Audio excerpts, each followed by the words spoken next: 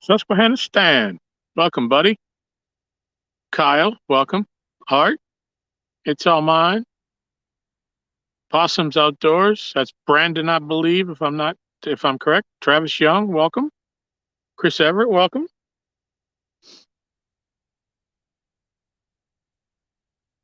All right, everybody, we're going to try for a couple hours, see if we can get a bite.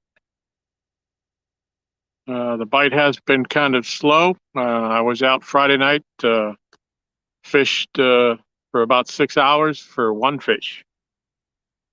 So we're going to hope that things are turning around. The conditions aren't the greatest. They have not been pulling any water all day long, and the water level is down. So not the best of conditions by any means, but we fish when we can. The weather is perfect for a change, so that's great. And we'll see what happens. Got 4 rods out, as you can see. Hopefully everybody can see well. We have on the left, the rod number 1, the orange rod is the Uncle Lou's rod. Rod number 2 is the Muddy River Blue Cat rod. Rod number 3 is the brand new Mad Catz Poison Ivy. And number 4 is also the Mad Catz Bolt.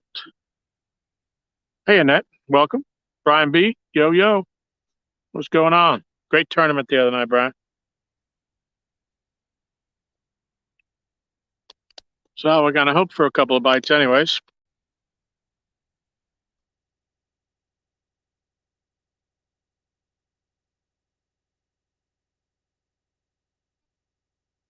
If there's Lance, welcome in.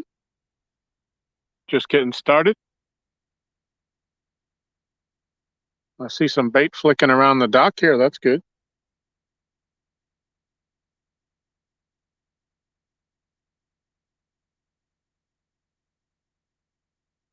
So the bait tonight is bluegill, cut bluegill, fresh.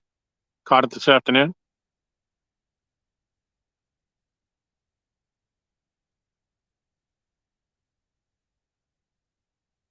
And we do have bells on the rods, so we should hear them if they get a hit, if I'm not paying attention.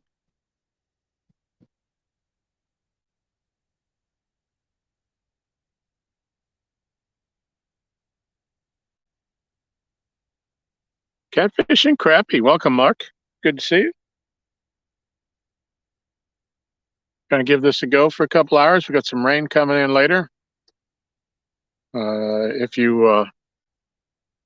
you're one that believes the weatherman, he's saying about 1 o'clock, but the other night they were came 4 hours early last Friday night when we were here, and it stormed for 5 hours. We never even got out of the cars. We had the rods in the water, but the lightning was so bad. Had we even got a bite, we weren't getting out anyways. Fishing the dot, welcome. Downtown Ernie Brown, welcome, buddy. Hope you're feeling better. Did you come home today, or are you still locked up?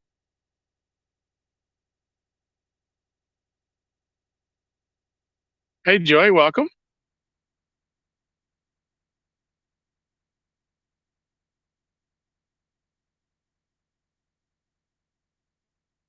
Hope everybody can see the rods all right. They look like they're coming in kind of clear on the camera anyways.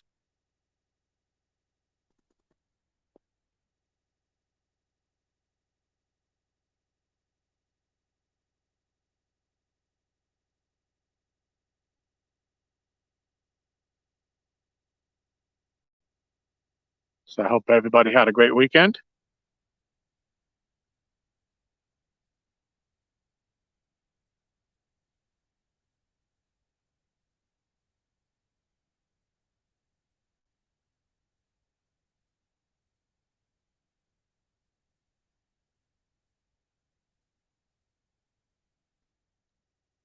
So I have 2 rods out deep out the channel or into the drop off, and the 2 side rod, the end rods, 1 and 4, are off to the sides up on the shallow flat. So you see if that makes a difference one way or the other.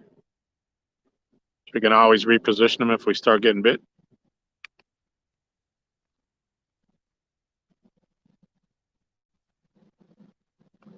So this bite has to pick up at some point.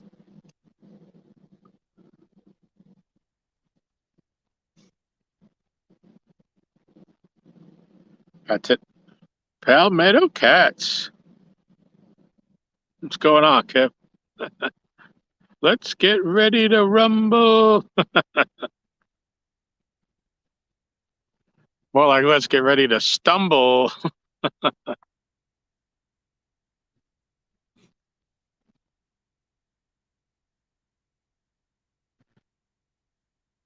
And literally, I mean that. Stumble. I went out from my walk today, and about halfway out, I go out a mile and a half and turn around and come back, and I started getting some pain on the bottom of my foot. I got some type of a blister or something. I had to walk the whole mile and a half back on the blister, so I won't be spry like a cat if one of these rods goes down, like I normally am.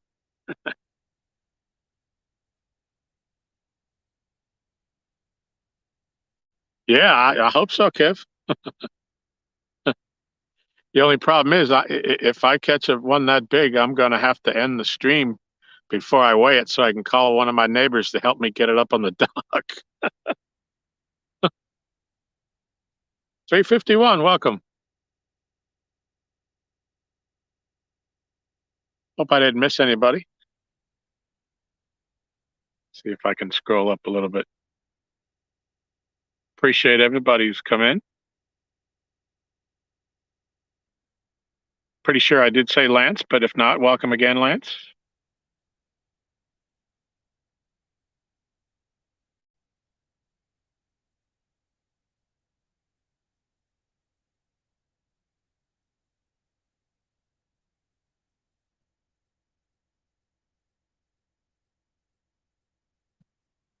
Yeah, I think I got everybody. Yeah, if I caught a 90+ pound fish by myself, I'd probably have to walk it over to the ramp and drag it up.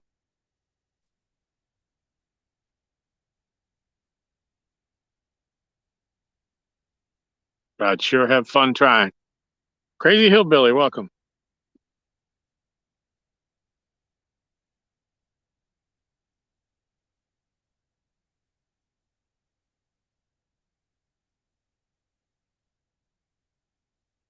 Kevin, did your school start back up yet, or are you doing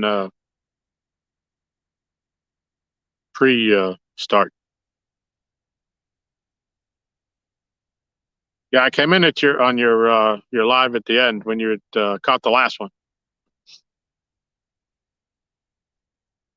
Small water charters, welcome.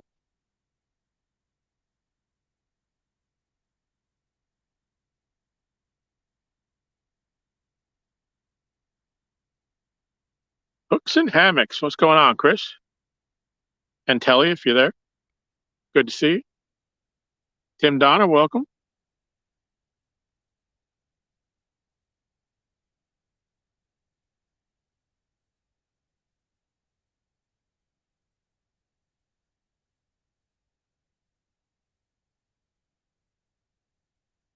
Yeah, so I got I don't know, 7, 6, 7, maybe 8 bluegill in the bucket.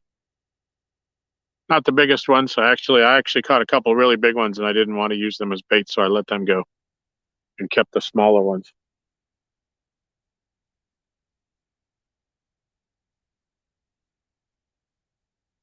But we'll go until the rain chases us out or the bait runs out, I guess.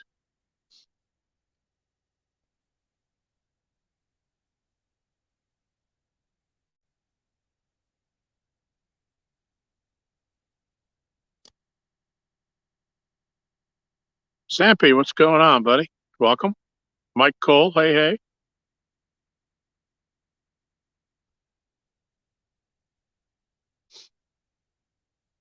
I don't know about tonight, but this day last year, if anybody's Facebook friends and saw my remember post that last year on this day or this night, Laurie Ann was here, as was Josh, and Catfish Regulators, Mr. Aaron. And Laurie Ann caught her PB of 22.5 pounds, and I got a 46.5 that night. So This time last year, they had started biting again. So far this year has not all been that encouraging. I ain't no quitter. Hey, Scott, what's going on?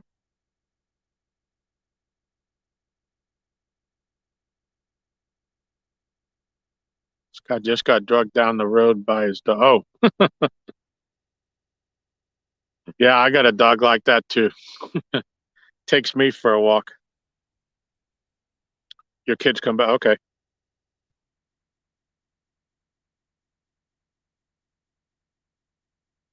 It just seems like school starts earlier and earlier every year. When we were growing up, it's always started after Labor Day in New England.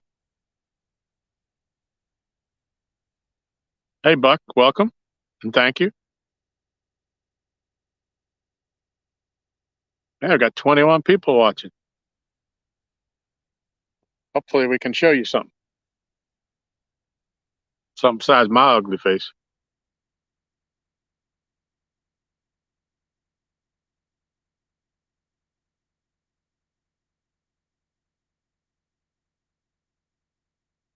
Oh, wow.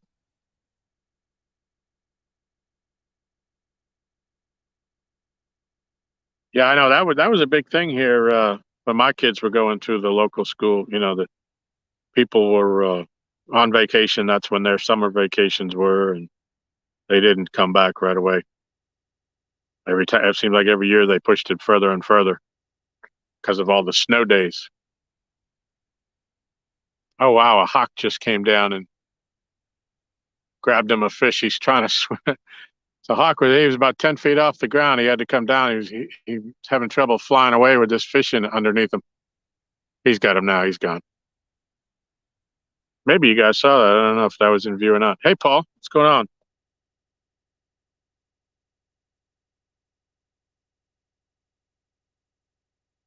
Hopefully you didn't take my only fish.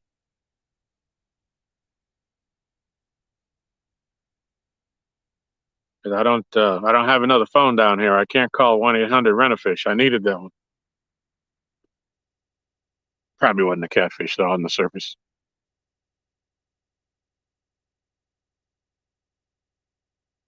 Alvin, welcome.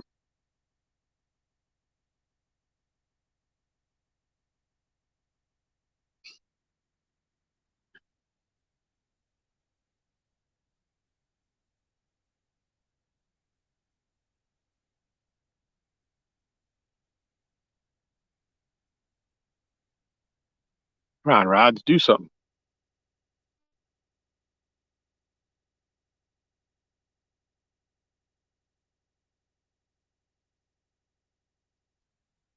Candy Monster just went up $70 a while.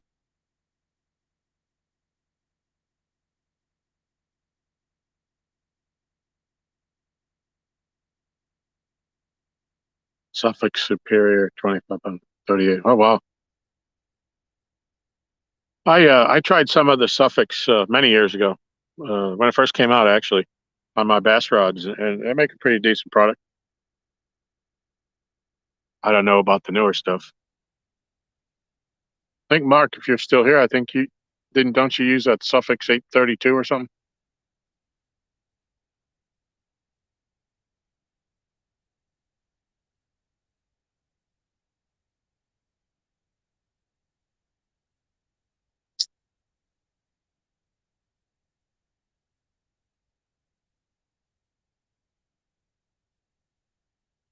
Oh yeah, and the Superior. Oh good. Okay. Cool. Good to know.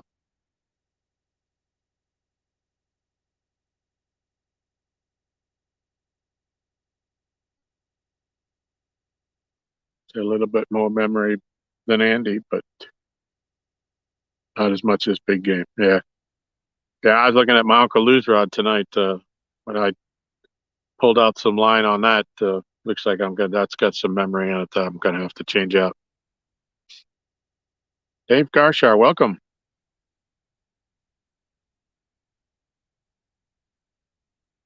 And the bacon emojis are out. That didn't take long, Mark.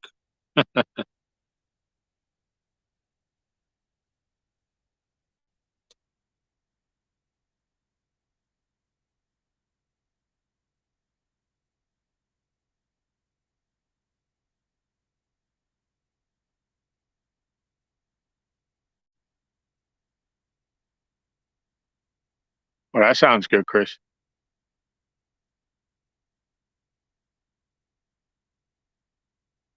I really like the orange sherbet.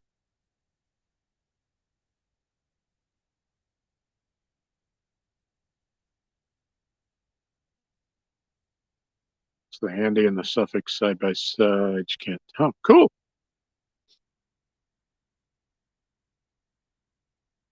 Uncle Josh, what's going on, buddy?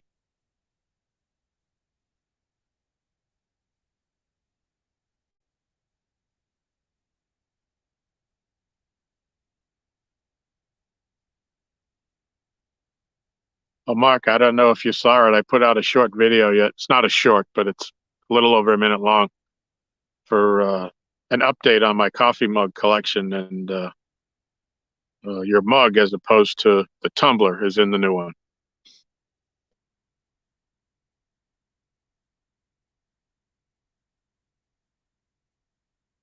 Big Mike, what's going on? Oh, getting a bite. Number four, the bolt, getting a jiggle jiggle.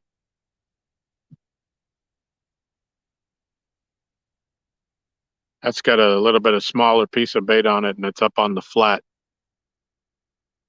You run the risk of being in turtle country up there, but I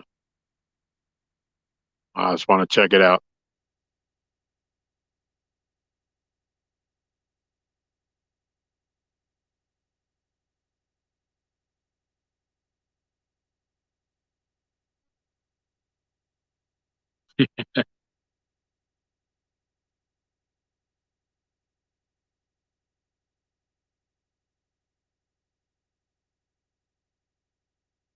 Oh, that sounds cool, Buck.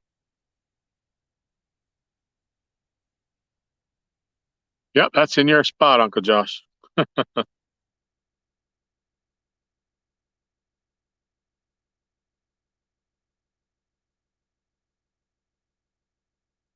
Big Mike, I saw you had some pictures out this weekend. Some nice fish. Congratulations.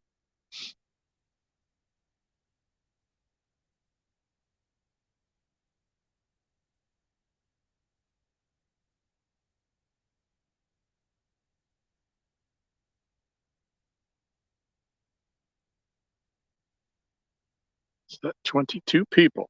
Appreciate each and every one of you.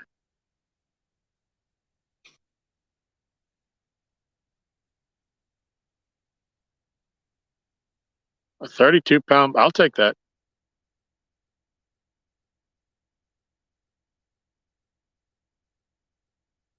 A 38 and a low 30. Wow. Very nice.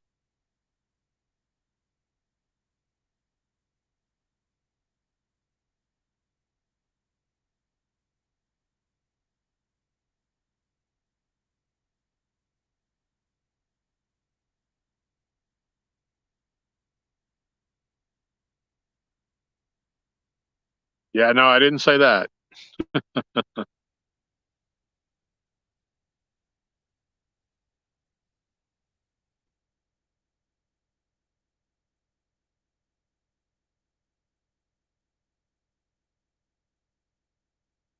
For anybody just coming in, we got fresh bluegill cut up. Not live, but it was live when I cut it up. I got two rods on, the end rods are up on the flat, and the two rods in the middle are out into the channel, into the drop off on the ledge until we get a bite, and we'll fix it from there.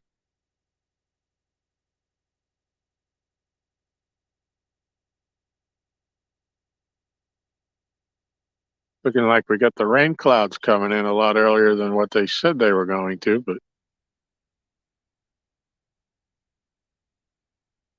wait and see how that pans out.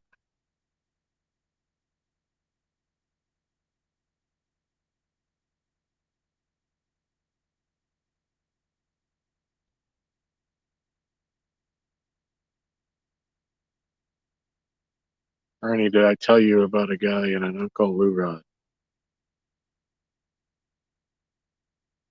If you're talking, I'm not sure, Ernie. Not that I'm aware of, unless you're talking to somebody else.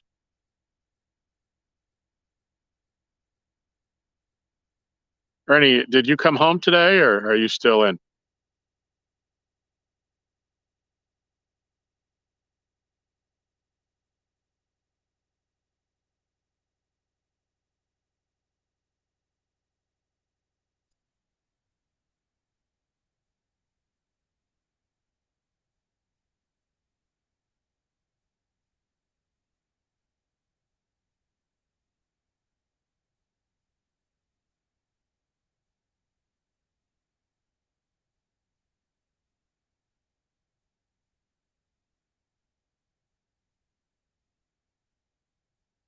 I don't see my friend Carpe tonight so far.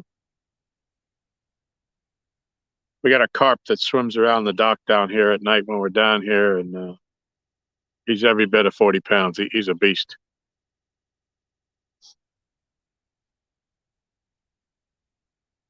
So we never seen when the water's clear and he's around. We never seem to get a good picture of him, but let that water be a little bit murky, and he comes around, and we try like heck to get good pictures of him so people we can show it off, but we never really do get a good picture of him.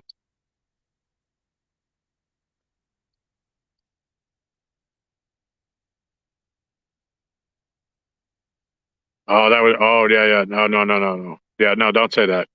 I got you, Ernie.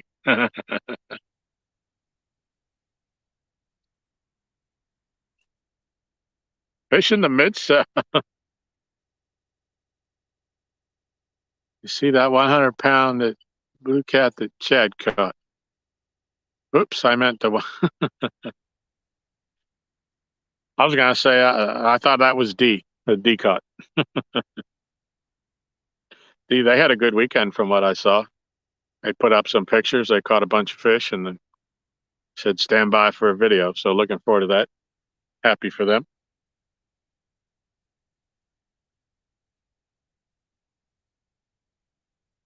No, you're still there. Maybe tomorrow. Oh, sorry, Ernie. Still praying for you, buddy. Hang tight.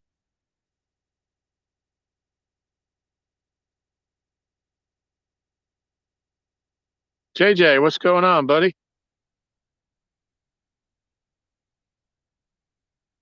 48 days. You got the countdown calendar up, Chris?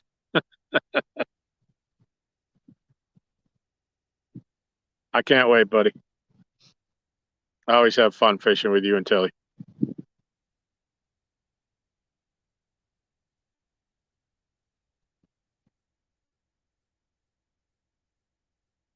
So let's just hope the fishing picks up in the next 48 days, and I think it will.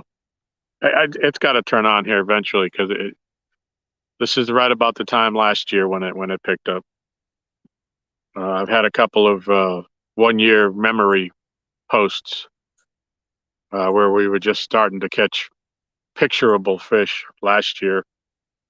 So it's been like three of them now in the last week. So it should start to pick up. I know really the calendar has nothing to do with more the water temperature probably, but we should be turning things around here. This end of the lake, the water tends to stay cooler and more oxygenated because we're close to the Kerr Dam where the water comes out of when they let water out. So this time of year, you see all the boats flying up the river past us.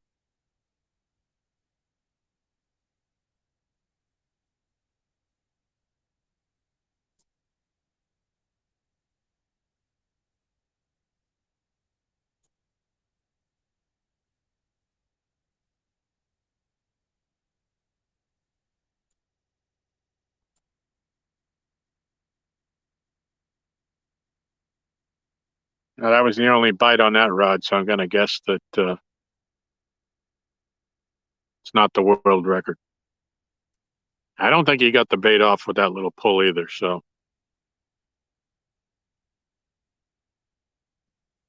since he isn't continually pecking it, it's probably not a turtle. Maybe something hit the line or something. So I've got Uncle Lou's spooks on rods 2, 3, and 4. So that's suspended up off the bottom. Something could have ran into it.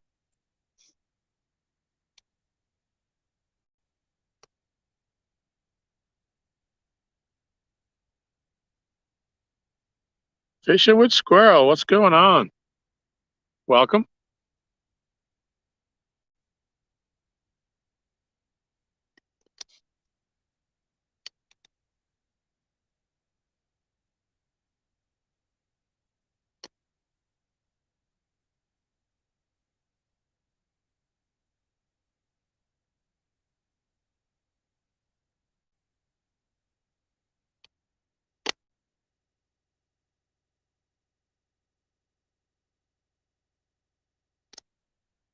Let's see, did I miss anybody?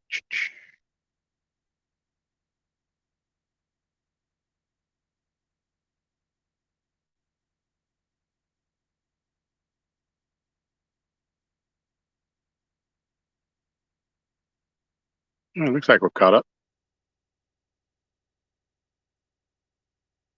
A little bit of commotion out there on the surface. I think I'm gonna go move them rods a little bit, make those we have no current, so the rattles are basically just suspending my baits up off the muck on the bottom. So we'll give them a little pull a little bit, see if we can make some noise out there.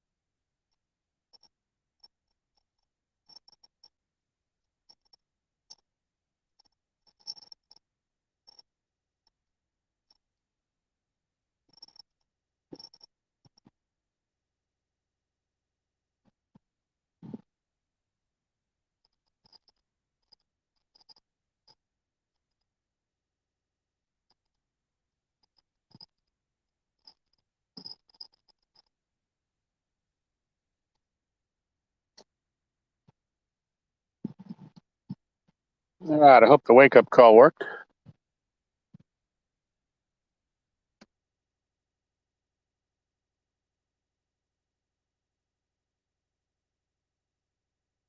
SF Outdoors.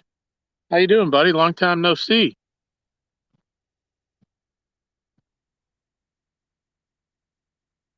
Did I miss anybody? Michael Murillo, welcome, buddy. They will bite. Yes.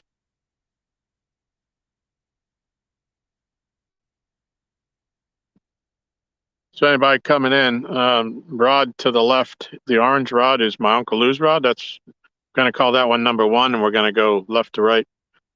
Number two is the Muddy River Blue Cat rod. Number three is the Mad Catz Poison Ivy, the new rod that they just came out with about a month ago. And number four is the Mad Catz Bolt. All of them have different versions of, well, two of them are Abu 6601s and two are 6501s.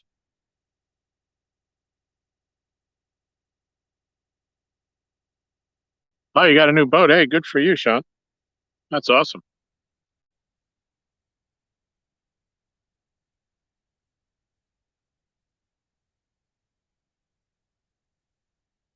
Mm.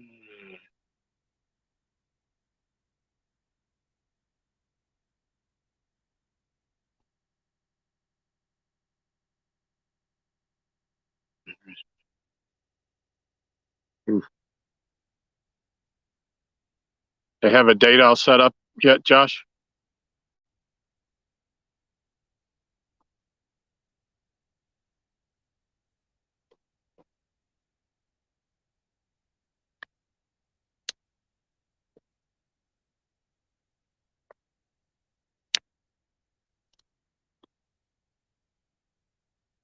Gonna mute just for a second while I crush this water bottle.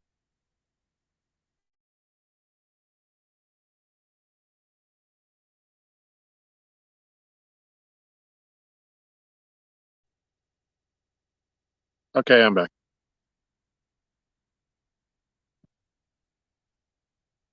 Makes an ungodly sound when you crush these plastic water bottles, but I don't want it popping off the deck.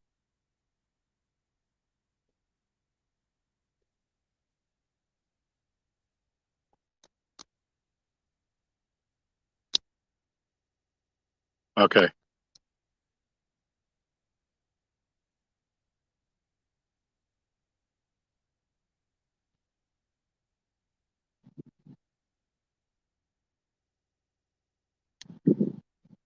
And Josh, I saw Mason on Friday night. He came down when I was fishing.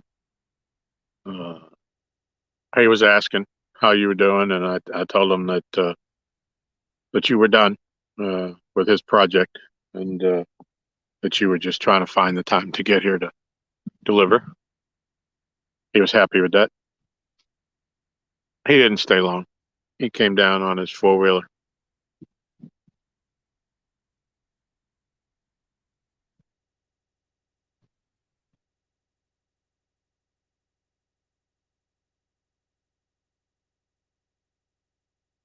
He couldn't ask for better weather. This is beautiful out here tonight.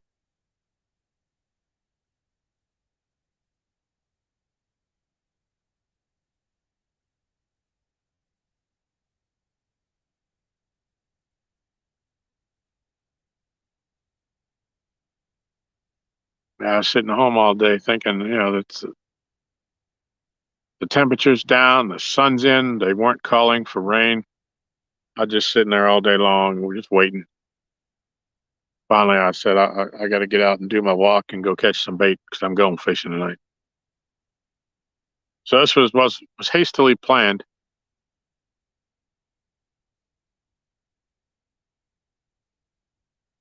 I'm trusting the weatherman to hold this rain off for me for a little while, anyways. I'll still fish in the rain. I just won't be able to film, be live.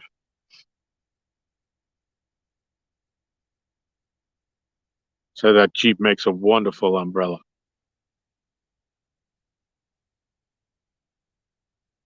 Starting to see what look like stripers up on the surface out in the deep water.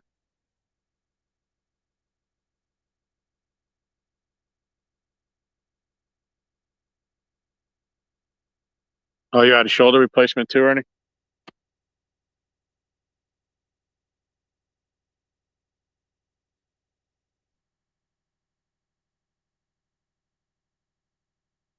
I had a buddy of mine.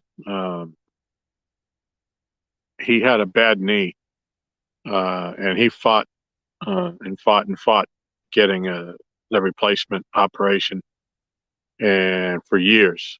I think he went on like 4 years or so, hobbling on that one leg because he didn't want to he feared the operation, and then finally he had to get it because he had a problem with his good knee from all the overcompensating he was doing on it. And he said that he was a big fool. He said, I should have got it done. He says, I'm walking better after he had both of them done. Uh, that he was walking better and felt better than he had, and he wished he had done it, 5 years earlier. So technology's come a long way.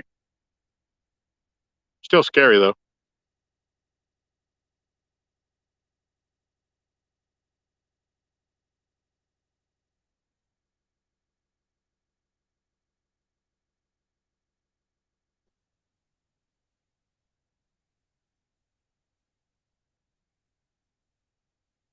I do like your Jeep, Michelle.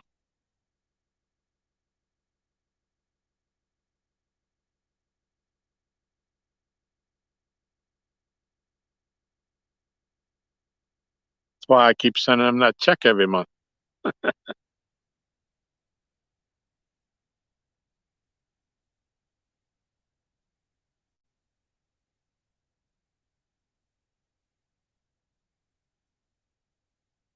That sounds interesting, Buck.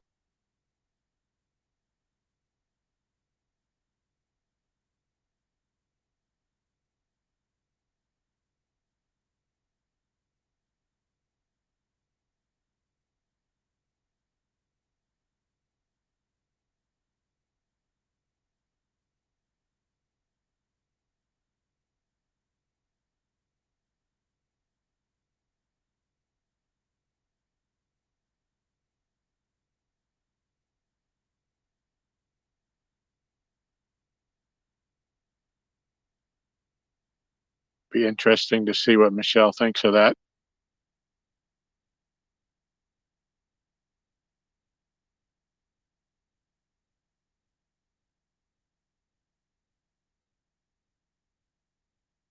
So we still got some light, but if it starts getting dark and you're having a problem seeing the rods, let me know. I do have plenty of ground lighting I can throw out here. Right. Still looks pretty good through the camera.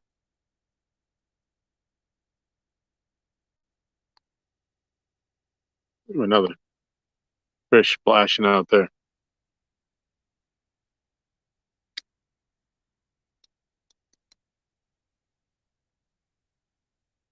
See a lot of bait rings out there. Must have some small shad or minnows up around the surface. These things are chasing.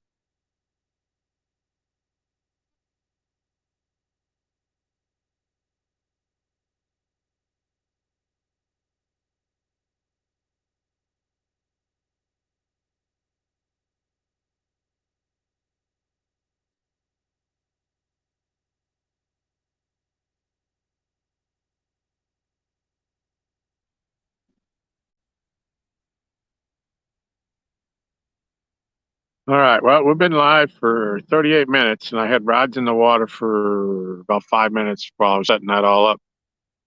So I think it's time, since we've only had one little bite, I'm going to move them. So bear with me.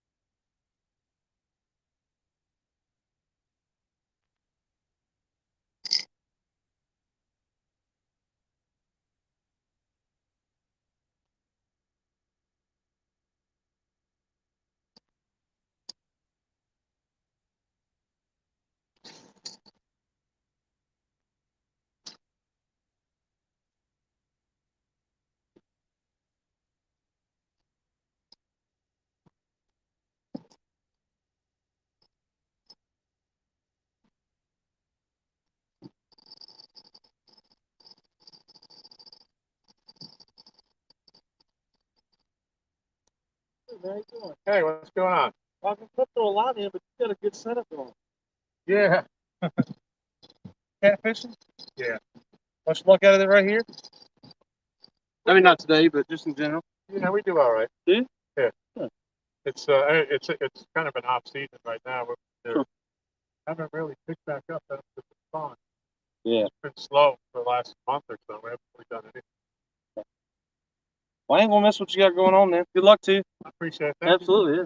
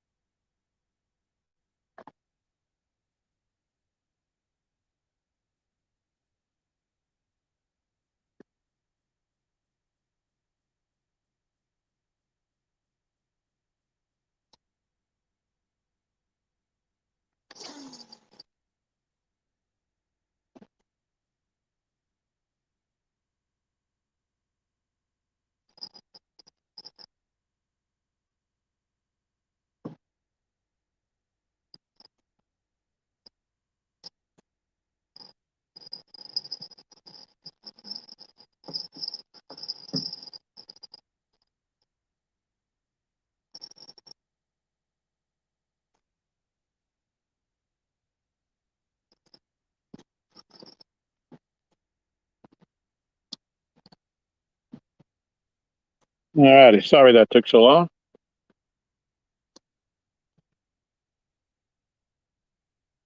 Three three six Rico, what's going on, buddy? Okay, what did I miss?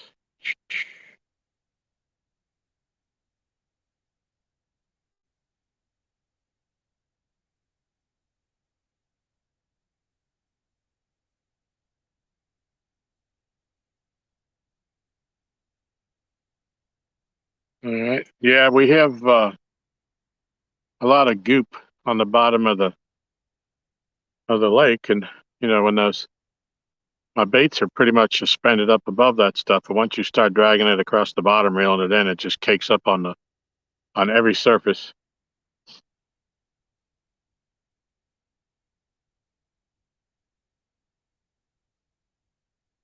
So we'll try this, and then if this don't work, then I'll switch out the baits next time. Keith, welcome. Thank you. Appreciate that. Sad, 19 people watching. That's awesome.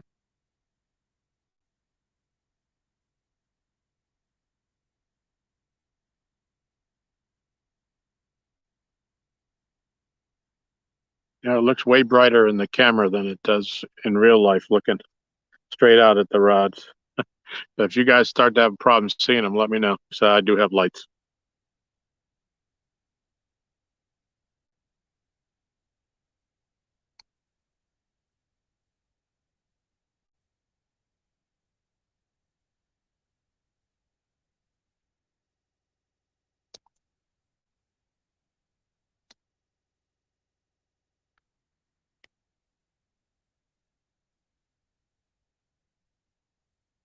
Scott, I had that too this past winter.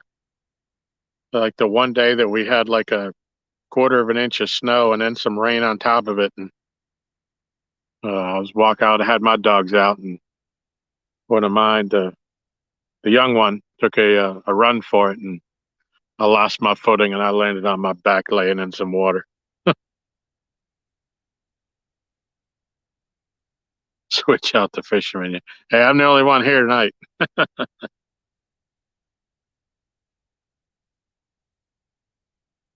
Take down, take down. What's going on, Ken? Sorry, I couldn't join you last night when your show started. I after the tournament, after the boar's nest ended, I passed out.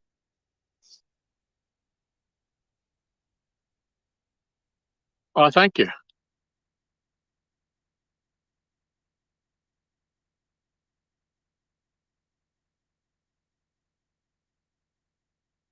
So we got enough lights to last us for plenty of night. I got more lights than bait, so I have these rechargeable. I'll show it to you. See if you can see that. The Hyper Tough lights. I saw them at Walmart. Has a little thing on the back. You can change the angle of it, and a port to plug it in and charge it. And it lasts about 2 hours for the full charge. So when we're out here 8 hours, we go through four of these, and I think I've got five with me tonight, and then two of the bigger, brighter ones, um, which we don't use all that much this time of year because it just draws more bugs.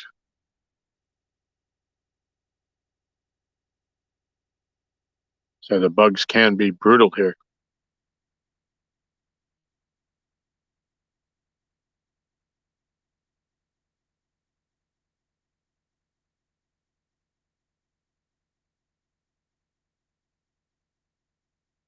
I gotta say that the mosquitoes like me a lot more than I like them. I got that sweet blood.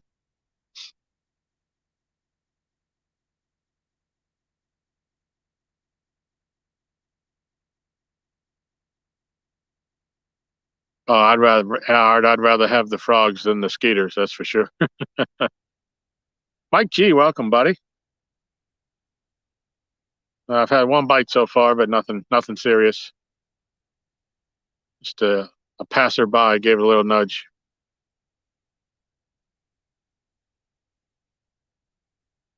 I'm not sure, Rico. We haven't used that big black light. It's got one of the connections on it is loose. Aaron was going to take a look at it, but he bought a smaller one that doesn't run off as much battery. Um, and this one that he has, it has like 5 or 6 different color lens. You can change the color. Uh, and we've been actually going with the. It has a red light setting, and that really keeps the bugs down. That's been working out pretty good for us. I can check into it for you though, but yeah, we haven't been using that one this year at all. Now that he got this smaller one, it does the job, does what we need it to do, especially just here at the end of the dock. If we were going over to Kerr, we were going to spread a bunch of rods out, we'd probably bring that one.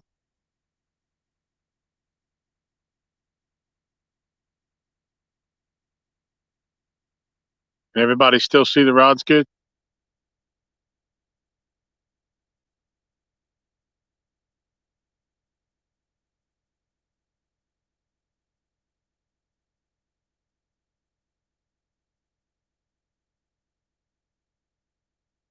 Anybody? Can anybody see the rods?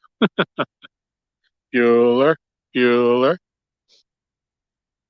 Okay, thanks, Buck.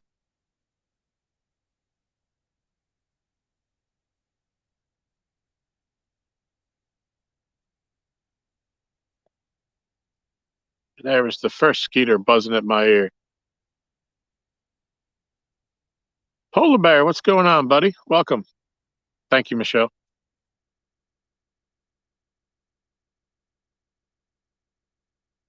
Yeah, it looks a lot brighter through the lens than it does in out off the front of it. Yeah, they're flagpoles tonight.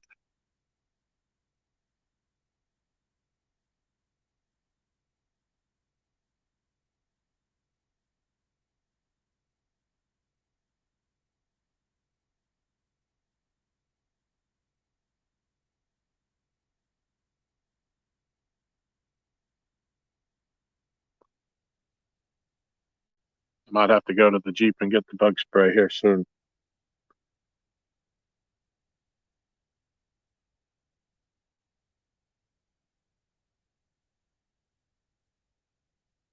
I say, if you watch us at night in the summer, you'll notice that I have on a long sleeve shirt and pants, no matter how hot it is here, because of the bugs.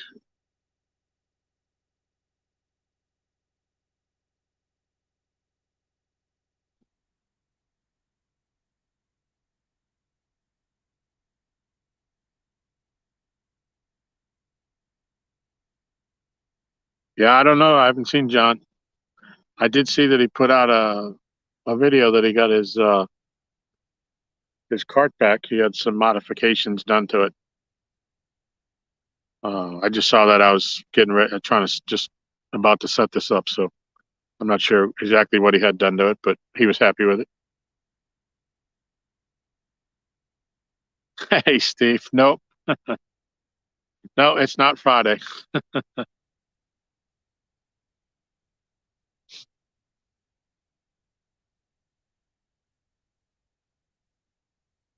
It's kind of one of those things. The weather was right. I was able to catch bait. I'm just sitting home. So rather than watching other people fish, I said, I'm going to go.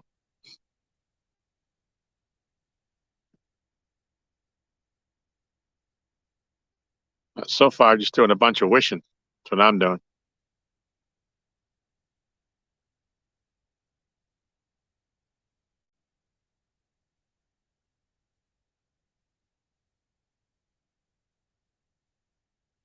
Yeah, Kyle, it's beautiful out here.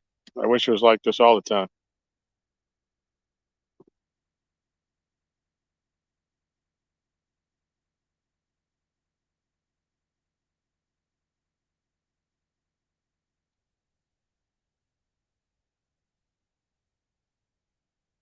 I'm splashing over here in the weeds next to me. Got to be careful because there's a big old snake that lives up in there. And we're not friends. The beaver up in there, but that didn't sound like enough noise to be the beaver.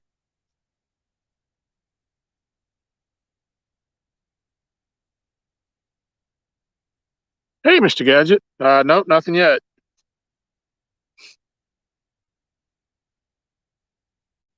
Nope, been live just almost an hour now. Uh, had one minor bite.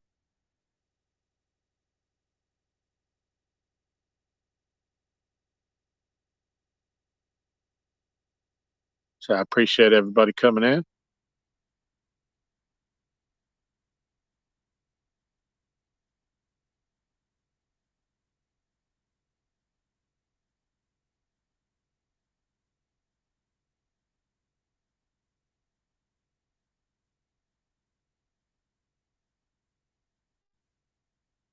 All right, I'm going to step back to the Jeep for 30 seconds to get my bug spray. I shall be right back. Watch the rods for me.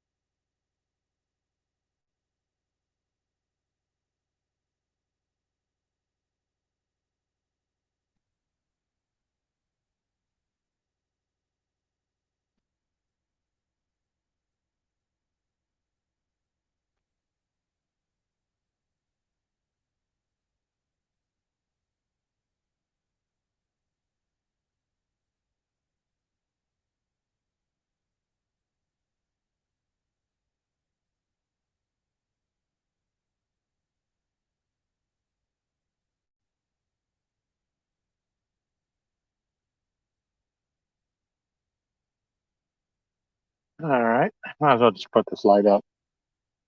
We got plenty of them.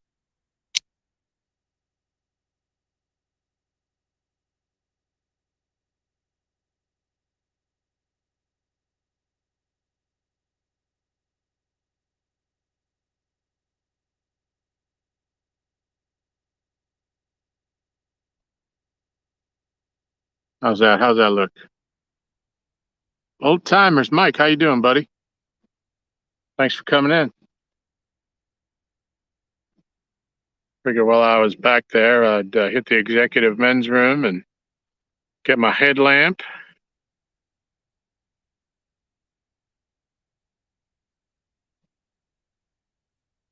Hey, Uncle Josh, no pooping in anybody's Kool-Aid. We have a no pooping rule here.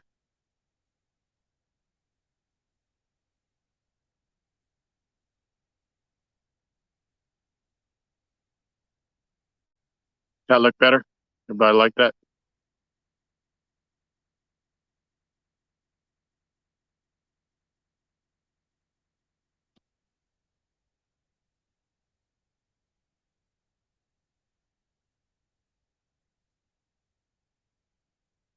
So I appreciate everybody coming in, hanging out with me tonight. Those that just came in, 4 rods, all baited with fresh cut bluegill. I have 2 rods are on the flat and 2 are down in the deep water. And we'll try to see if we can figure out a pattern.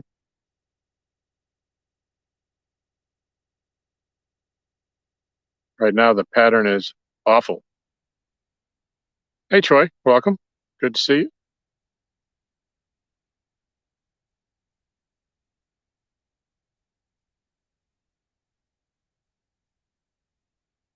So I've had this cooler weather for a couple of days now, and I really think this water temperature has to be starting to go down, which can only help the bite. I think they're talking about at least a couple more days of it too.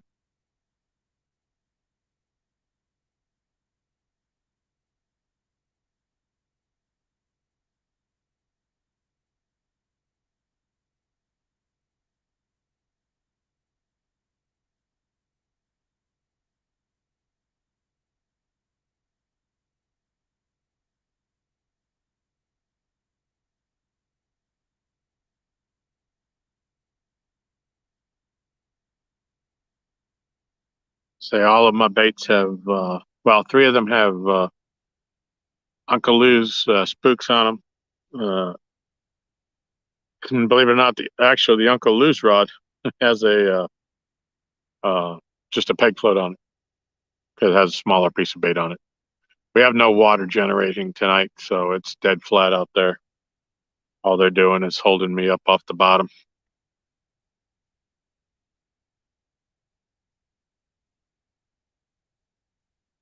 9 times out of 10 when we have a better bite when the water's running, but it doesn't always work out that way.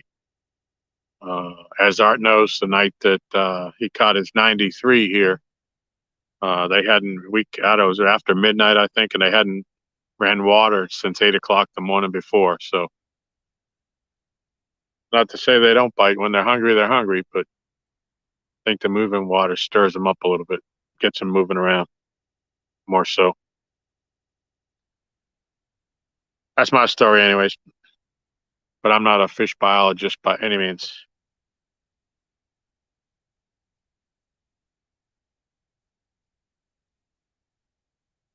Rods look good. Thank you, Michelle.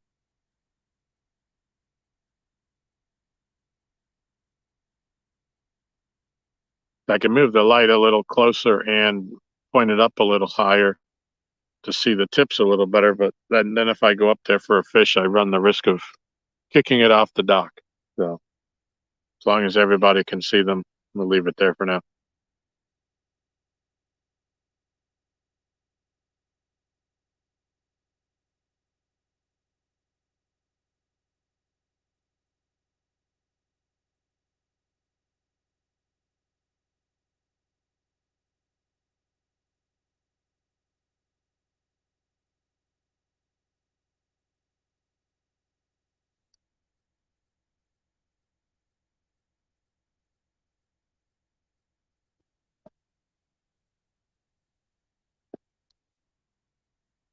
And I was looking around for my carp friend, Carpe, as we call him.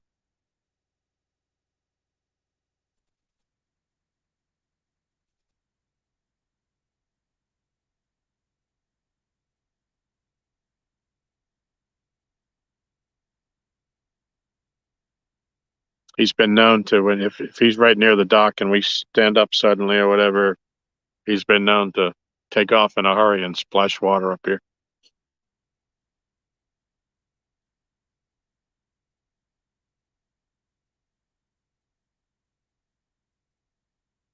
I actually had a beaver last year actually soaked me. So I was sitting, Aaron was here and I was sitting at the edge on the other end of the side of the dock, and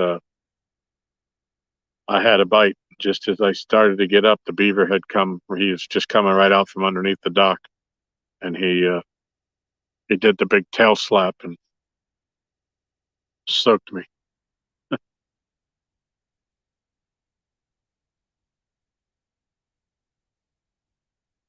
That would make an awesome thumbnail. Yeah, that's a nice picture there of the dock at night. If anybody wants to screenshot that, Miss Michelle. His name is not Carl, it's Carpe.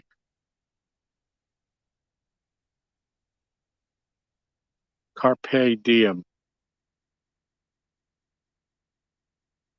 or as we say, Carpe dam.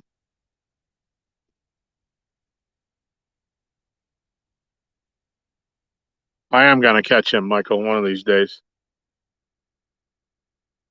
We're going to have to have a meeting of the minds. You tell me how to use all that stuff you sent me, because I'm clueless how to rig that all up.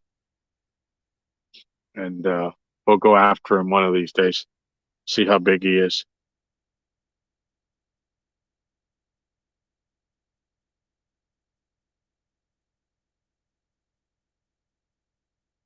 All right, 23 wonderful people. Thank you for coming in. Some old man outdoors. Good evening, buddy. Good to see you.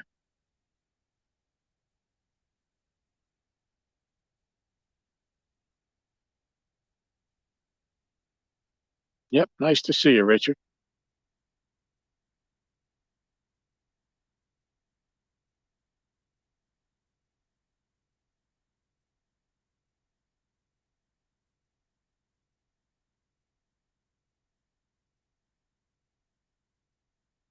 Three steps ahead of me again.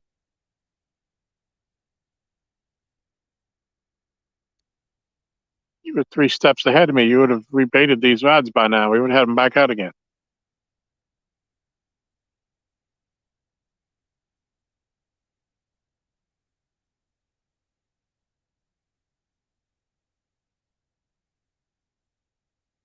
The skeeters are flying around.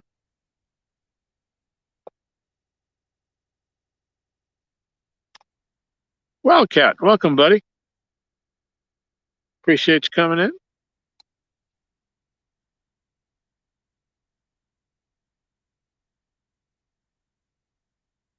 Got to tighten up my hat a little bit.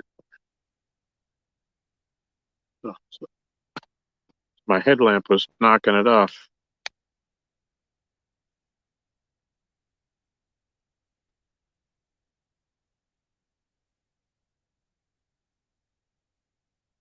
Anybody just coming in, have had no action tonight so far. Been live for an hour and 10 minutes. We did have one small bite.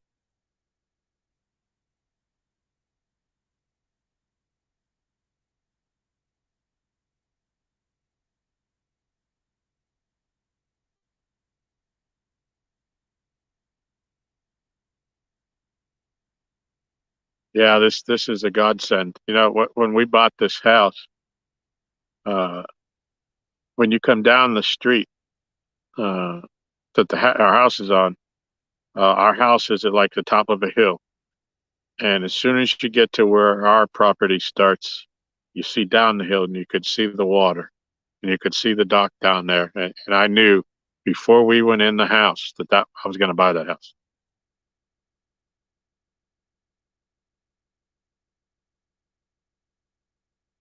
Chicken and scallop taters in the oven. Ice cold yoo-hoo. They still have those? Haven't seen them in a long time. Of course, we live in the boonies, so we don't get things that most other places get.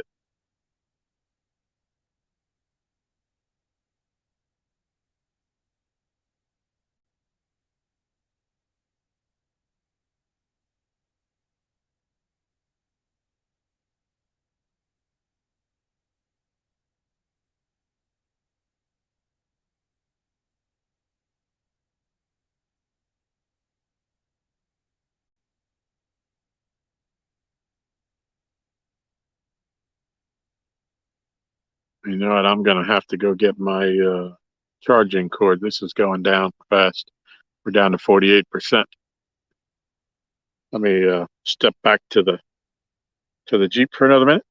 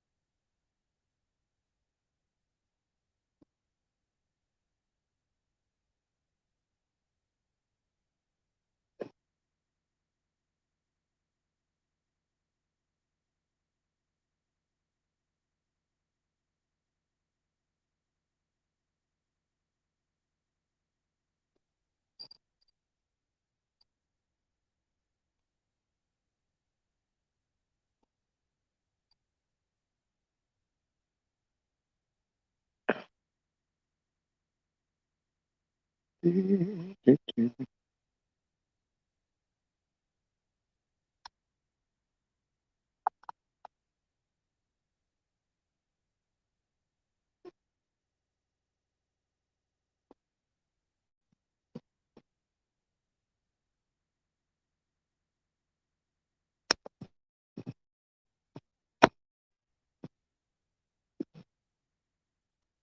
right, we're charging.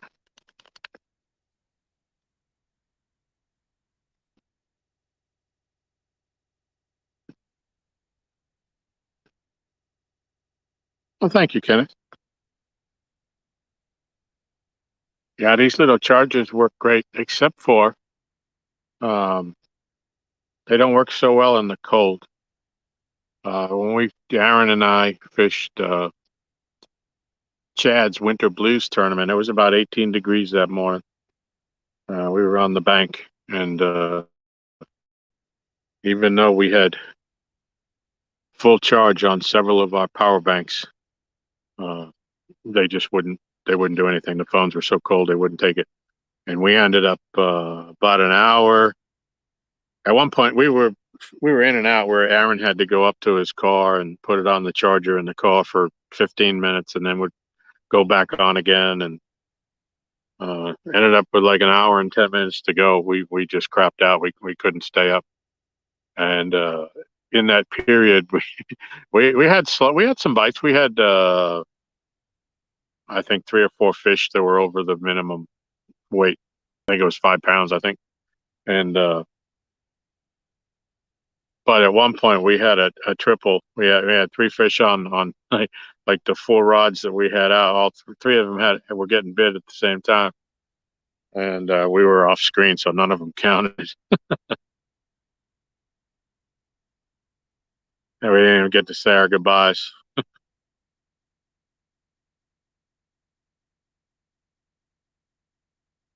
There you go, from the expert. Batteries hate extreme cold, especially lithium ion.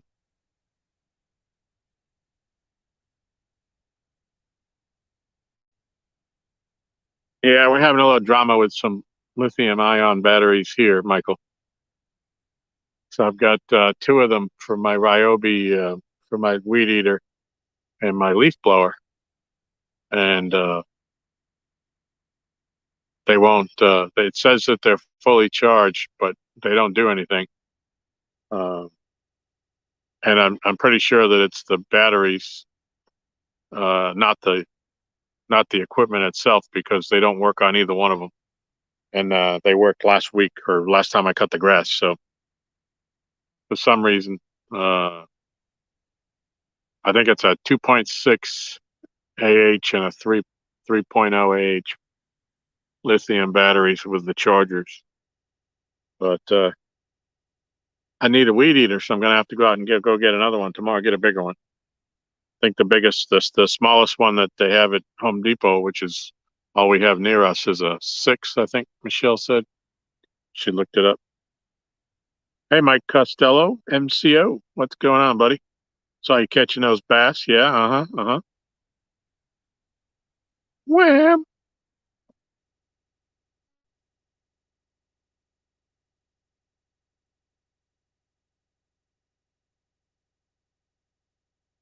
Let's see. Did I miss anybody when I went to the car? Doo-doo.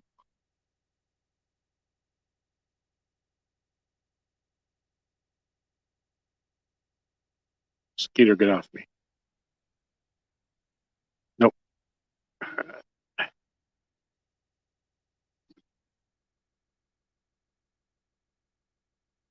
So I don't know how long we're going to keep this up tonight. Weatherman is calling for rain at some point. Of course, here they say that pretty much every day.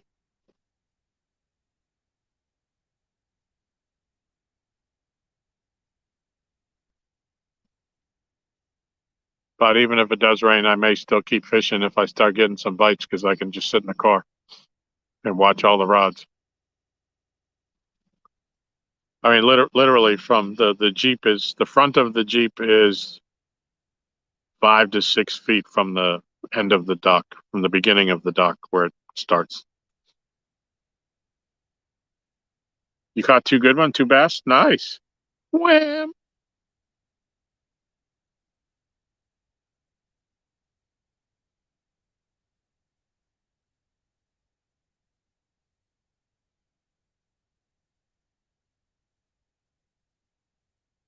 Did you have Laurie out there with you tonight, Mike? Or is she working?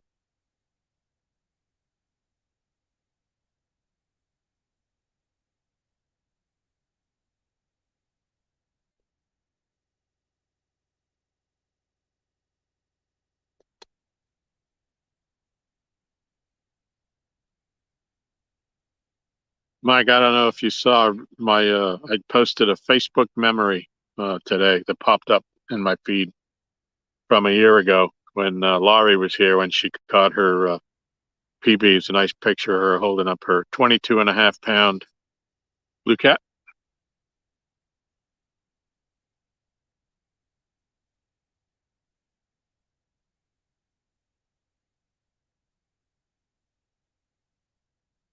Oh, cool.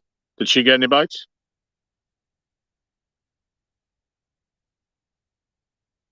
Fins and foul. What's going on, buddy? Good to see you. That 21 awesome people hanging out tonight. So far, it's been kind of slow.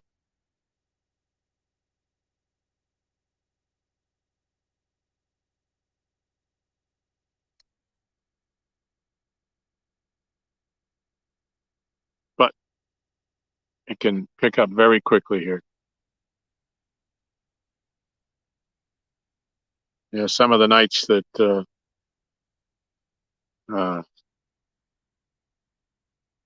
we don't have a whole lot of bites are some of the nights when we got a really nice fish.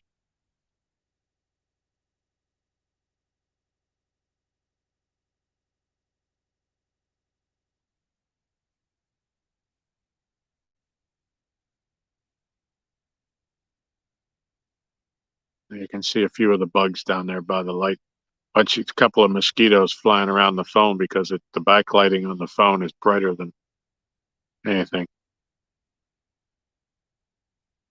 There's catfish regulators. What's going on, Aaron?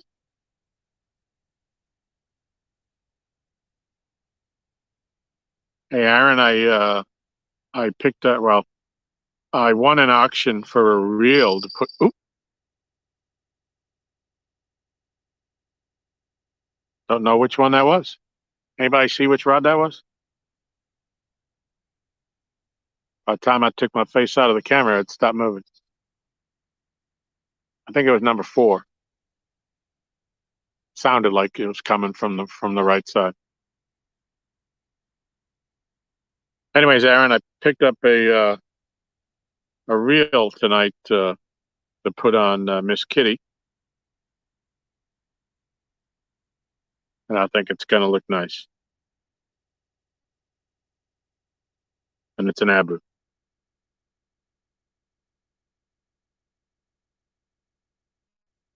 Yep. Any of you older fellas in here remember Lily Tomlin? One ringy dingy. That's what that was.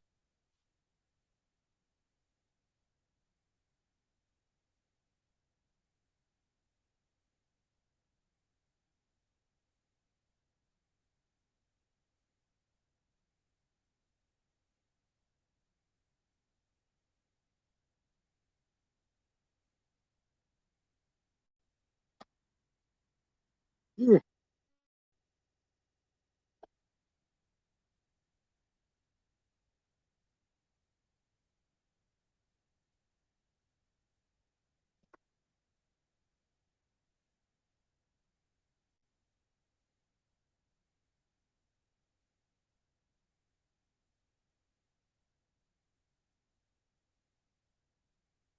Rod 4, yeah. The bolt. The bolt.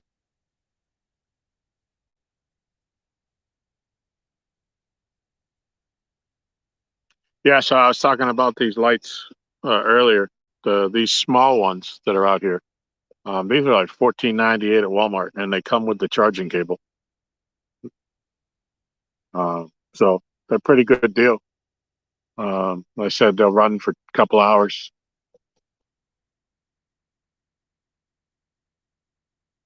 Probably a lot better, better for other applications. But if you're out here all night, one starts getting low, we put out another one.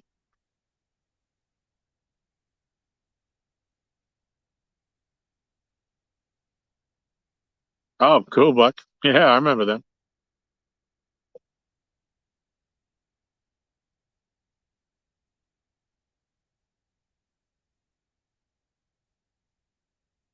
It was a smack, not a takedown. Yeah, it seemed like he hit it pretty aggressively, as opposed to the first one I had. There was more just a little jiggle jiggle. So more probably was something that grabbed it for a second, as opposed to just bumped into it on the way by.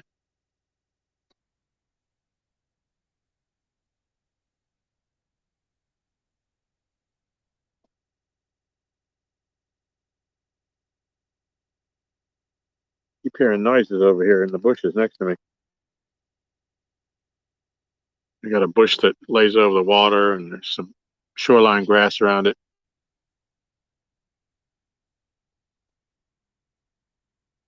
Yes, the lights do. Yeah, some of them do have the two settings, where one will burn longer, but at a lower voltage or wattage or amperage, or I don't know what, Michael. What's the proper term for that?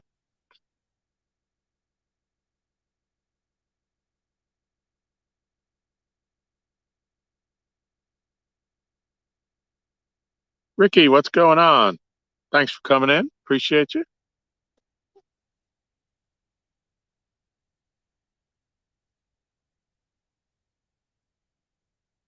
Yeah, I'm with you, Rico. I since I've seen some of what, when we're lucky enough to get a light on, I've seen what some of the noises are, and they don't thrill me, to say the least. One night we were down here, Aaron and I were sitting here, and we heard this like an animal, like kind of like howling, and it was getting closer, and we didn't know what the noise, And we turned around with our light, with our headlamps on, and you could see the green eyes coming down the ditch that runs along the side of the road here, dumps into the lake for drainage, and we couldn't figure out what it was, and we lost sight of them. And then the milliamperes. Okay, thank you. See, I learned something.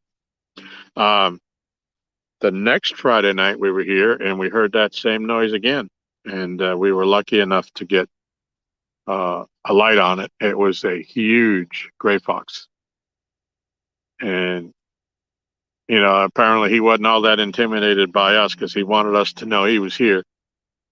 But he didn't come all the way down to the dock. So far, I've resisted bringing a weapon down here. I just like to come down and enjoy myself. But there have been bear sightings in our neighborhood. Not that often, but occasionally some of the trail cams will pick them up, and obviously we have coyotes all over the place. And I wonder about that, sitting down at the end of the dock with my back to everything behind me, if I should just for safety purposes have it. But I mean, that's my biggest threat is animals, not people down here. Yeah, we try not to leave any cut bait. We cut up what we need and put the rest in if it's frozen or cold, keep it in the cooler, otherwise in the bait bucket.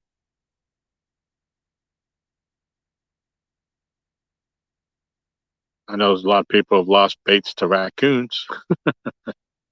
If Big Mike's still here, he can tell you about the trash pandas.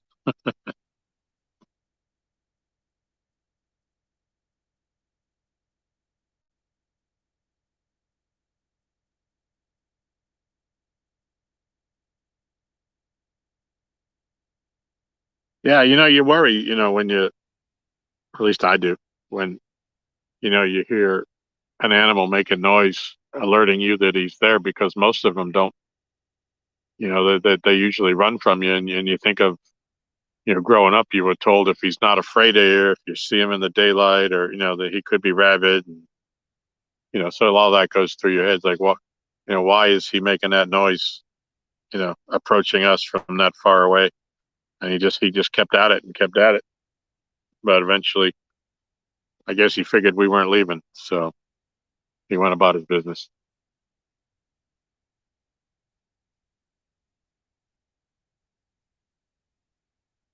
But more than anything, I think my biggest fear out here is the snakes. And I've seen some big ones go by the dock at night when we have a headlight or a big light over the water. You're talking about some 4-footers. And so far, the ones that I've been able to identify were banded water snakes. But this lake is full of copperheads. Uh, they're everywhere around here. There are water moccasins in the lake, but you don't really see them all that much.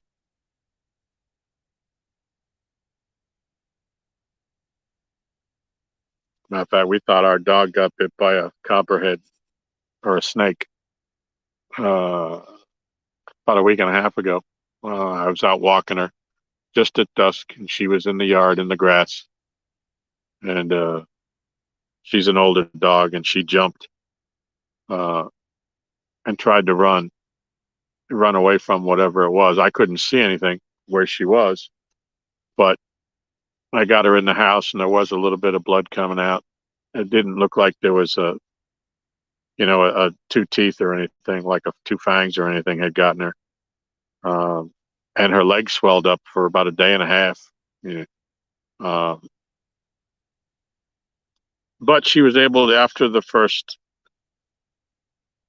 6-8 hours of it, where she didn't want to put any weight on it, the next in the morning she was up and walking around. We were getting ready to take her to the vet, and she got up on her own, walked around on it, and then eventually the swelling went down. So I'm thinking it might have been one of them hornets or a spider. Damn River Boys, welcome. Appreciate you coming in, buddy. Yeah, Josh, take care of Stacy. Tell her we're thinking about her.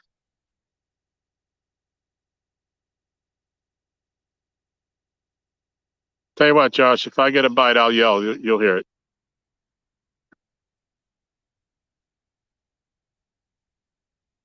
Josh is only about 45 minutes or so down the road from me. Chucky, what's going on, buddy?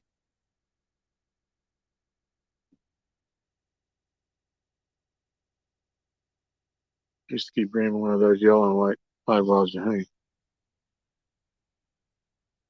Oh yeah, yep, yep, yep. No, thank you.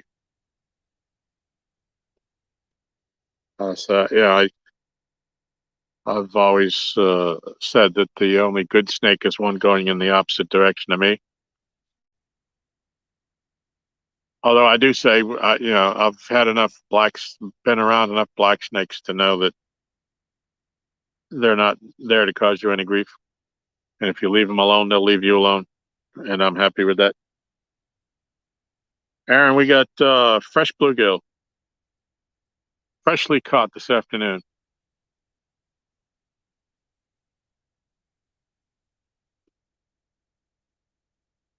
So we got two head pieces on two of the rods and two body pieces on the other two. Hey, Dustin, what's going on, buddy? Hey, I got to reach out to you about this weekend and work everything out. So I was going to call you Sunday. I didn't know if you guys fished after stand day was over, or And then I fell asleep. I passed out later that evening. You know.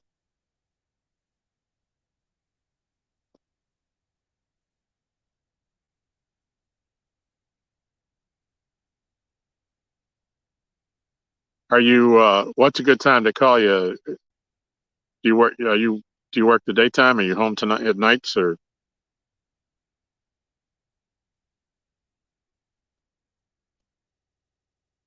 Black snakes will eat all your chicken eggs. Well, we don't have chickens, so However, I did see one day I was out working in the yard. I was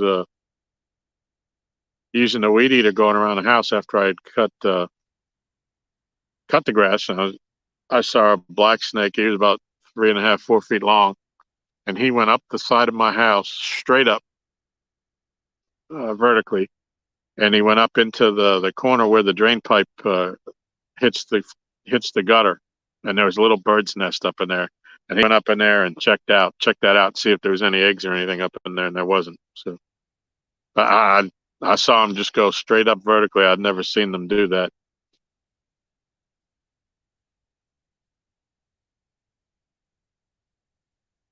Hey Dale, what's going on? Good to see you, buddy.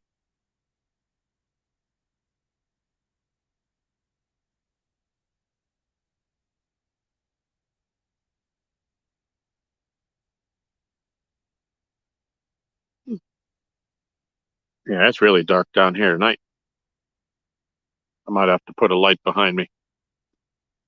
The other night when I was down here, I just had the light in front of me, but it was the night after the full moon, so there was enough brightness that I could see around me.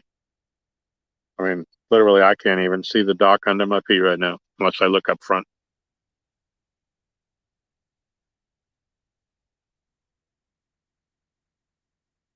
Sent me a message on Facebook. Okay, cool. I'll check it when I'm done here.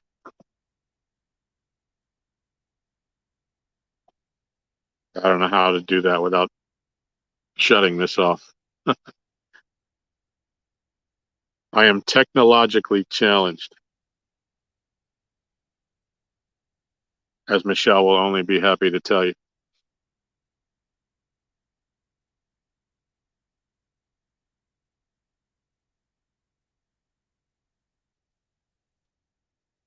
Hey, if anybody didn't see it, I put out a short video yesterday. Uh, it's not a short, but it is a video, little over about a minute, 20, 25 seconds. Um,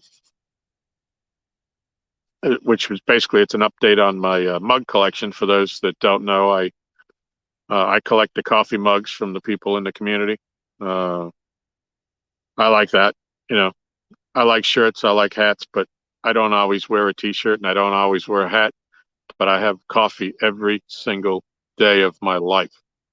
So I do the coffee cups, and I had done a video a while back. I don't know how long ago now, but with a bunch of them that I had, and we did an update to it. Um, so that's there, and Michelle did a little bit of editing for me and helped me get that all set up and running. And think it came out pretty good. Uh, hopefully, if you go check it out, you'll like it. Leave me a comment so I know you were there. And also in the description for that video is the link for the previous one. If you want to see that one too. Uh, oh, oh, rod number one just got a little jiggle.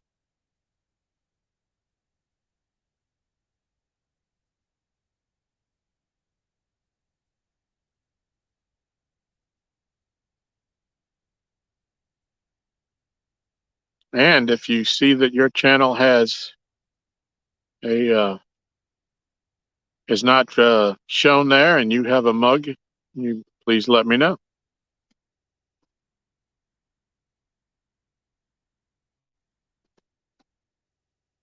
In fact, Michelle, those of you who've been following along, we've been talking about. We started.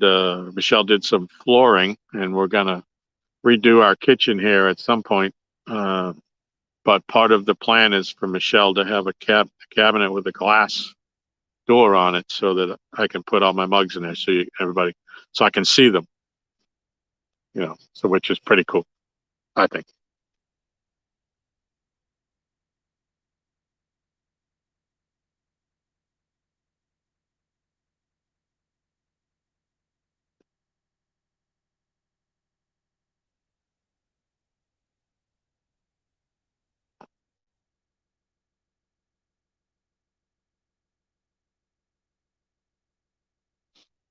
And then if you would, please go over and check out It's All Mine. She's been putting out some videos lately on her cooking channel and kitchen channel, and a little bit some tips and tricks and some of the things that she makes. And we appreciate if y'all check her out and give her some watch time. And she's got some really nice stuff on there. She's taught me a lot. I enjoy watching her, and I enjoy watching her learn how to do the video. She had no knowledge of how to do this when she started, and she's discovering new programs and new features. And so hopefully you'll like her videos if you watch. John Boys, what's going on, buddy? Good to see you. So far, no fish. We've had a couple jiggles.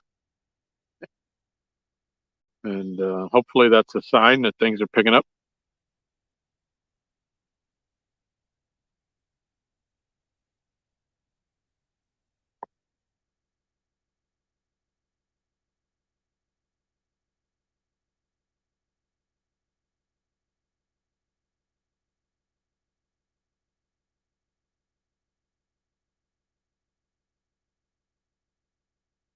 Hopefully it ain't the turtles.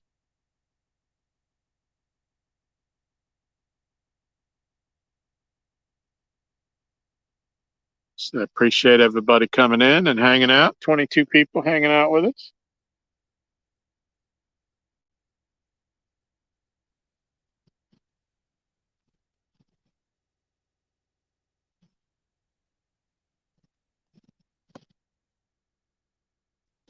So we're not setting the world on fire here by any means. But it's a beautiful night. There's a little bit of a breeze.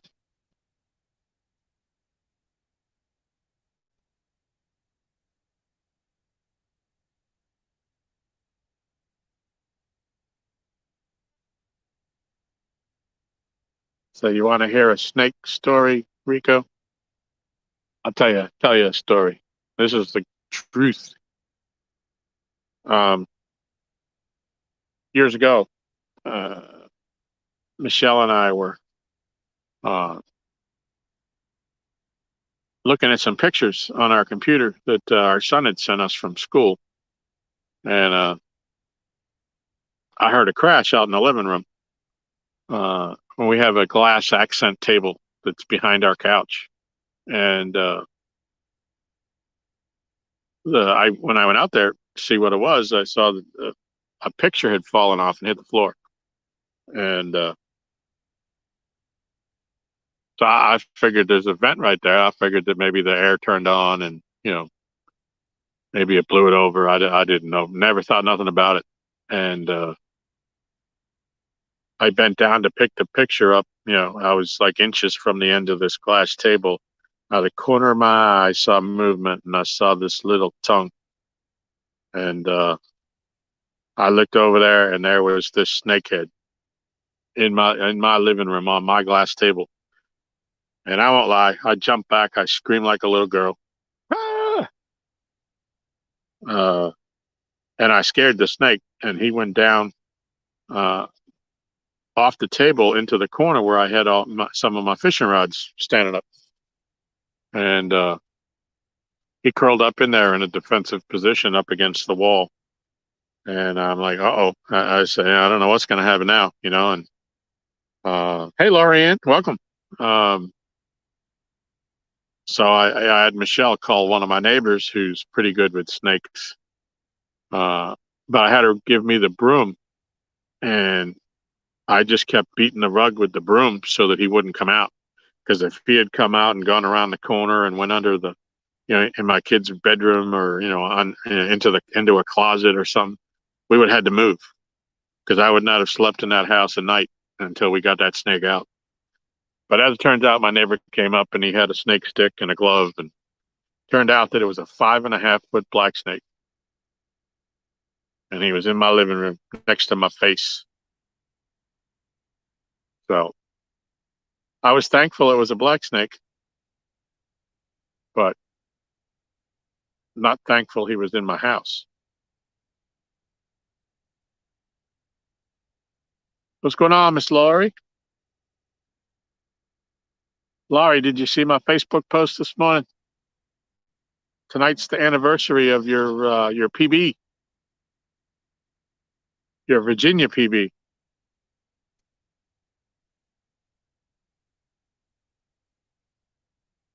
And Tim Molina. Hey, buddy, what's going on? Thanks for coming in.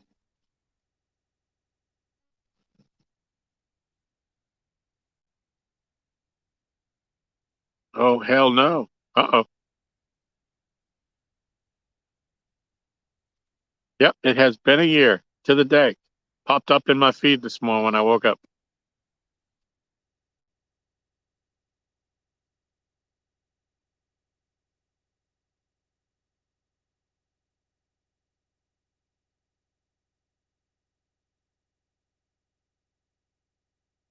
Yeah, so far, those coming. Yeah, hell no on the snake. Yeah, uh-huh. Yeah, that was, I don't know, maybe 8, 9 years ago. I still remember it like it's today, though.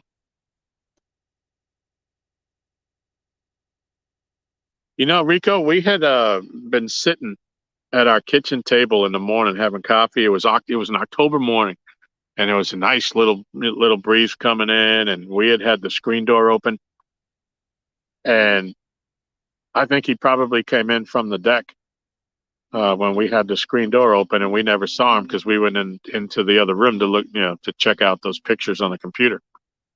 Uh, and I left that screen door open, and I mean, I'm hoping he didn't like come in while I was still sitting there, and we just never saw him. But he made his way across the room. I mean, that's the only way that I think he could have gotten in. So we don't do that anymore. The screen door is shut all of the time.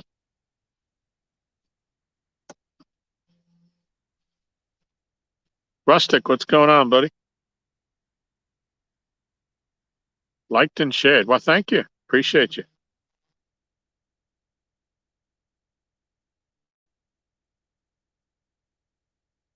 Yeah, and I saw Laurie that I saw what you wrote about Miss Michelle. Yeah, she did most of the video, but they were my mugs.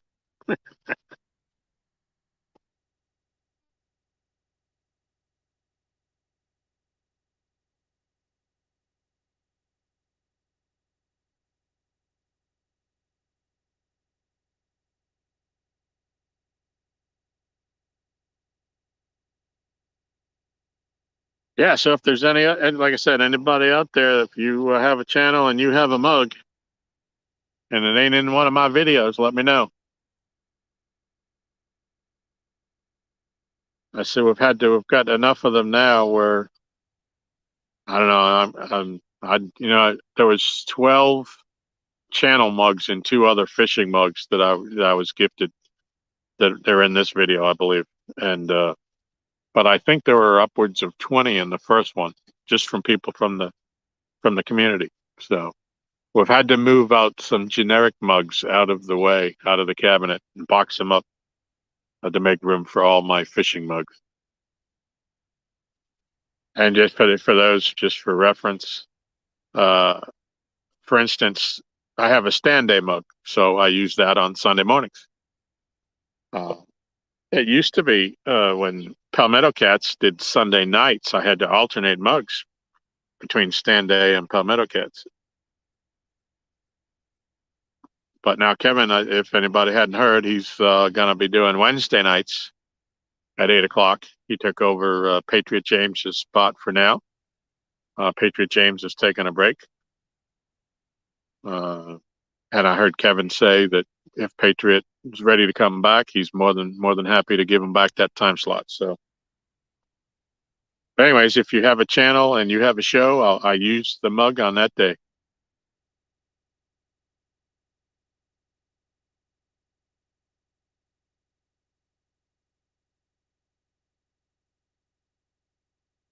Oh, Laurie,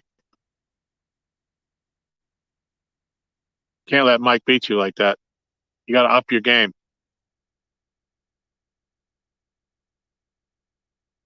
Although I did like the baits in your previous, the most recent video that I saw. You had some good baits. Those Senkos, rigged wacky style work pretty much anywhere.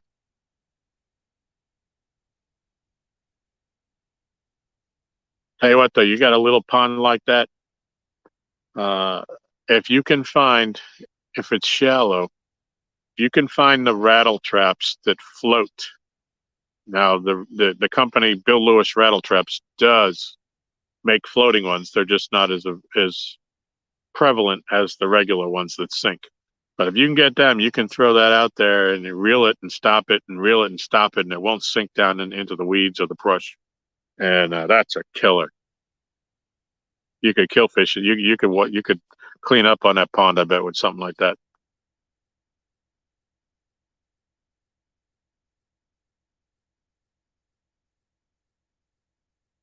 Caught a fish on the wacky rig. Cool. Oh, Tim. Get her, Tim.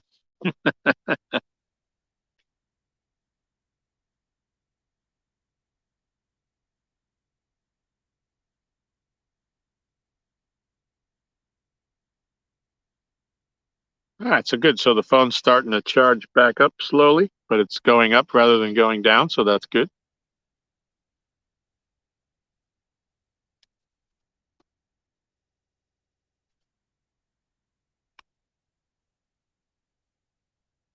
Yeah, you know what? You got to be careful with them whopper ploppers.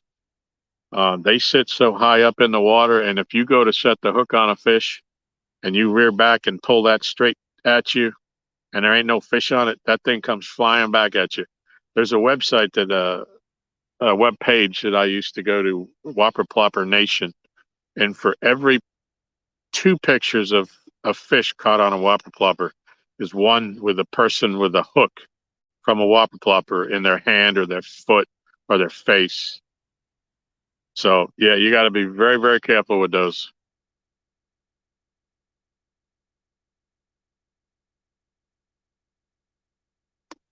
I think that's like the of the more recent lures. There's more people stuck by them, or at least that are willing to admit it, than any other lure out there.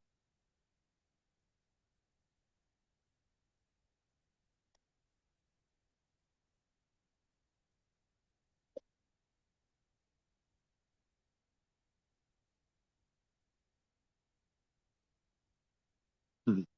Hey Matt, welcome. Brad, welcome.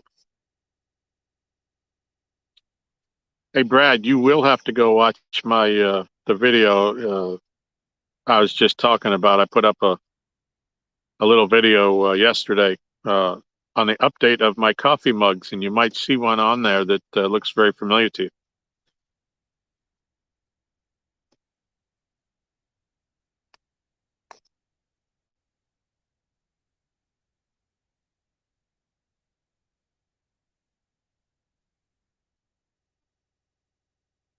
Oh, yeah, John Boy, spinnerbait catch your fish a lot of the time. Um, Sometimes they're just not going to chase. Laurie's fishing in a smaller pond, uh, and so sometimes they bite them. I mean, I make my own. When I was bass fishing, I used to make my own spinnerbaits with living rubber, and I'd make this tie the skirts and get all the components and put them together so I could put on any color I wanted. Uh, I love spinnerbait fishing.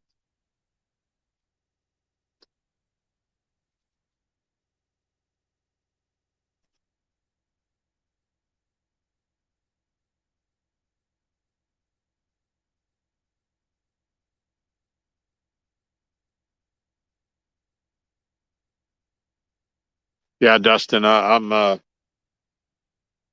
don't have an editing program. I have a Michelle, so I'm benefiting from her learning ability. I sat down to actually try to do one, but she figured I think that it would be easier for her to do it than try to explain it to me.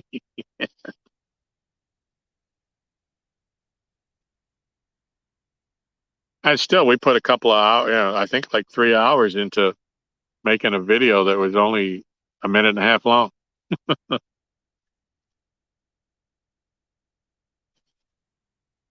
But there was a lot of thought that went into it.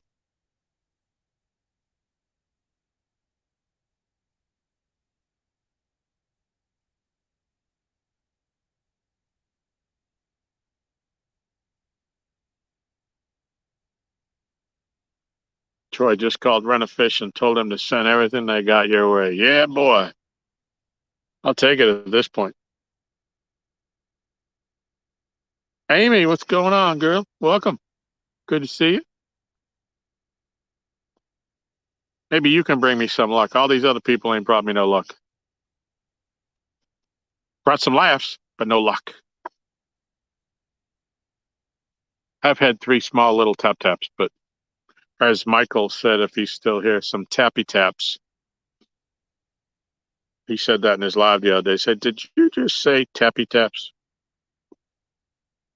I guess now I have too.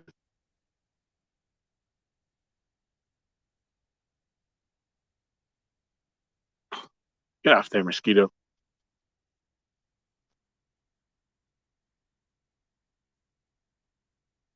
Let's see.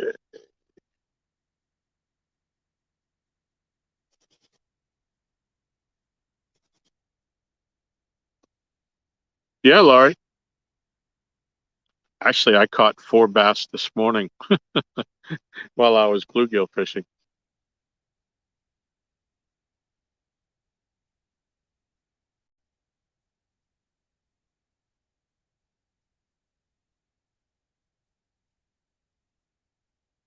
All right, Richard, I appreciate you coming in. Sorry we couldn't show you any fish tonight, but that's fishing.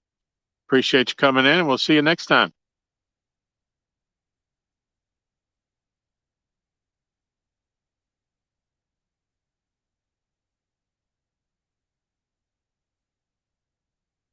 Let's see.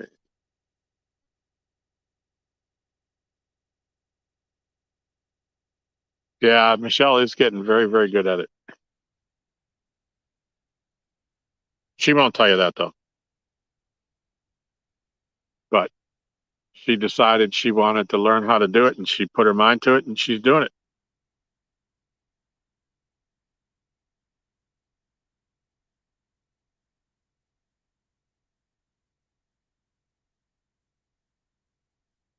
I figured if I ever got a GoPro and I was actually going to start recording some of this stuff, that I would learn how to do all that, but still haven't got that. And it would have been a great time this summer, but the bite has been so bad, there's nothing worth recording. And the heat here has just been unbearable.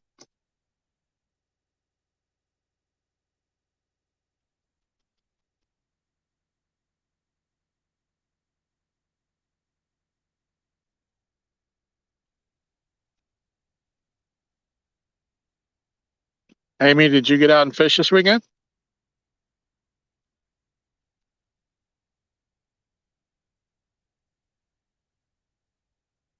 Oh, that's not true, Laurie. You can fish worth a lick.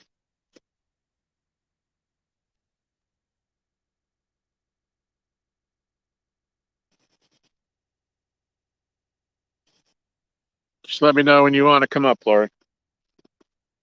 We'll make it happen.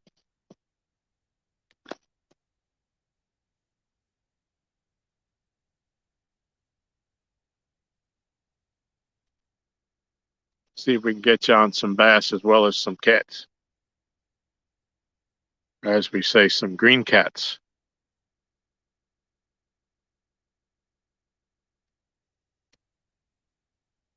Ah, complete skunk. Oh. Yeah, well, that's where I'm headed right now. I fished Friday night for what, 6, maybe 7 hours. And I had only had one takedown, and it turned out to be a 5-pound blue cat. But a lot of sitting and watching, not a whole lot of reeling.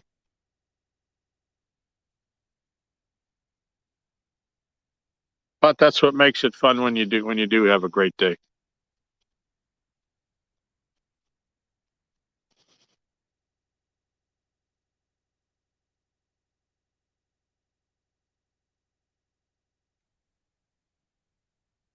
You know, the very first time that Aaron and I fished together over here at the dock, uh, we had fished over at Kerr Lake, which is right next to us.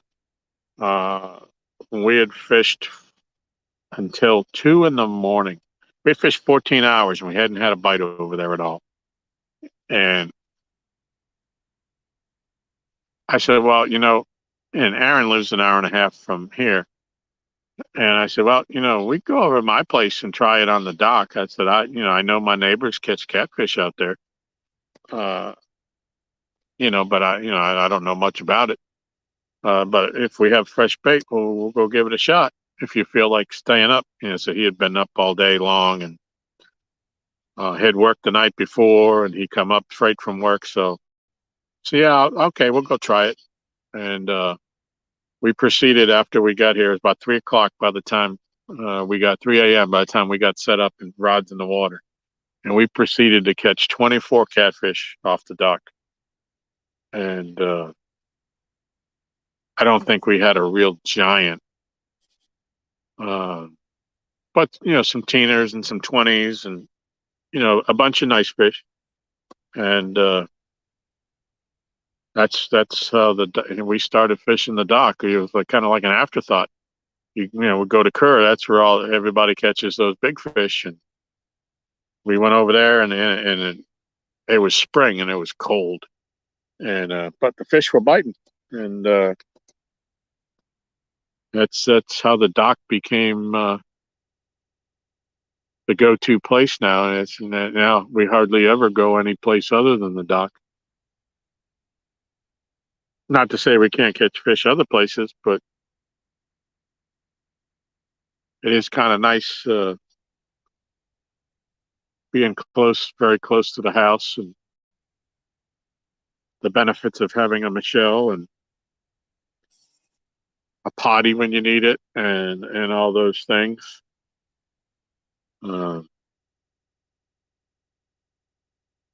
So you never know. Some days you're going to go out and you're going to nail them. Some days you're going to be lucky to get a couple, and some days you ain't going to get them at all. I see the mayflies are starting to circle my light down there.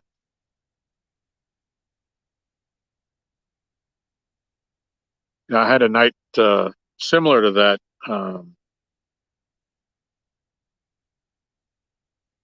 with largemouth bass here on Lake Gaston, when my mom and dad had come down shortly before my mom had passed in 2004. They had come down the summer of 2003. And my dad and I went out, and we just hit one of those magical days. We pulled up on a point that I like to fish, and usually, you catch a couple fish and you move on. And it turned out that the fish were stacked up on this point, and I was fishing a deep diving crankbait. My dad, I gave him the same crankbait, but in a shallower version, and we proceeded in like 2 hours that I caught legitimately 40 bass. Like you just cast in to the point and you'd reel it down. You'd count to 3. As soon as you felt it bump the bottom, I'd get bit. And my dad, he was throwing, from the back of the boat. So he was throwing up on the shallow side of the point with that same bait. And he got another 20. So we put 60 largemouth in the boat in like 2 hours. And it's like, it just like became automatic. You knew that you were going to get bit as soon as you threw back in. And to this day, my dad still talks about it. We have a bunch of pictures of it. And, he wants to come back and fish like that again. And I said, I just don't have the heart to tell him that it ain't always like that. And it had never been like that for me. Any success anywhere near that, like that one magical day that we had together. And I was so glad that he was here for it. And actually, Michelle does quilting, and she actually put some of those pictures of the fish we had caught. She made a picture quilt for me of some of the bass that when me and my dad were fishing together. It's wonderful. I think I saw Sean come back in. No, we don't have anything yet, Sean. I've had some jiggles, but that's about it. David, hello. Thanks for coming in. It's probably about time that I cut up some fresh bait. These have been sitting out here for a while now. Unharmed, so to speak, but still need to be changed out. Oh, oh, oh, oh, getting a bite.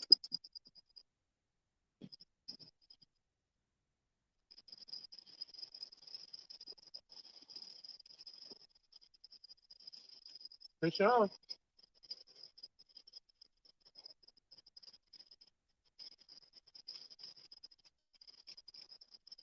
Fish on the Uncle Lou.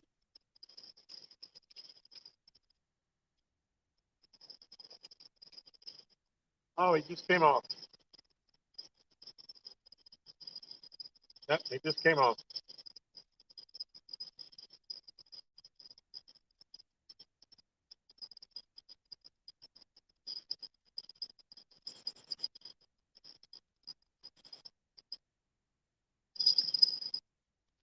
I had to change the bait anyway.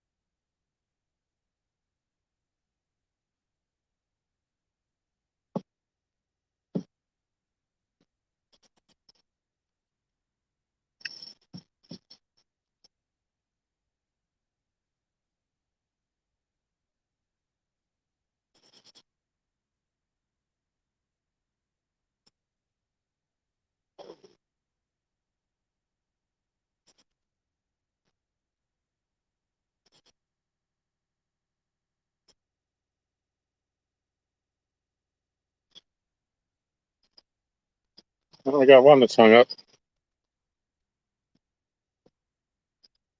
Hmm.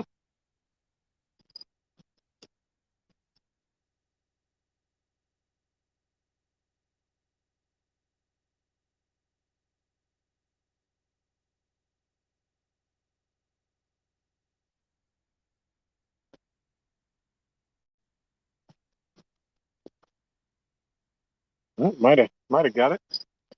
I don't know.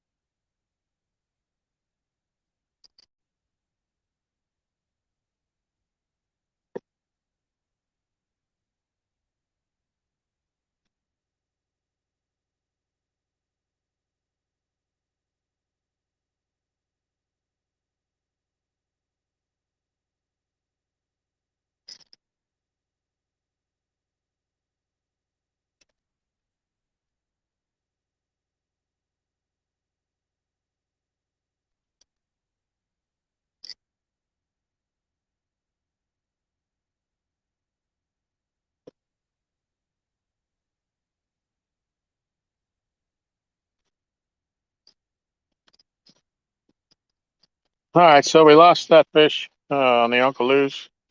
It came off on the way back out, back in. I got hung up, but I was able to get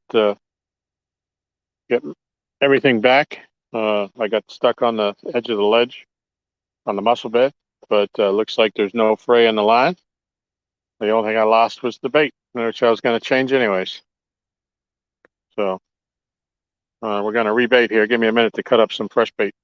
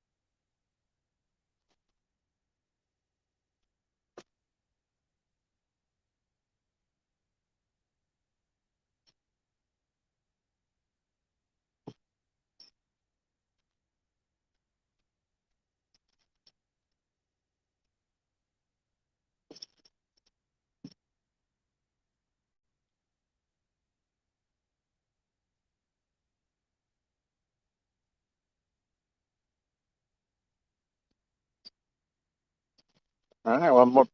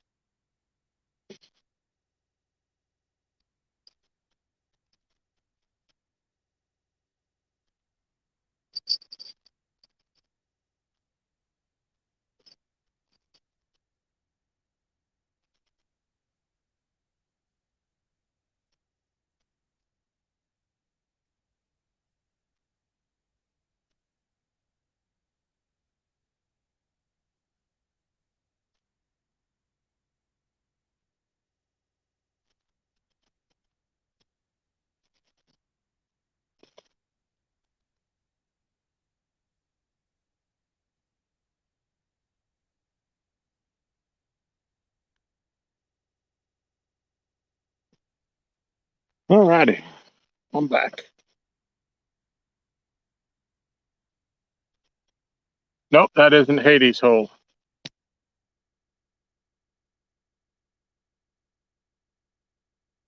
Let's see, what did I miss? Probably a lot. Let me go back up a little bit. I see TX is in. Rick, welcome. All right, good night, Amy. If you're still here, sorry I missed you.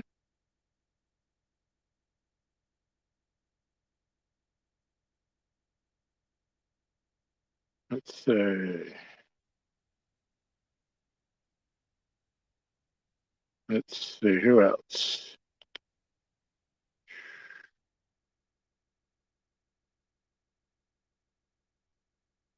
Laurie, your life is full of dinks. I hope not. Christopher, welcome. Good to see you.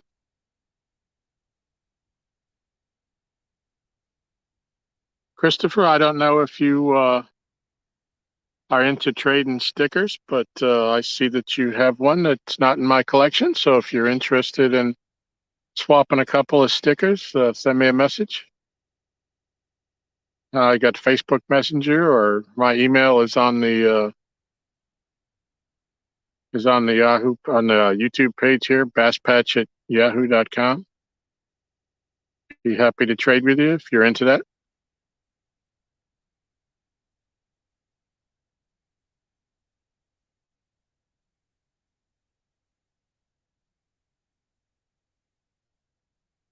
Laurie, what are you doing? Laurie, is this one of those wasp nests that you used to talk about? Is that what you're building here? Edward the Trash Talker, welcome.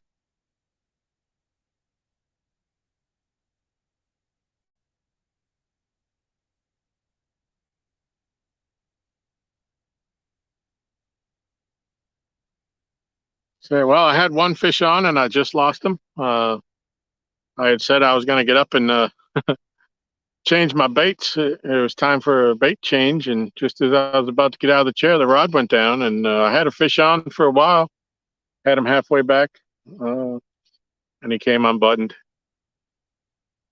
But I was getting up to change baits anyway, so everything is now fresh. That was the only legitimate takedown we've had. Felt pretty decent.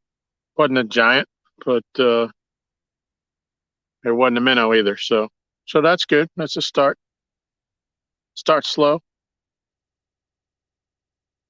That's right. Michelle could be my bodyguard.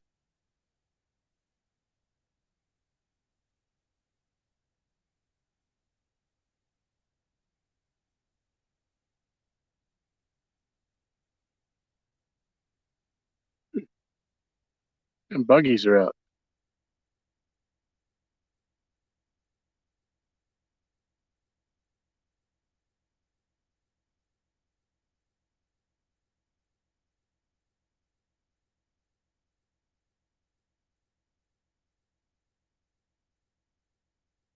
We're using cut bluegill.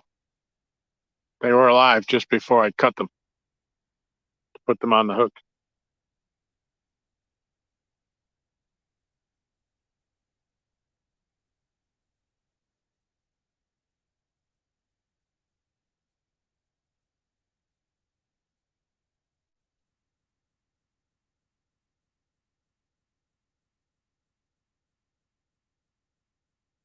Okay, Edward, that's cool. Hey, we appreciate you coming in. Always like to see new faces. I'm not sure how long I'm going to be out here. We've been going for almost 2.5 hours now.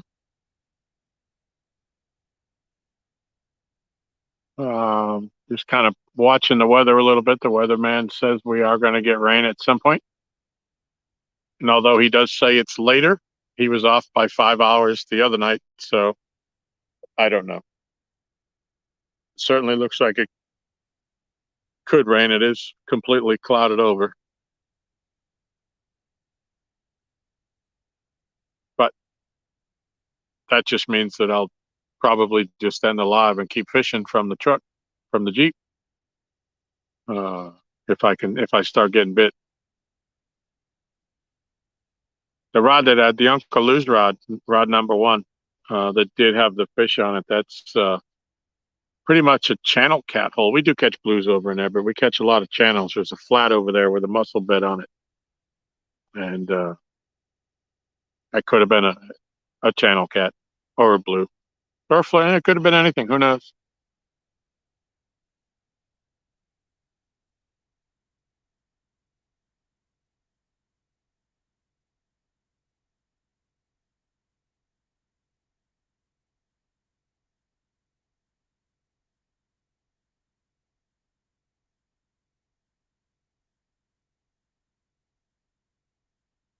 Whatever. Yeah, you try to tell me. I know. Try to tell me I should stop, but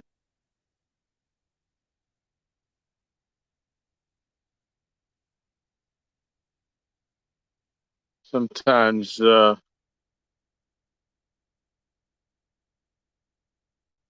when Michelle and I are engaged in some verbal judo, I just got to have the last crack. Whether it's good for me or not, sometimes you just got to do it.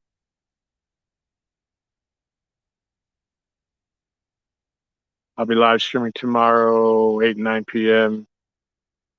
Coming through the entire comment section is welcome to come over as well. Cool.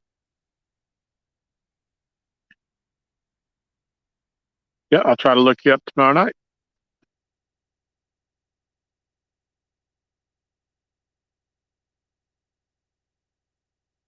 And Christopher, if you answered me about the sticker, I didn't see your answer. Everything was scrolling kind of fast.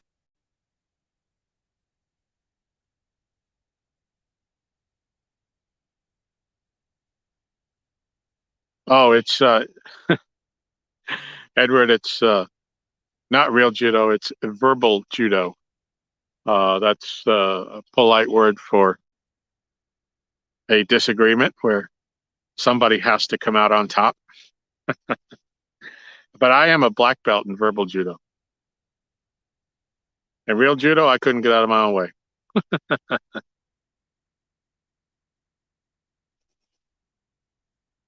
But Michelle's got a point there, yeah, because even when I do win, I lose in the end.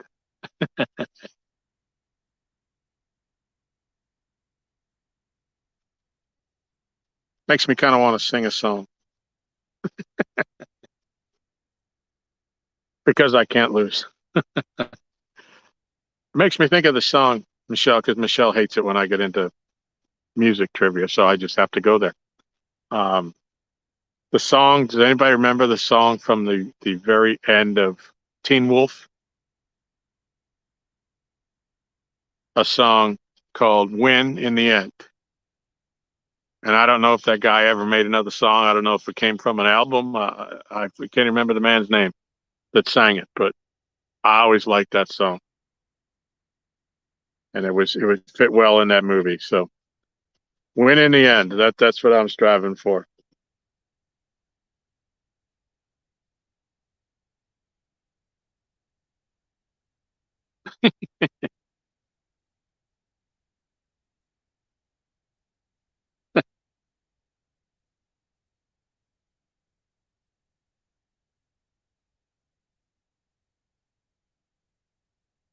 Hey, I try. I got to win every now and then. All right, Edward. Appreciate you, buddy. Thanks for coming in. I'll try to check you out tomorrow night.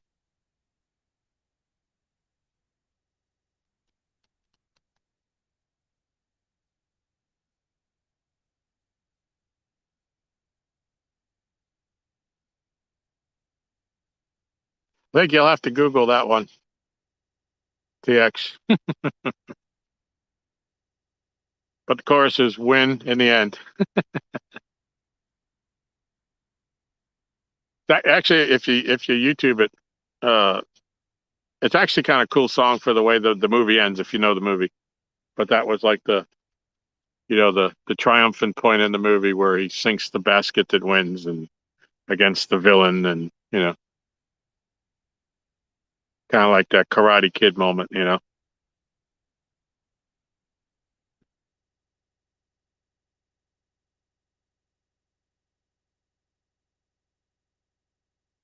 Yeah, she she thinks that we let her think that she wins.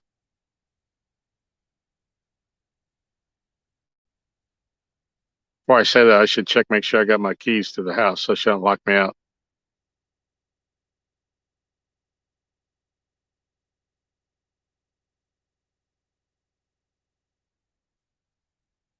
Like I said, sometimes you gotta go down that road.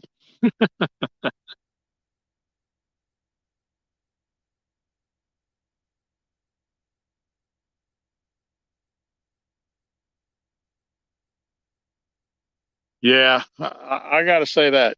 You know, if she ever held back the food, then we'd have an issue. We would have to come to terms on a different level.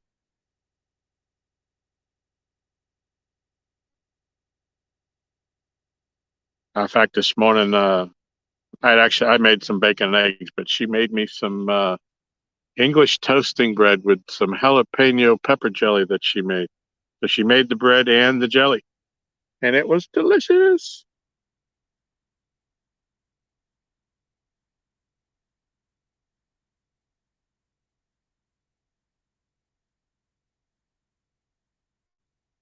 I don't remember, not bragging or nothing, but I don't remember the last time I had a piece of like a roll that was bought in a store or bread. Michelle makes it all now. And she does that to help me out because it has less carbs than and less processed crap in it than the store bought stuff for my uh, life plan. All right, Dustin, I appreciate you, buddy. Have a good night and get some sleep. And sorry I didn't hook up with you tonight, but this was kind of planned at the last minute or unscheduled, so to speak. And I'll talk to you tomorrow. Have a good day. Robin, welcome. Good to see you.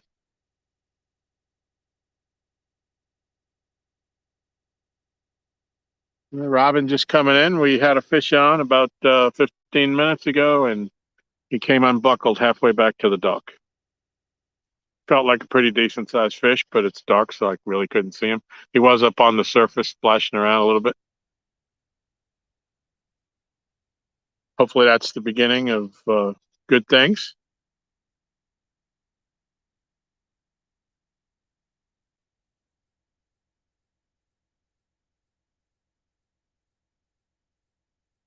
Hey, don't be teasing Brad now, Michelle.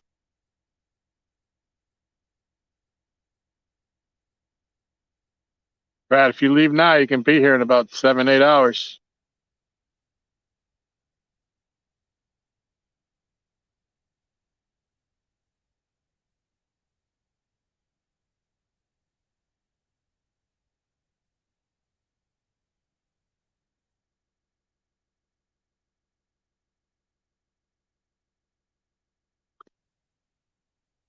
Yeah, so Aaron, I'm not throwing in Hades Hole tonight. I'm trying to throw the number two and number three rods are out in the channel, and number one and four are on the flats. Um, and to be honest, all the bites have come on one and four. If you call the jiggles bites, they could have been something swam into the line. I don't know, but the only legitimate takedown was on the flat. I don't know if they're up on the flat in numbers or not, but that seems nothing. Number two and number three haven't moved all night long.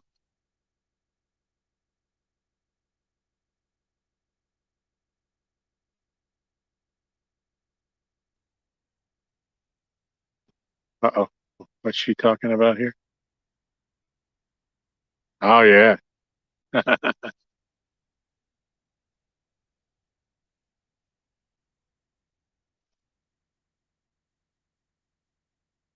Yeah, you should have a good time out there on Palmetto Island. If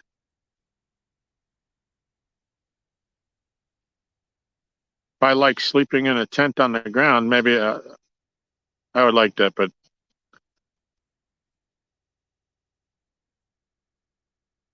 I don't know. Did look like a nice tent you got though.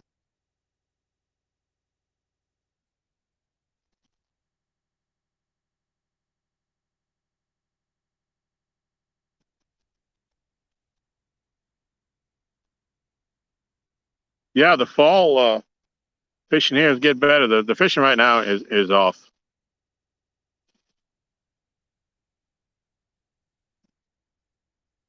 Yeah, the fall definitely we have better success. Brad, you can come here and you can throw into Hades hole and see where all your other sinkers are. We think we know what's down there. When Lisa Fishing Chick was here with her boat and her graph, we went out there and we sat up on top of it. And it looks like it's right on the edge of the channel drop off. And it looks like somebody sunk a Christmas tree and it's standing straight up because you could see the branches on it and everything on the graph. And it's standing right up. So we think that's what is the beginning of the hole. Uh, and now everybody that's got stuck on it and all the line that's been dragged through it and and there's some braid out there we've been able to snap off every now and then. And I think that's what's snatching everything out there. Snake River, what's going on, buddy? Congratulations on your engagement. So happy for you. That was an utter surprise to see that the other night. Laurie said it's raining there. No, you haven't missed any fish. I did have one on, and he came off halfway back to the dock. Felt pretty decent. Not a giant, but not a minnow.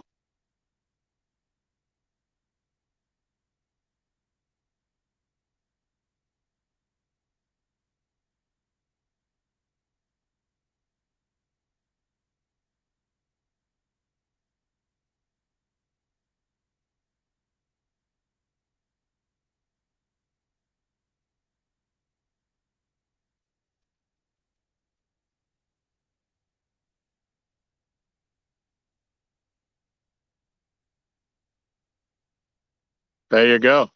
Yeah, Miss Laurie. It happened Thursday night on Jody's Live on the live stream on the banks of the Snake River. That's awesome.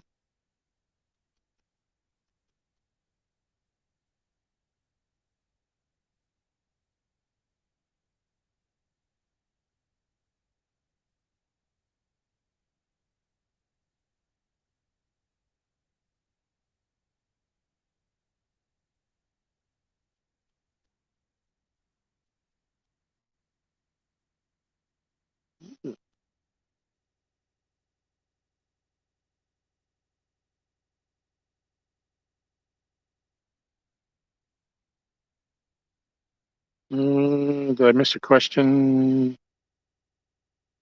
from Brad? How deep is it? Yeah. Yeah, it's 3 feet off the end of the dock, but it's about 6 feet on the flat, six, maybe 7 feet. It kind of dips until you get to the edge of the old river channel, and it drops down into 25, 26. And I say that tree is like it's on the actual drop off, but it's right at the edge of the drop.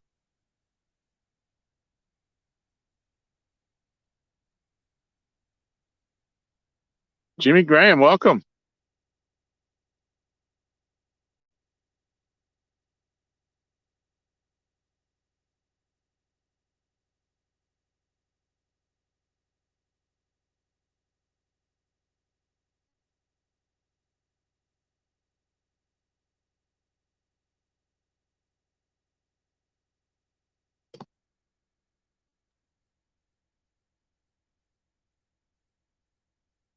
There's some noises behind me.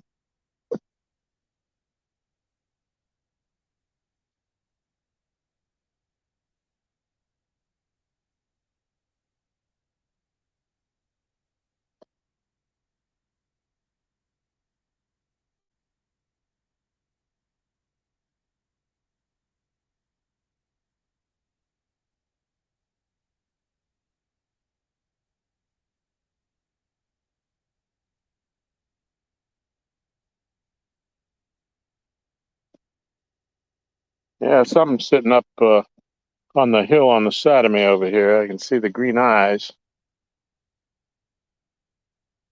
Don't know what it is though. Could be a cat. Could be a mountain lion. I don't know.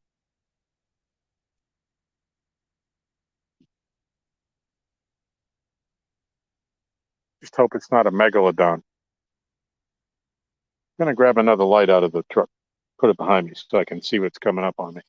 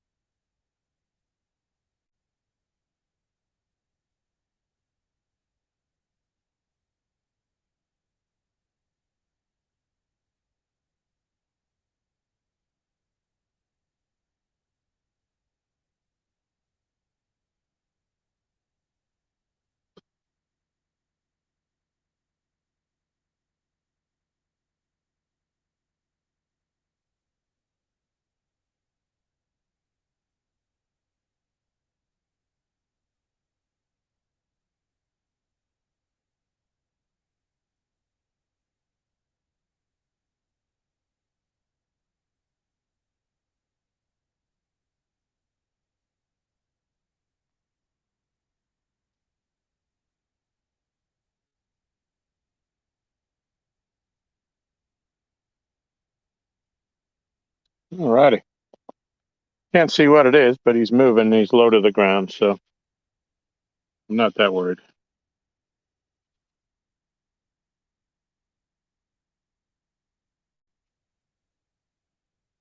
What'd I miss? Kelly, welcome.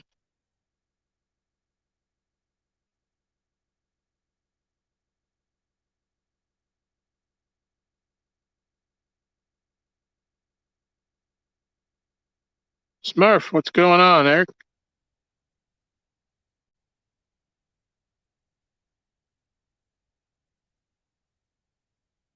Hey, Eric, I was watching last night. I saw on Hoglegs that you got stickers of your logo. If you're interested in swapping a couple, let me know. I'd love to add you to my collection.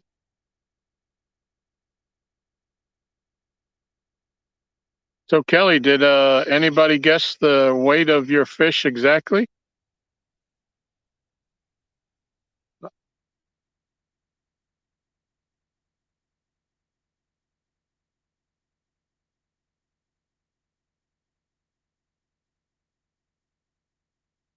Let's see, trying to get caught up here.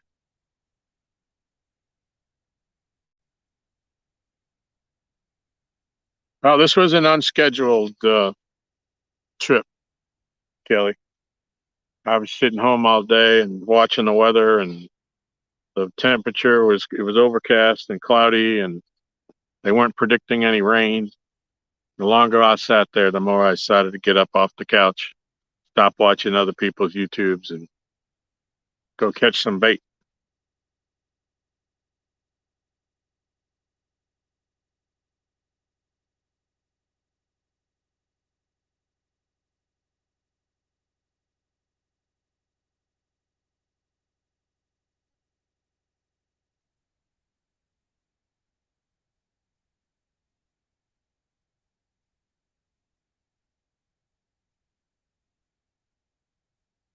Oh, Mike Greenwell got it. Cool.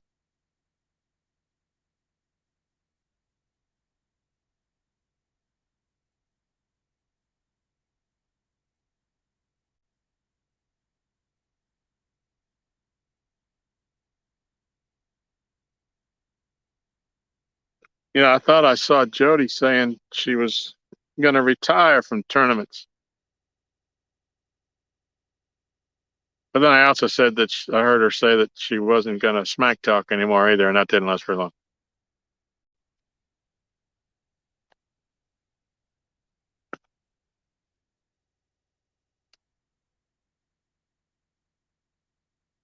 Yeah, I hope all goes well with your shot.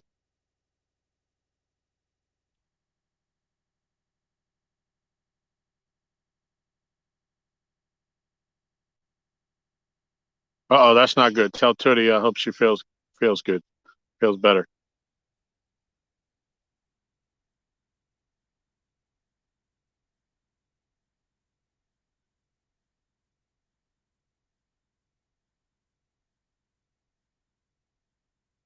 Aaron's Lisa getting any better?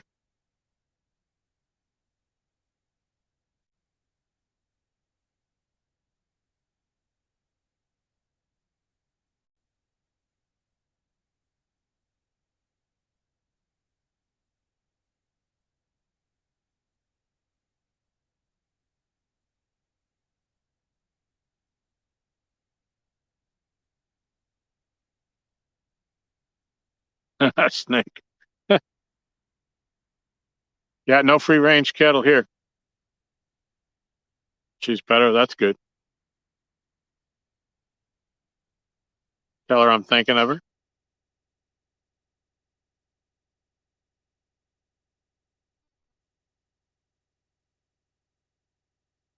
I did see the picture she put up of the containers that she bought the other day. So, what shall we say?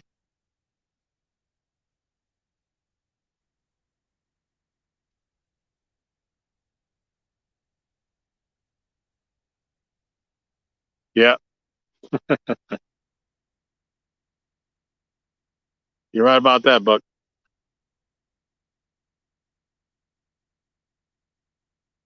I think she did swear off the Little Debbie's for the was it the 3 months of Biggest Loser, I believe.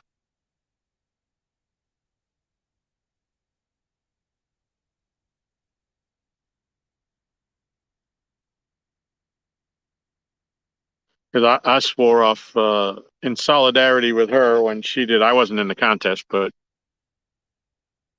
she was my partner, so I swore off Little Debbie for the after I found out about it for the remainder of that period. It was tough.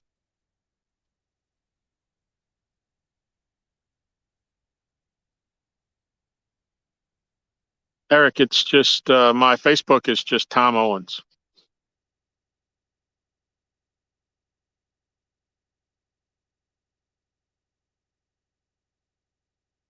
and my email is on this. It should be on this, anyways. It's just Bass Patch, all one word, BASSPATCH at yahoo.com.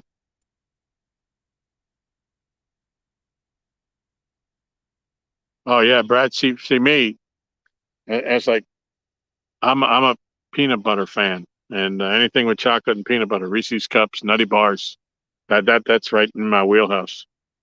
And I've been trying to live a little bit longer, so I've had to. My doctor and I had to have a come to Jesus moment, and I've sworn off all that stuff. I've been off of it now for going on 5 months now. But the other day when I was out walking, I walk 3 miles. I'm doing a 3 mile walk every day, or most every day, uh, if I can, weather permitting and all. But I walk a mile and a half up to the corner of the main road that leads into our development, and then the mile and a half back. Well, somebody was nice enough to leave a Reese's Nutrageous wrapper on the side of the road, right near my house, on my way back. You know, it wasn't there on the way out, and it was there on the way back. So either somebody was nice enough to throw it out their car window, or it blew out the back of their truck. But anyways, I picked it up and brought it home and threw it in the trash. But yeah, it's like they were taunting me. I saw that as a sign. They were taunting me.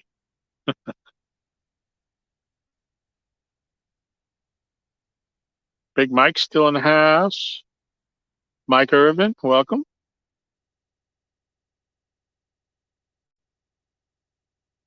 Sorry if I missed you earlier, when I was rebaiting. If you came in earlier, did have one takedown. Oh, thank you, Buck. Appreciate it. I'm trying.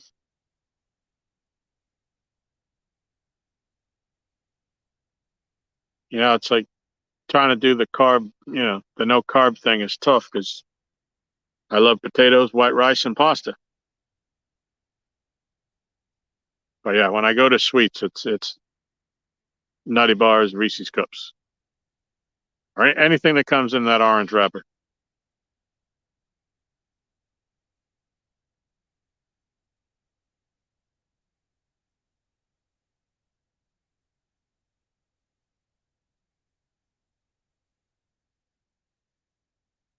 But I'm trying to, my success is measured in my blood work, uh,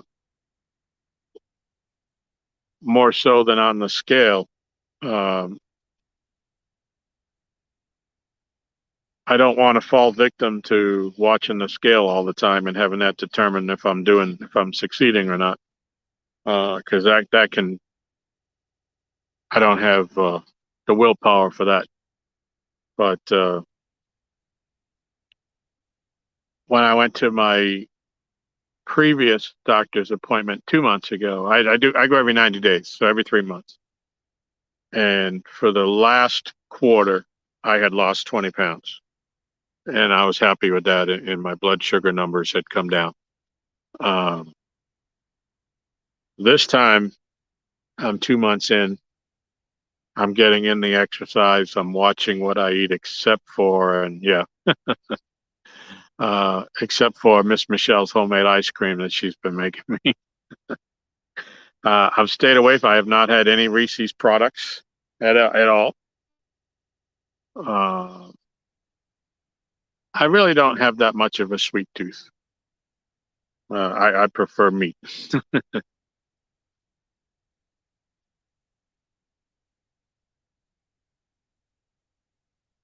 Bread, to help with the weight loss, lost 15 pounds. That's great, Brad. Yeah, hope you get it. Yeah, I mean, I feel better. You know, I know I'm losing slowly through my walk. You know, I'm not running marathons. I'm walking, but I'm getting out and spending an hour out there doing it every day or most every day. Um, Unfortunately, today when I got just about my turnaround point, I started having pain in the bottom of my foot. I have the neuropathic foot pain, and I have some type of a blister or a knot or something right on the pad of my foot, and like right in the middle of it. And so I kind of had to limp home, and I took a day off yesterday so that I could go today, and now it came back. So I may end up taking tomorrow off, which I don't really want to do. Uh, but if I don't let it rest, then I won't be doing it at all. So I have to play it safe, but I really hate missing a day of exercise. And I just put on my iPod and put on some heavy metal and go for a walk. And I've been really enjoying it, even in some of this terrible weather.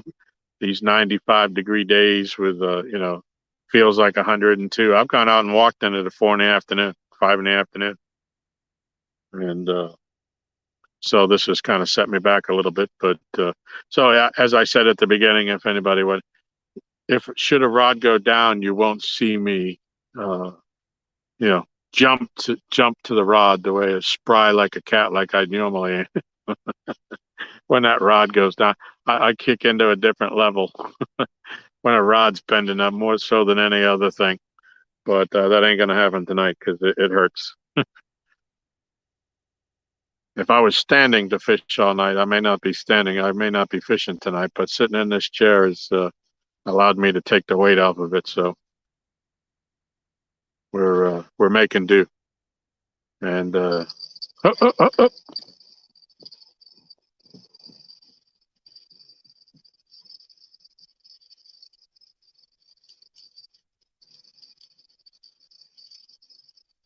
Hey, John.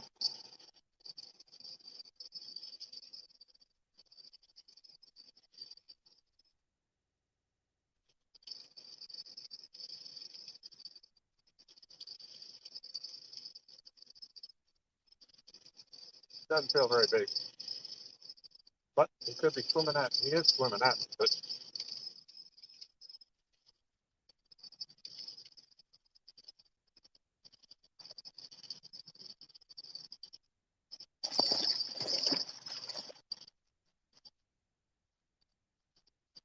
let's see if we can land this one.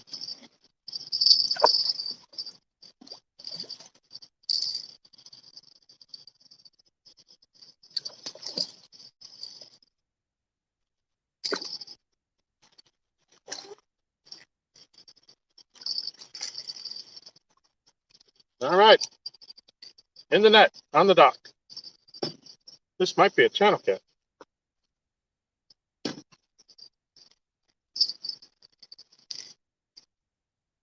It might be a blue. It's tough to see. Can't see his tail. His anal fin.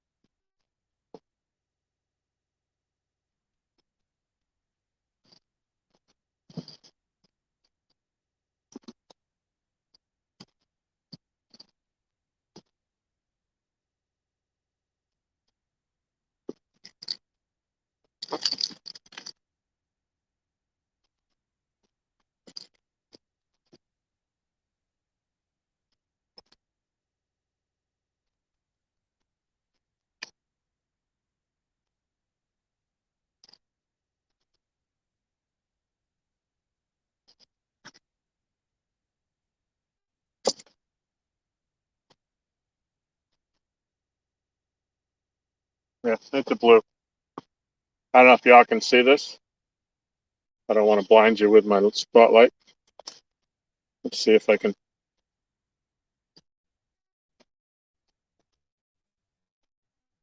Can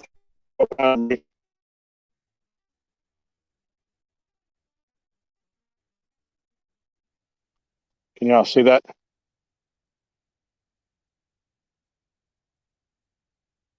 Funny, Pat. Yeah, I wish. All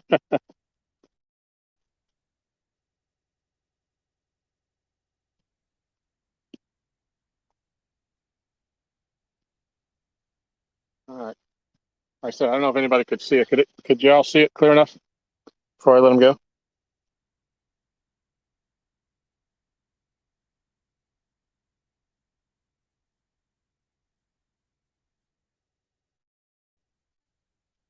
All righty.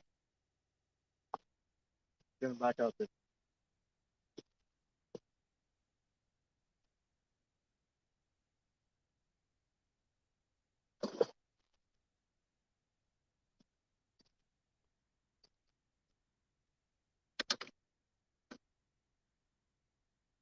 Get off my light.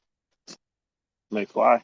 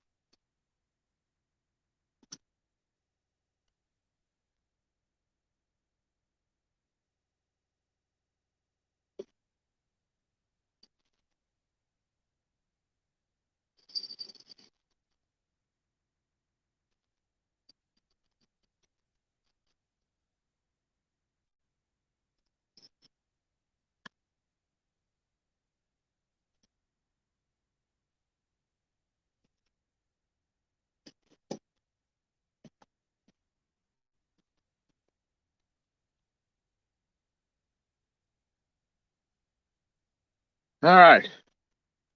The skunk has left the dock.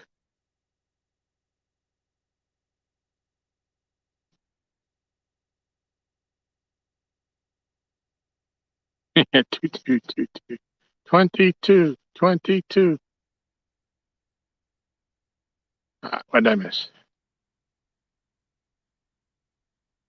I think I saw, let me say in 2014 now. I wish. There's meat, potatoes, and bread. Yeah.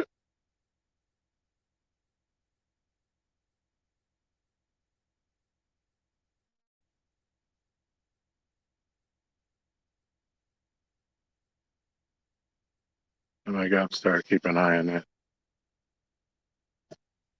Yeah. This happened to me, Kenneth, I don't know, 2 years ago. I go through spurts where I get real active on trying to get my weight down and then go on spurts where I don't. And one of them, I was really into it. And the pain got so bad on the foot that I ended up taking a month off and I never went back to it. So I'm trying to get around that. The other day I did go out and it was starting to hurt a little bit, but and so I turned around and went back, and so I cut it at like a mile. So I ended up doing it 2 miles instead of my 3. But as soon as I started to feel the pain, I didn't want to get stuck out there, so I cut it short. And I probably should have done that today, but unfortunately, when it started to hurt, I said, "Hey, this feels good. I'm going to let it run." And I was almost to the turnaround when it started to flare up.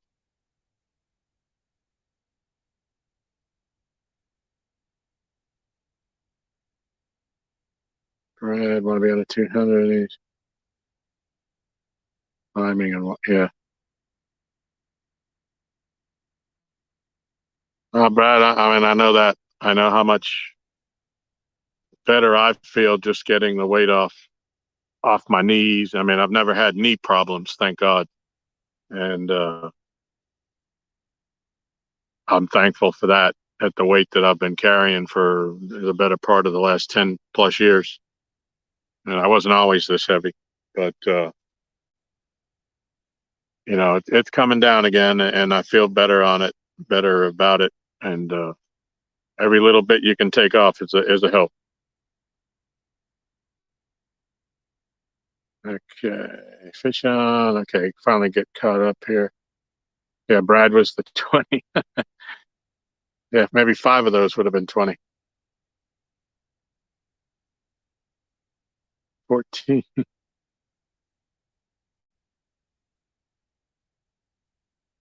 Way to go. Thank you, Tim.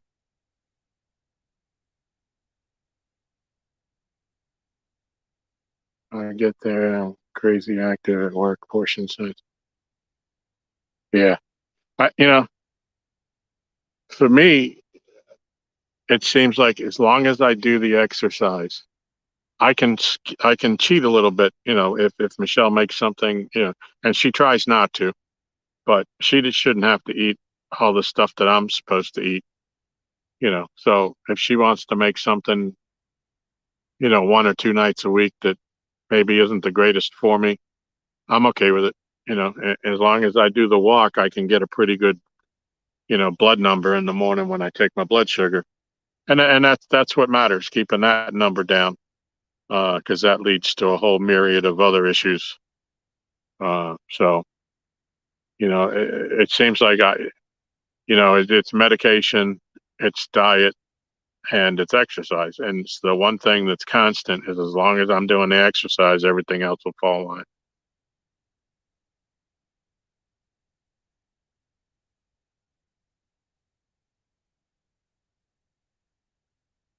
Laurie, I've been hitting the sugar-coated gummy cherry slices like there's no tomorrow. I'll be zinging.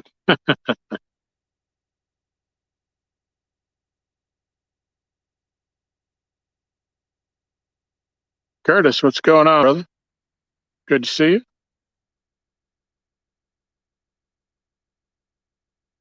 Put moleskin on it. Well, it hasn't broken open, and it's not pussing or bleeding or nothing like that yet.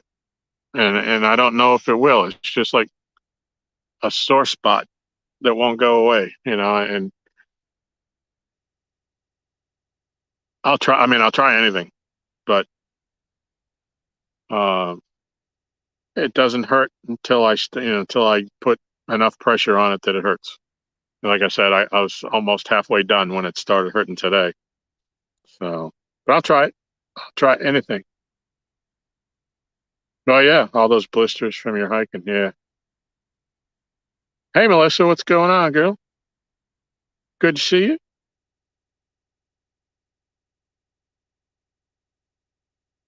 I know I'm a little behind, but I was reeling in a fish. I actually caught one. The skunk is off. About 4 pounder. Blue cat. Trying to get caught up here. Everybody's saying hello.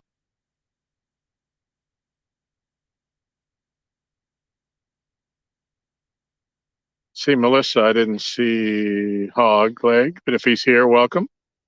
Appreciate you coming in. And Melissa, I did get that envelope out to you today with a couple of the new stickers.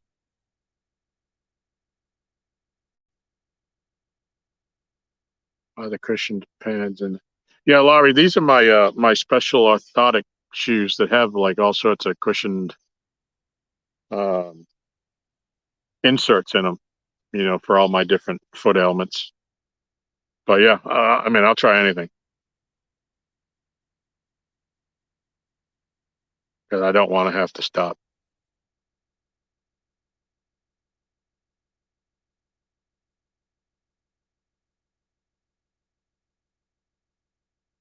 Yeah, I know about the blisters on the back of the heel. Yeah, that luckily I don't have that one. Not enough band-aids in the world that'll stick on once you start walking.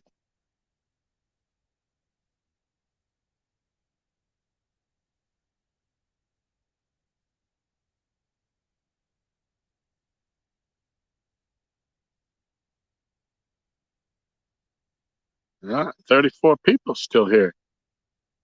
That's awesome. I appreciate you. And there's Jesse, Outdoor Addictions. Welcome, buddy.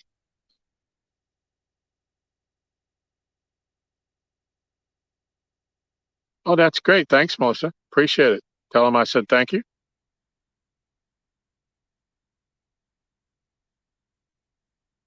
Jesse, I'm playing catch up. I don't know if you saw, but now about 10 minutes ago, in actual time, I caught my first fish. I heard something splash out here. What could that be? Next to the dock?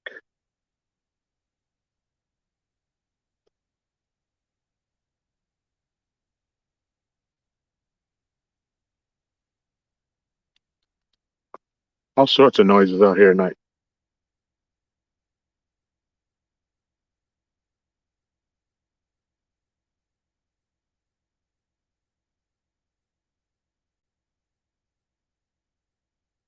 Cool. Thank you, Melissa. Appreciate you passing that on.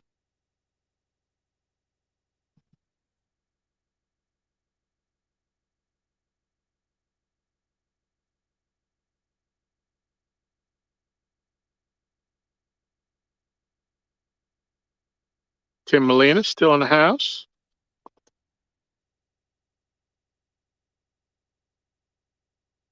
All right, so we got the little fish out of the way. Now we want the big one.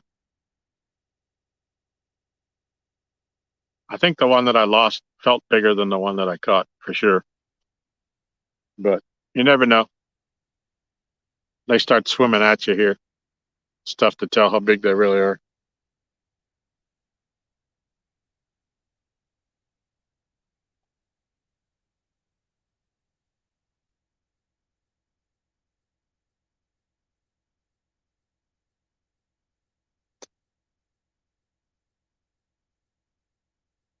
Mm.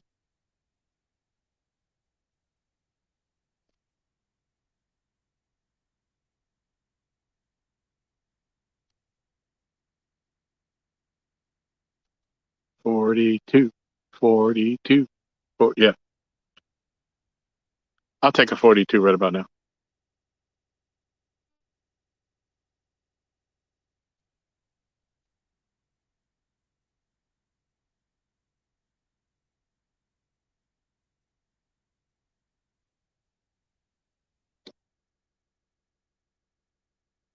The big fish is coming. Yeah, I can feel it.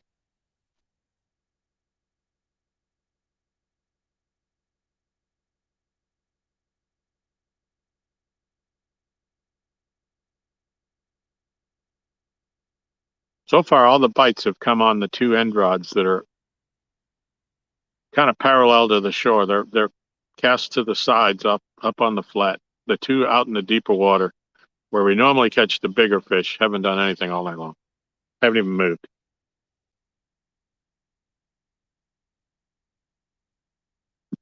Mike T, what's going on?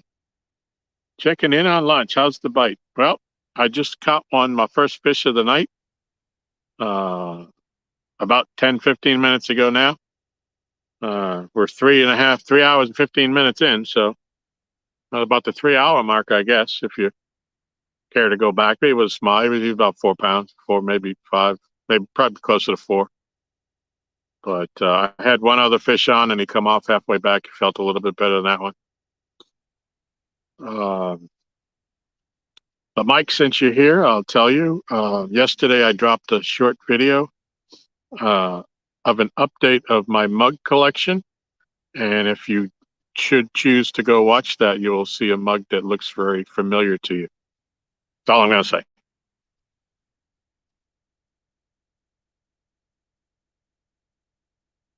It's only a minute and 20 seconds long, but it's an update on my collection of all the newer mugs that have come in. And we got some cool editing features on it that Miss Michelle put into it for me.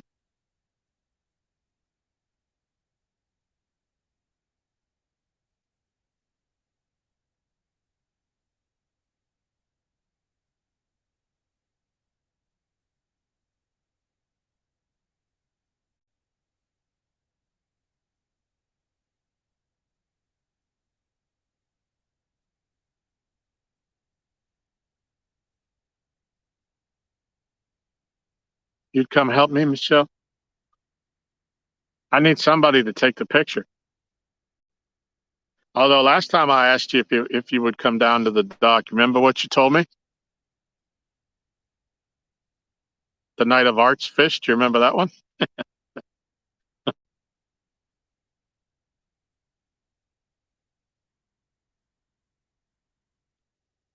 The night that Art caught his fish, I called Michelle and told her, "Man, we got a giant down here on the dock. Do you want to come down and see it? We're trying to weigh it." And she said, "Well, you got the Jeep." And I said, "Well, I'll come up and get you. You know, the fish has landed. I'll come get you." And it was late. And that's a good thing because her response wasn't for prime time viewing. But we'll leave it out of that.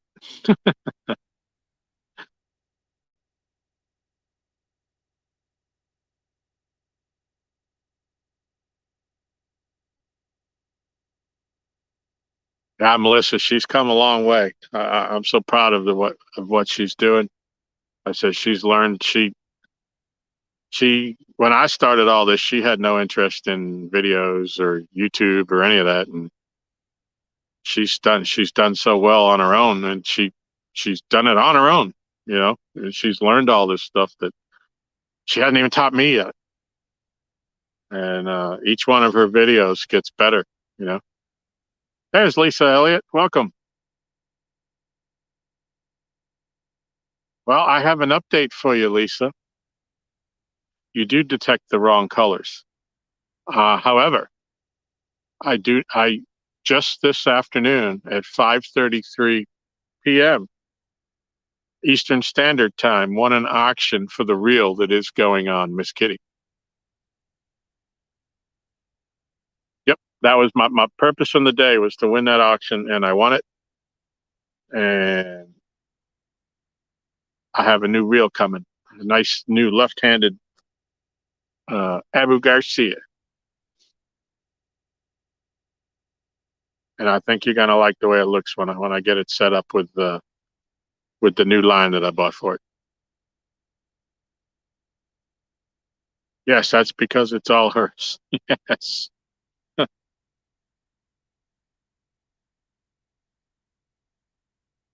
Yeah, we did. Like I said, we did the coffee mug video that we, meaning mostly Michelle, did yesterday for me because it was easier for her to do it than to tell me how to do it. I admit it. I'm not ashamed of it.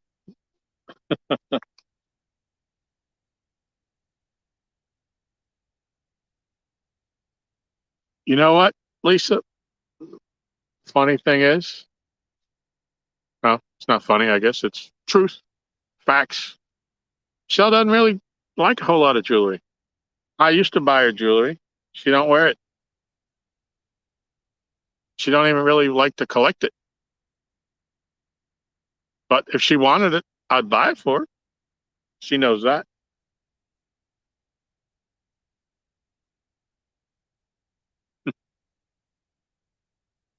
Yeah, Laurie, this is a beautiful Abu. This is a, shall I say, a an Abu Pro Rocket, one of the higher end Abus, and I got it at a really nice eBay price. So I would not have paid full price for it, but I got a deal on it, and I won. So I was actually willing to pay.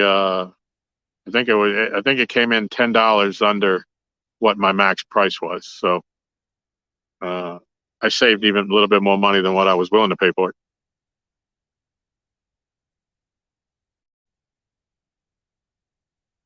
Yes, Michelle, she's talking about Miss Kitty, and that's what that black reel is going to go on.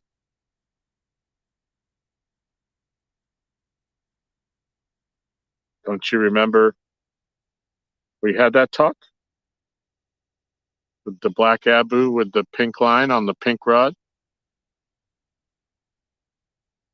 It's gonna look fabulous.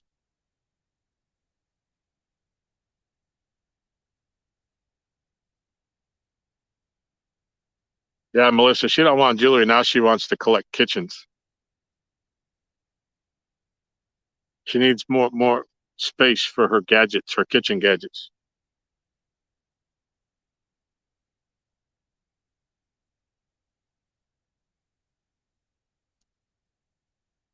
And as much as I buy her every gadget that she wants, desires, needs, can't live without, when she says, I want a whole new kitchen, at some point you got to say, slow your roll, girl. So I'm retired. I don't have that kind of kitchen money. I got gadget money, but now we're working on the kitchen deal. We're trying to get that set up and moving forward. She knows I'm kidding.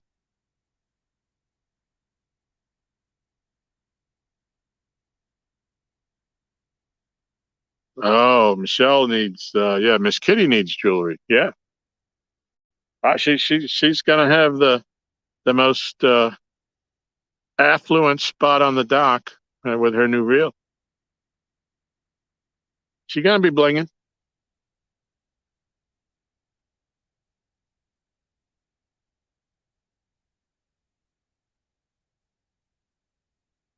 Yeah, I hear you, Tim.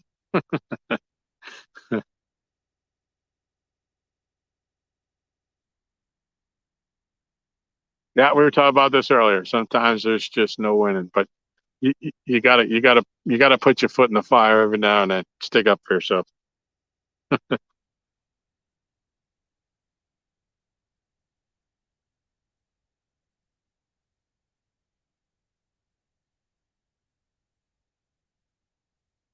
You wear them to the dock, Laurie.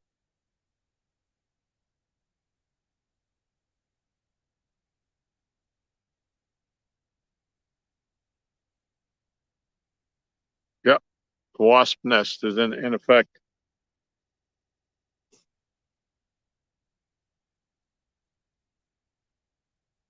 All right, I'm trying to get caught up here, everybody.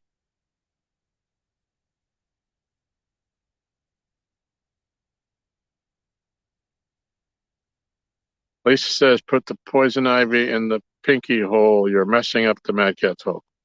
Okay, hold on. I'll do it.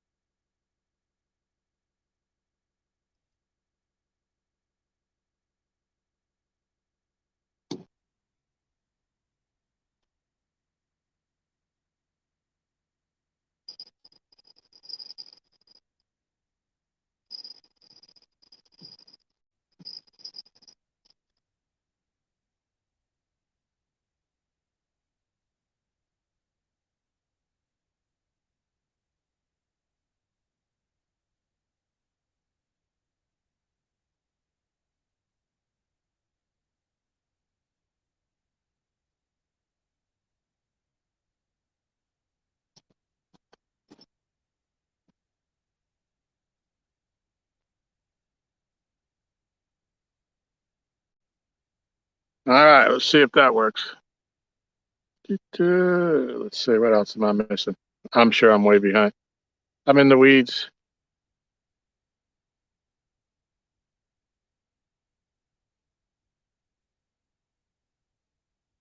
Okay, Miss Kitty. Yeah, I got. We just bought Miss Kitty new jewelry.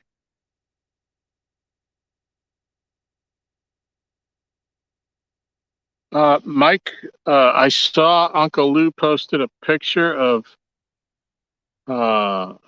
looked like pink, or it could have been orange and blue bumping rods. But he said he didn't have a full. Um, Everything that he ordered hadn't come in. He had a partial shipment of them, and I don't know if they're ready to go out or whether he was just showing them off. The money from the boat sale would make a wonderful kitchen. Thanks, Buck. What would I do without you?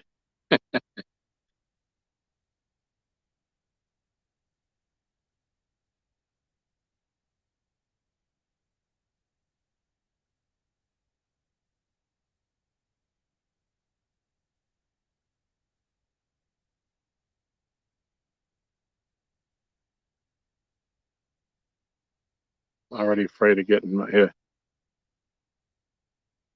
You can wear it at the dock. We ain't gonna mug you. Coffee mug you. Make you drink Frappuccino till you fall out of your chair.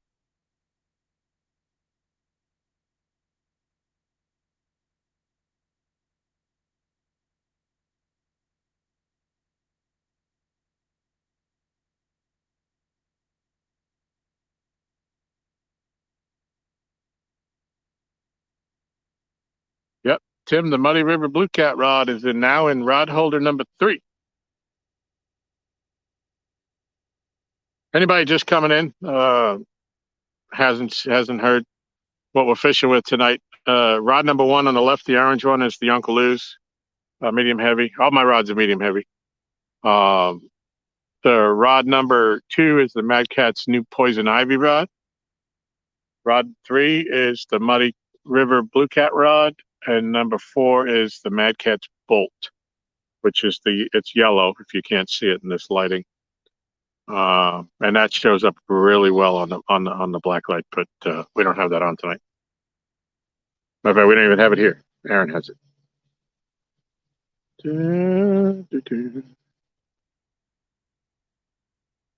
And just saying, I like all rods equally. I have every confidence that these rods will do everything that I need them to do. And I've landed almost, fish up in the 50s with all of them. Well, not the Uncle Lou's yet. I haven't hooked a really big one with an Uncle Lou rod yet, but the Muddy Rivers and the Mad Cats, they get the job done. So I don't want to say one rod's better than another. That's why I use them all, because they all do me well.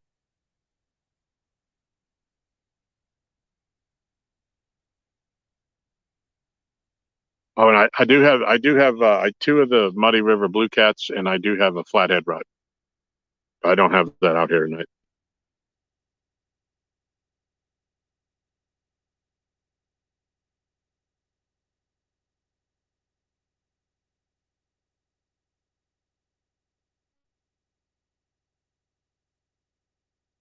I hope you're feeling better, Tim.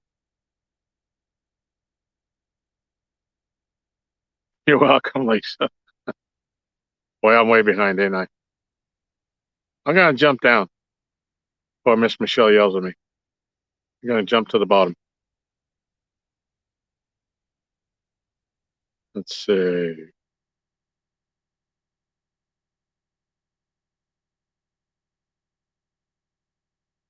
James Alba, welcome.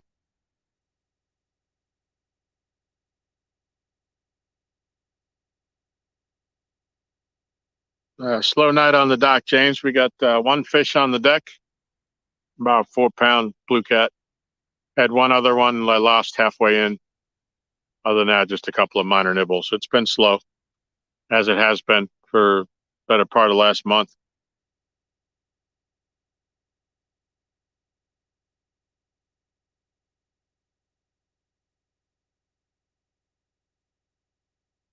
But they're out there.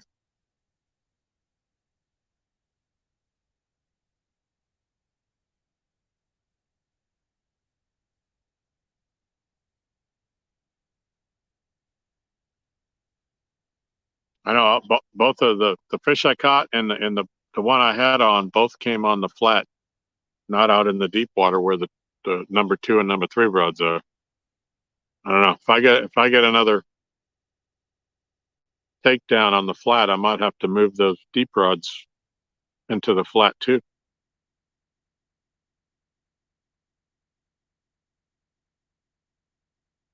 I caught a 4-pound bass on chicken. I sent it to. Yeah, you'd be surprised what eats chicken. I I fished with 2 stands, Papa stand 2.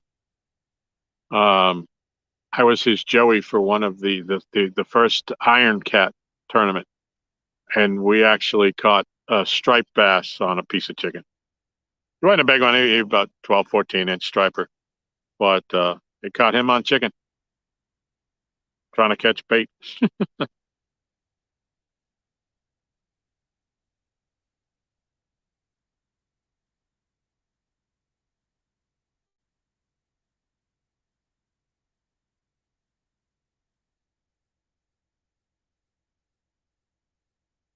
Still 23 people watching, 3.5 hours in. I appreciate everybody coming in, hanging out.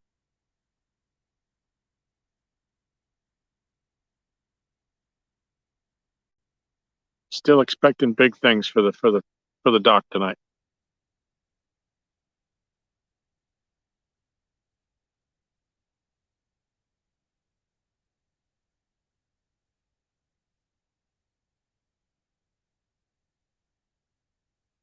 My phone is still going up on the charge, so that's good.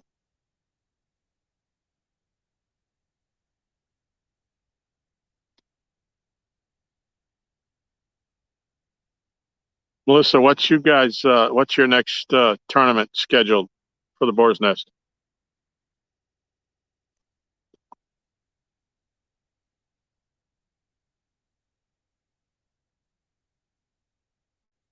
James, you got to play the piano.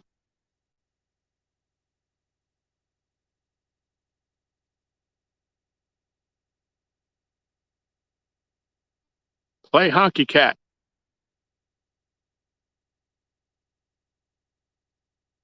JBT, happy birthday, buddy.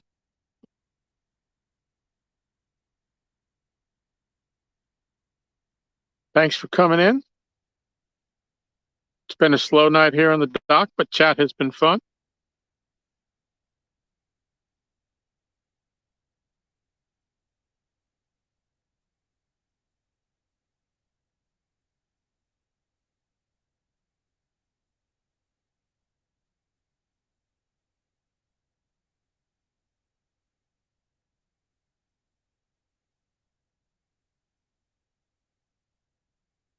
Do you? Yeah.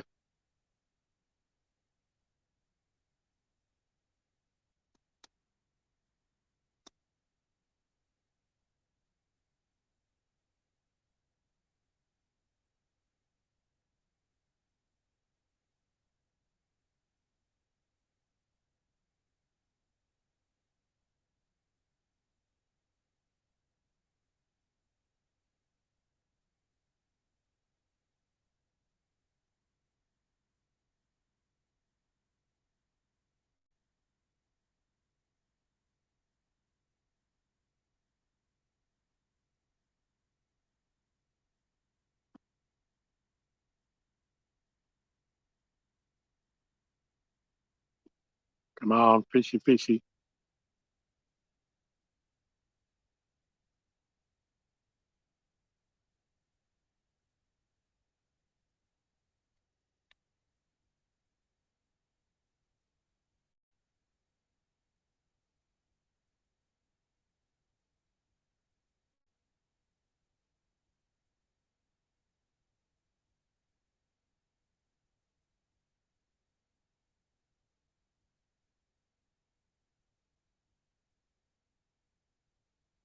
That's great. Glad you had a great day.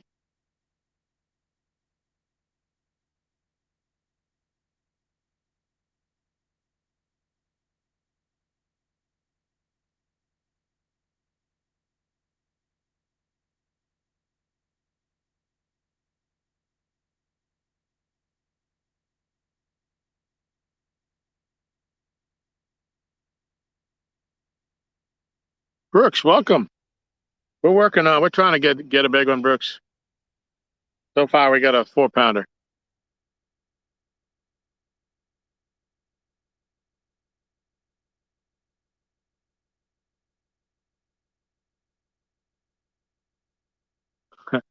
I just noticed if you look on the screen, you see those little dots or whatever in front of the light down on the deck.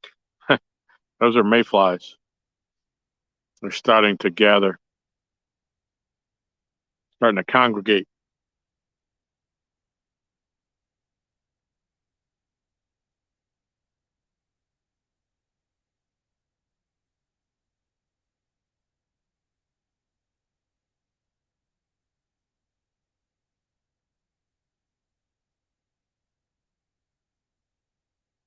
Hey, Brian, those Ancient Mariners, do those come in left-handed versions?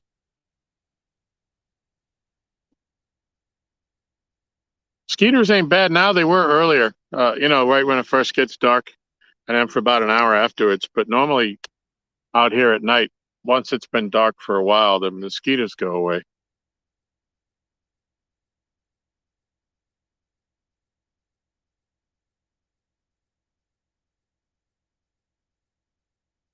Lisa, yes, they do. Cool.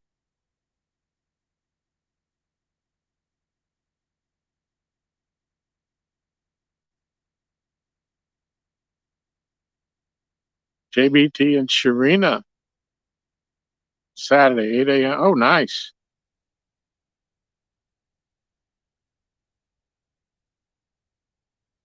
Cool.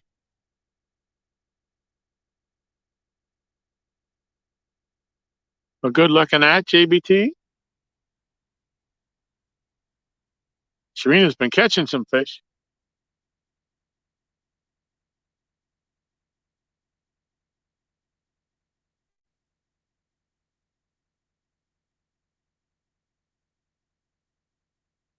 Lance has the 6,000 in the left hand. Okay, cool. Yeah, it's getting hard to find. Uh, I kind of like my rods and my reels to match, and it's getting hard to find left-handed abus in colors that match the Mad Catz rods I've been buying and the Uncle Lou's.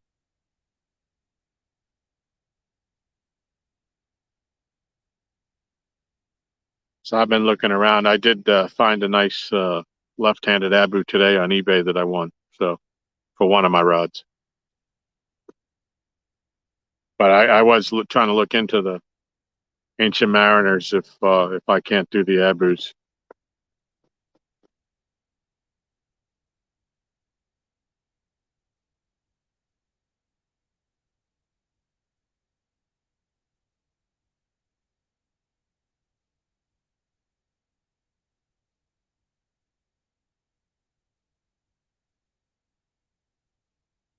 Get off there, bug.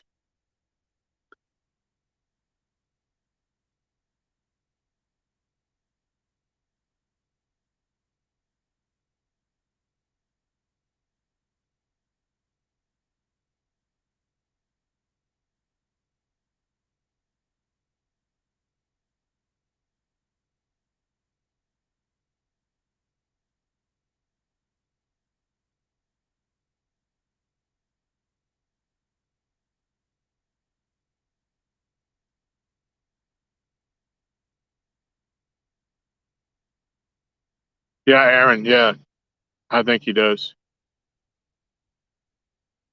And Lisa. Yep.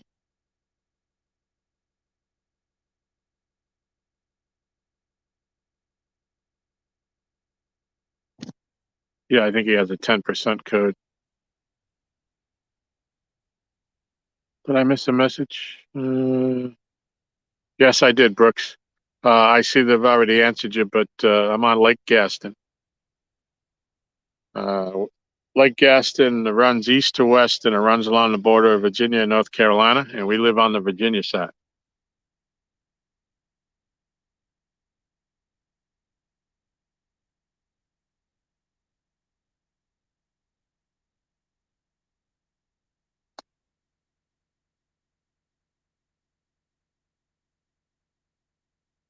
Instigator, too slow, boy. Sit down.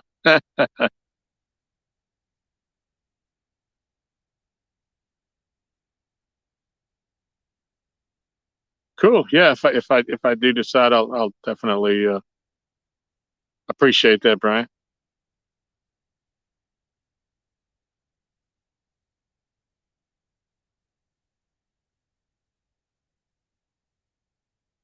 Ah, where you at, Brooks?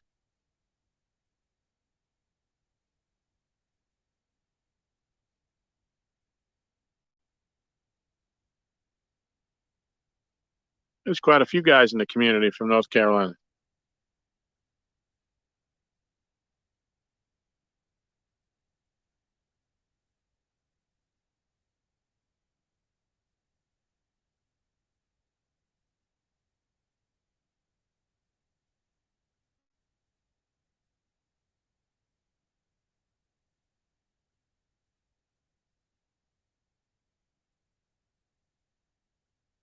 Brian B. 10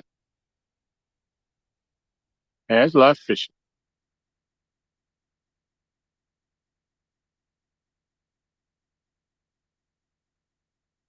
Oh yeah, I know where. Yeah, Wake Forest is. Sure.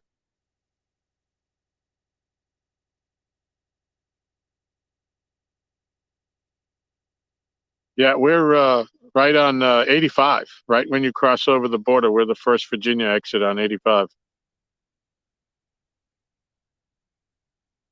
But yeah, we go through Wake Forest. We go down to when we need to go shopping at like a mall or any of that. You know, we got to Raleigh, Durham, or Richmond, Virginia.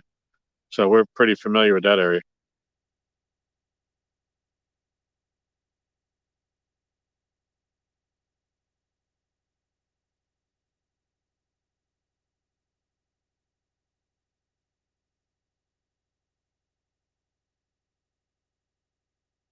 Wednesday, all colors should be in. Cool. And do you have access to the um, left-handed versions, Brian?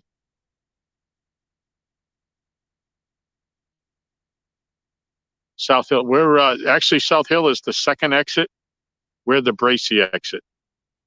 We live in Bracy, and South Hill is exit. We're exit four, number four, uh, and they're exit 12. They're just above us.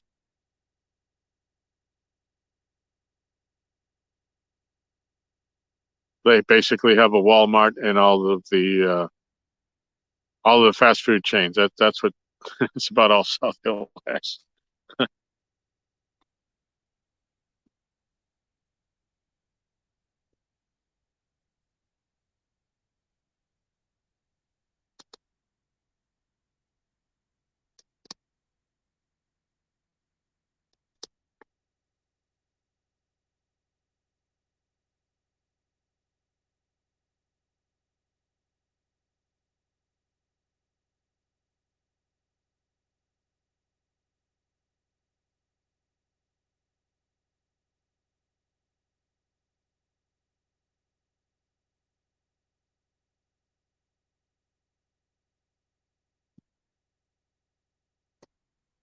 Brooks, I don't know if you know Mr. Gadget on here. He's from down in the Raleigh area. I'm not sure exactly where, if it's in Raleigh or just the Raleigh area, but I know he's from down there, near there.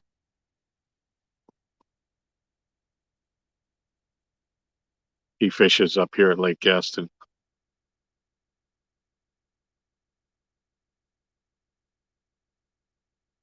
Okay, you do have the access to. Okay, cool.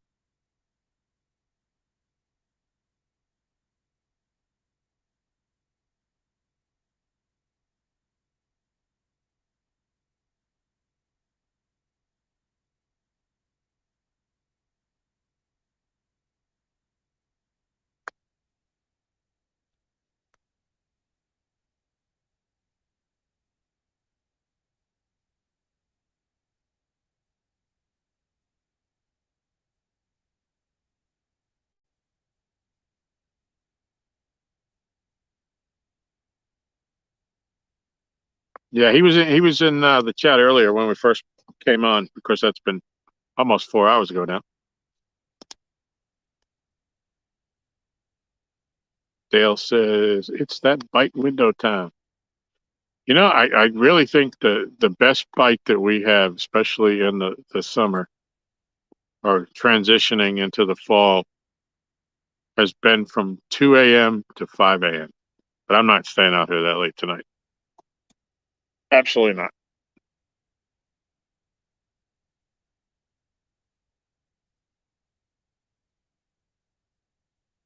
If the weatherman is correct, it'll be raining long before then. So,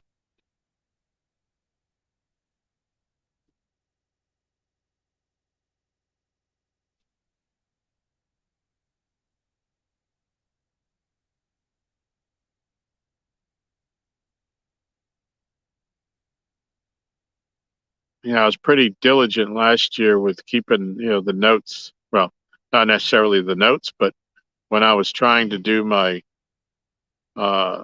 365 fish challenge, I because I was doing that and documenting it, I took a picture of each fish. So when I go back and I look at what times of the day, and whether it was sunny, whether it was at night or whatever, and we found that the biggest fish that Aaron and I had caught, probably like the 4 or 5 biggest fish, were caught in the spring in May, late April, early May, and they were caught in the mid afternoon, like 3:30, 4 o'clock in the afternoon when the sun was out. And I guess you kind of chalk that up to, or I do anyways, is that they're moving up, starting to look for spawning areas, and like the bass do. And at that time of year, the water is still in a warming phase, uh, and in the middle of the afternoon is when the water is the hottest.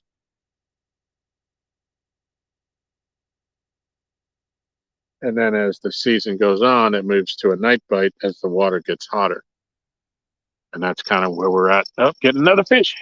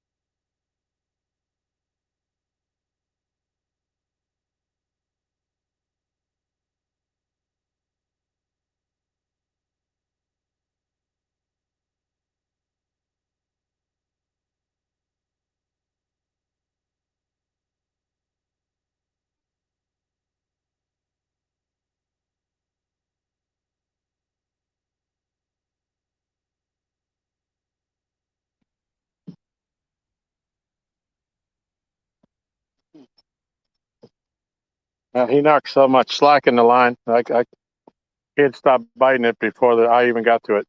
But glad I reeled it in because he got all the bait. So if I had left it out there, it would just been sitting on the bottom with no bait on it. So I got to cut up some more.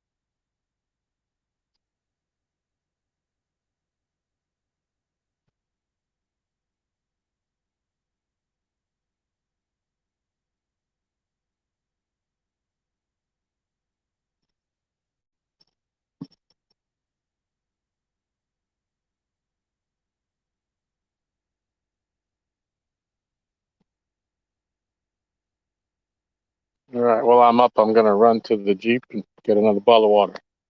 I'll be right back.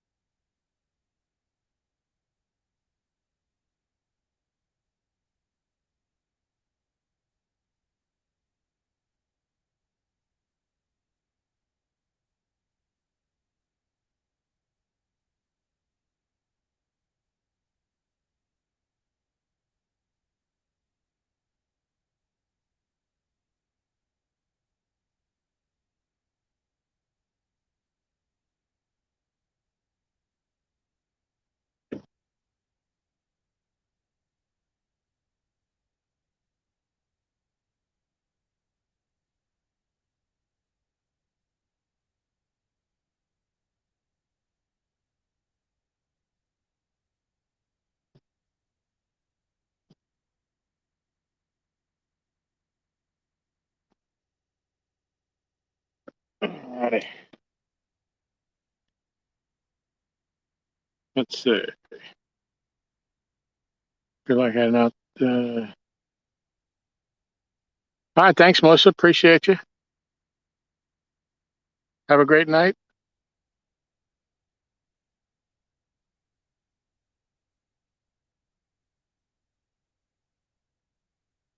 Yep. Fish on, fish off. That's right.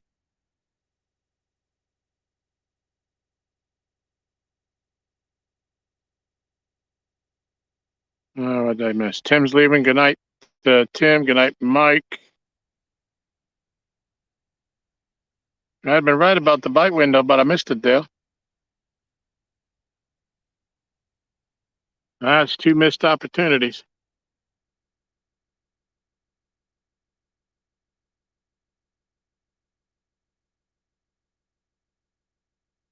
That did look like a pretty good takedown, though, didn't it? Was anybody able to see it?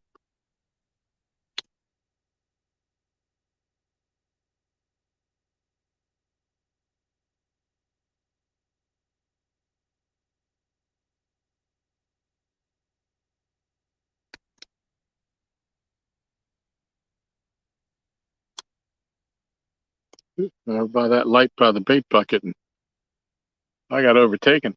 Those bugs, the little things, they got it everywhere.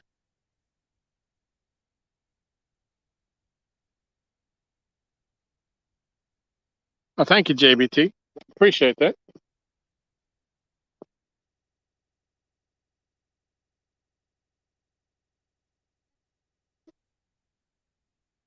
So we're slowly getting bites. So hopefully it's picking up.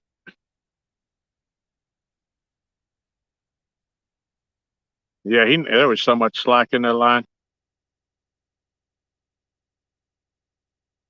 He really knocked it for a loop before he spit it out.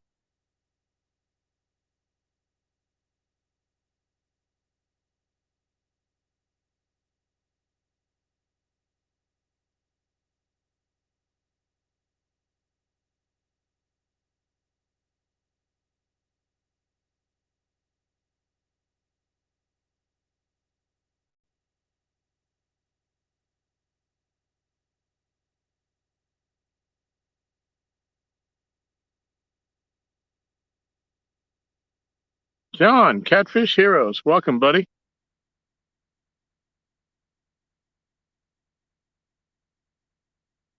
I just looked at the weather and it looks pretty clear. Rains to the south. Oh, nice. Okay, great. Yeah, they were saying earlier they're predicting 1 o'clock that we would be raining here, but how often are they ever really right? I said the other night they told us one time and it came 5 hours earlier than that.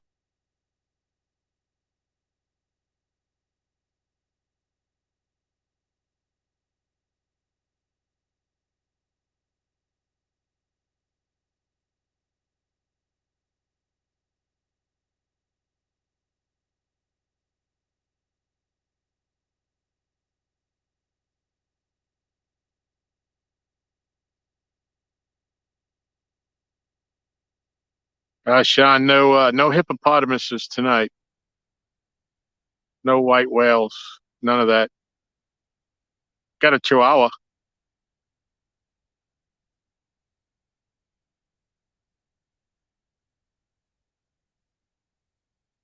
Yeah, Brooks, it's been overcast and cloudy. Looked like it could have rained all day, but they did say that we weren't going to get any, and they were pretty right about it. And that's kind of why I decided to come out tonight.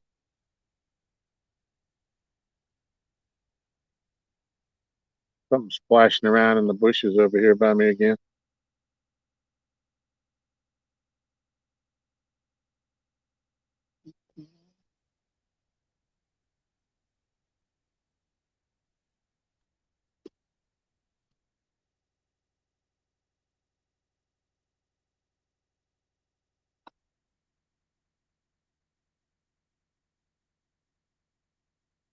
So, Sean, you have a good time fishing with Jerry?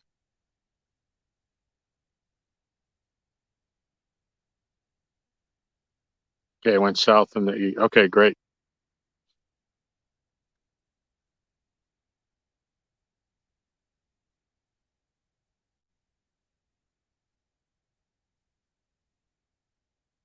Nothing through 5 a.m. Okay, well, I'm not staying out that late, but thank you both for checking.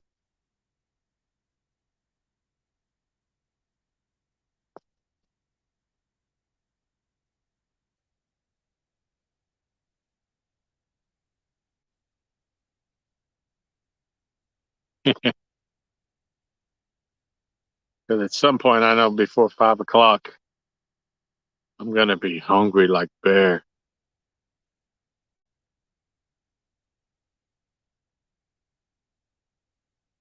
And Lisa, you'll be happy to know that my snack of choice now is the veggie straws.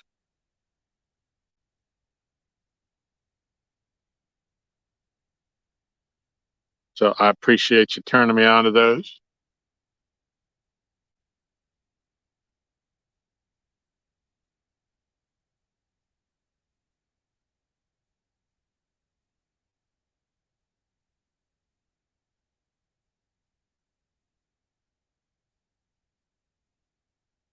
What, Michelle? You'll be asleep?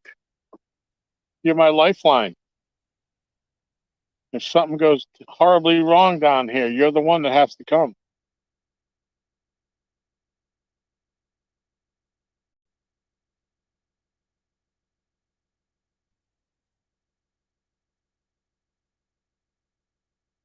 If I get attacked by a saber-toothed tiger, I expect to see you running down the hill with a kitchen knife.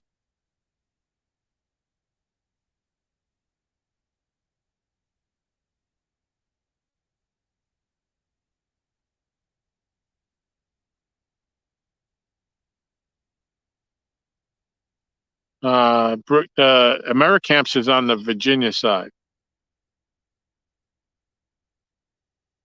That's right down the street from me, actually. Uh,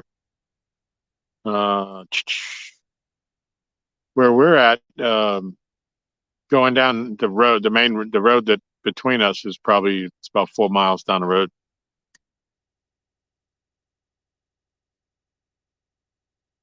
Brooks, if you're familiar with 85, where it crosses Gaston, I can see the 85 bridge right now from where our dock is.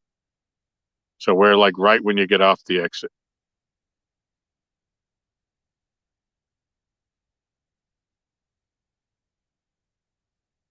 I guess so.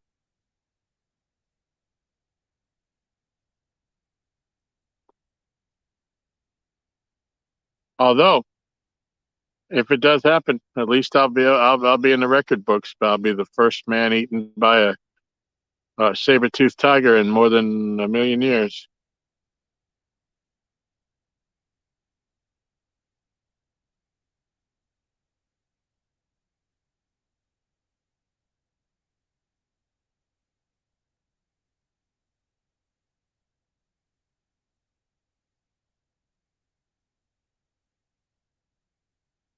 Yeah. So yeah, anybody just coming in, like I said, we got one.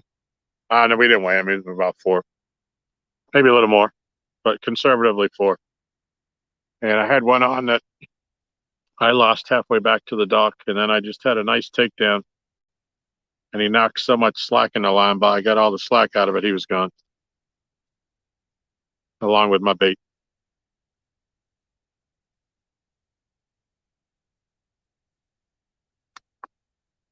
Had a couple of little jiggles, but other than that, it's been slow. But hey, I'm fishing.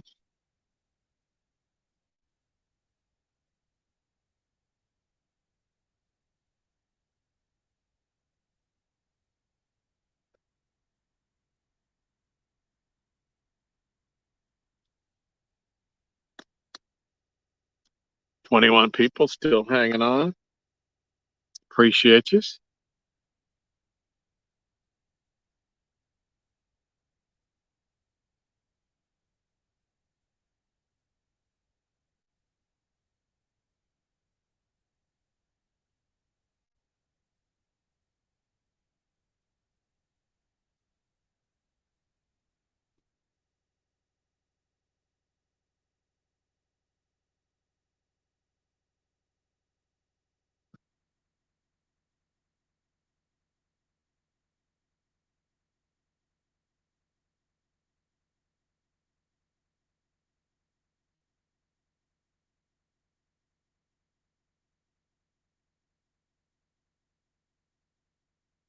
Yeah, maybe give this another. Well, it's almost a little after 11:30.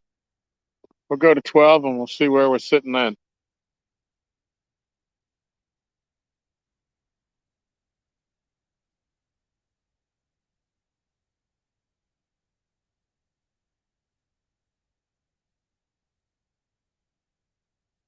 Okay, Brooks. Yeah. Yep, that's right down the street here. That's definitely on the Virginia side.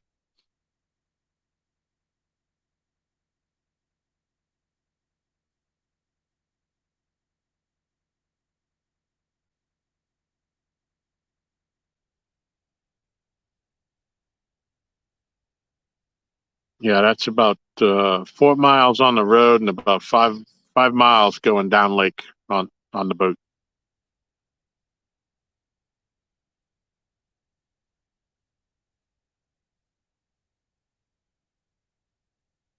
There's some good fishing up around there too. Used to do a lot of bass fishing up in the Americamps area.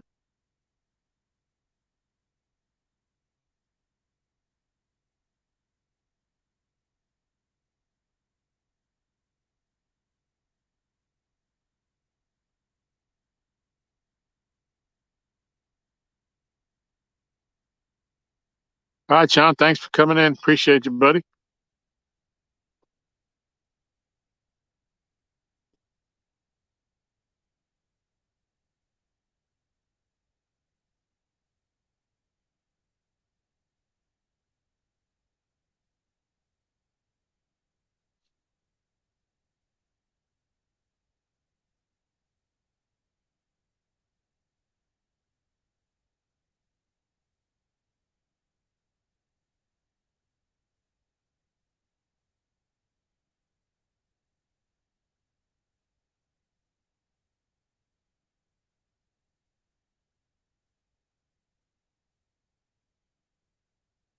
Oh, in the late set. Wow, that's been a while. We've only lived here since 2000.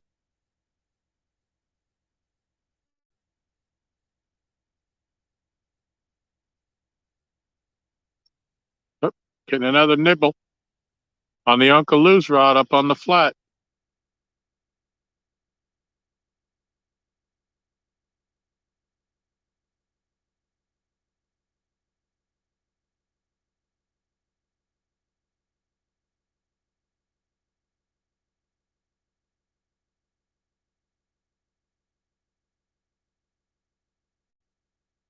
Maybe he'll come back.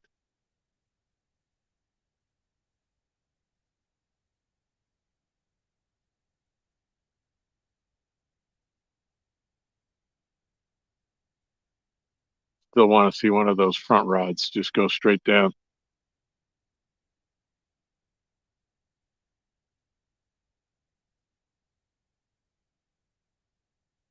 Hi, Brad. Thanks for coming in, hanging out with us. Hope all goes well with the doctor.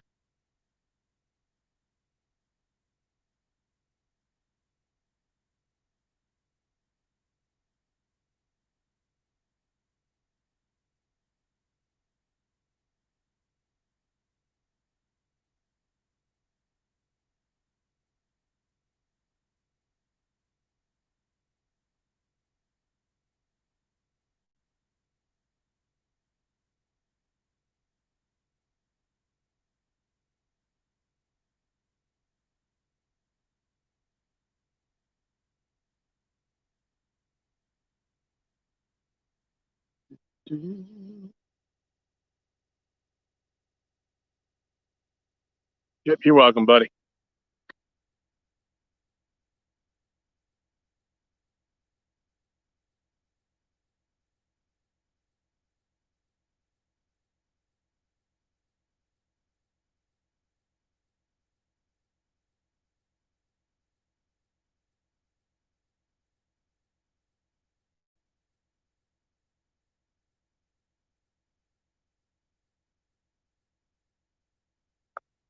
Gotta clean these glasses off.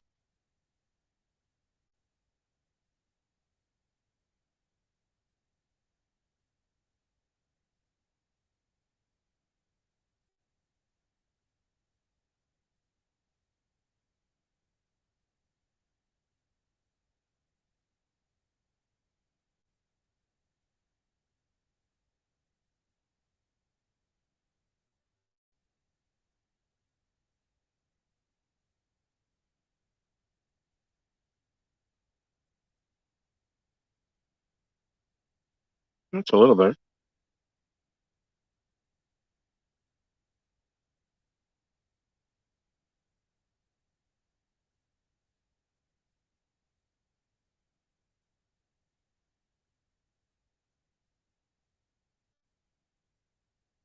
Come on, fish.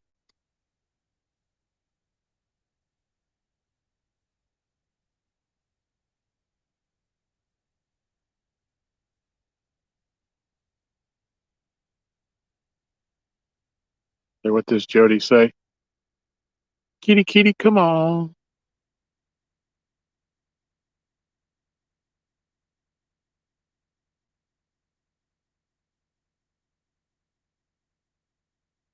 She had an impressive win the other night in her tournament. Very happy for her.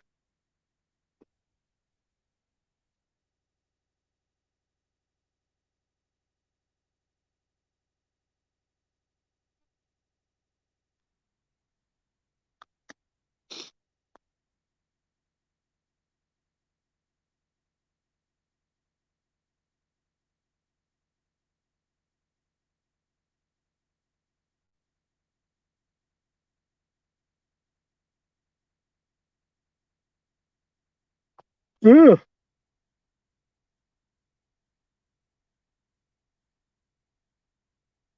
Starting to get a little sleepy myself.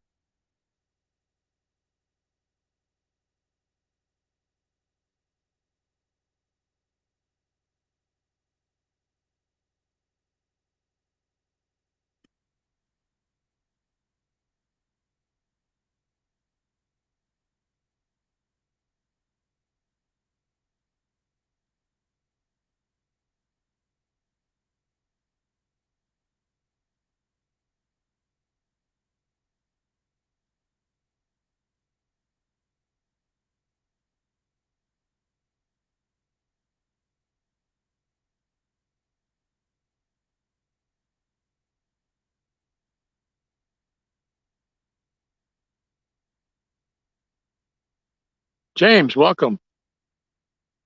Good to see you. Thanks for coming in.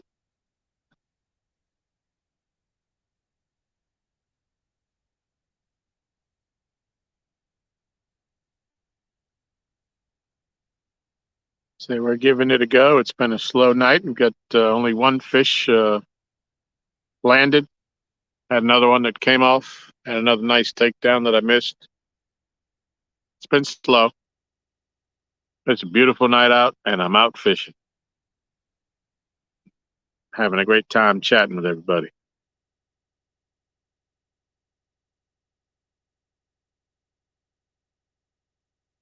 Yeah, the one I did catch, she was four, maybe 4.5.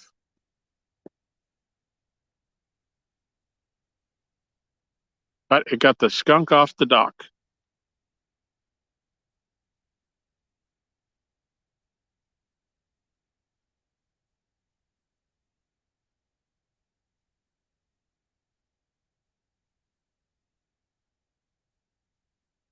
I appreciate you coming in this late.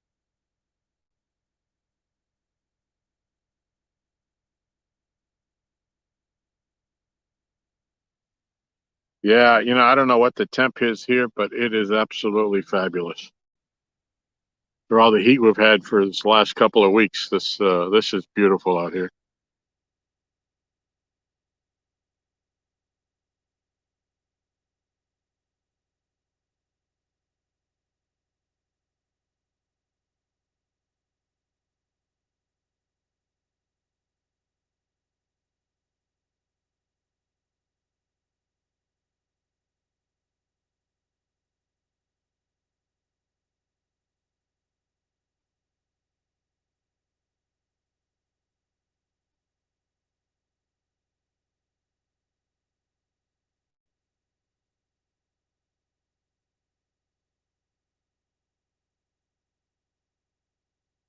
Yep, like to see one of these rods just double over.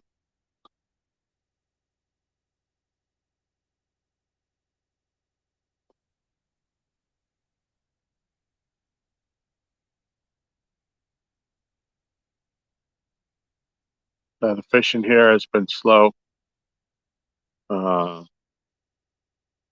for the better part of a month now, since the spawn. Really, it just never really picked back up to where we were before that. But there's big fish that live out here, and plenty of small fish. We just gotta wait them out, I guess. We're on their terms.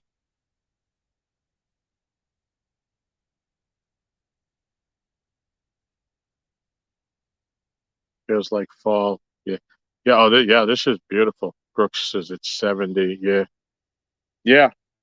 That's probably pretty close to. We're pretty close to you, so we're probably close to that. Being on the water might even be a little bit cooler. Um,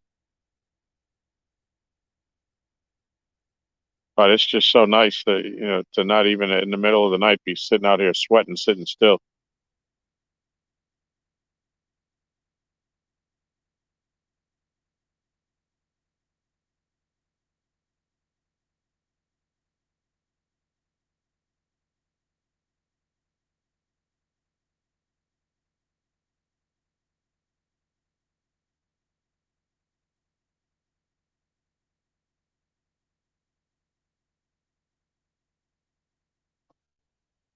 We're fishing. I'm fishing at on Lake Gaston in South Central Virginia. It's Lake Gaston is on the border of Virginia and North Carolina, and I live on the Virginia side.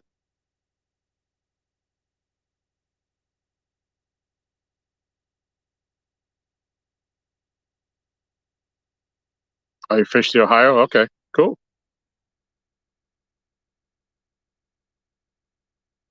Yep, never fished it, but I see all the guys, on the in the community that fish the Ohio. Roger and Lee and those guys, J Dog, Mike G.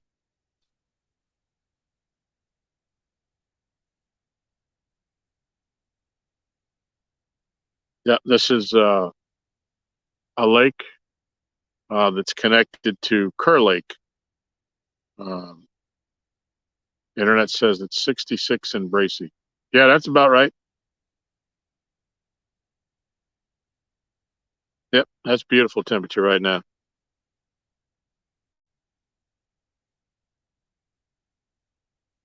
Yeah, we're connected to Kerr Lake. We're below Kerr. There's a dam separating the two. Uh, and Kerr obviously is a famous bass lake or catfish lake as well. But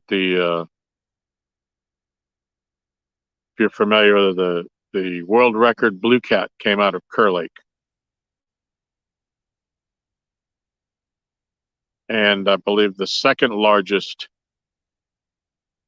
blue cat ever caught came out of that. That was weighed in a tournament. The world record is, and the state record is 143, and 141 was caught in a tournament over on Kerr as well. So the two largest fish, blue fish ever weighed, came out of that lake, and we're just below it.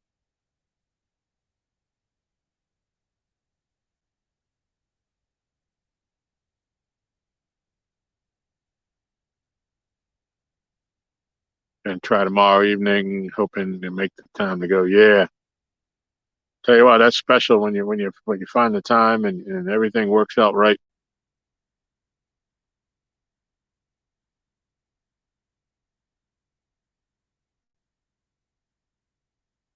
I think my light's gonna die here shortly up front. Might have to go get another one. Unless that was a mayfly in front of it. These lights are great. They flicker just before they go out.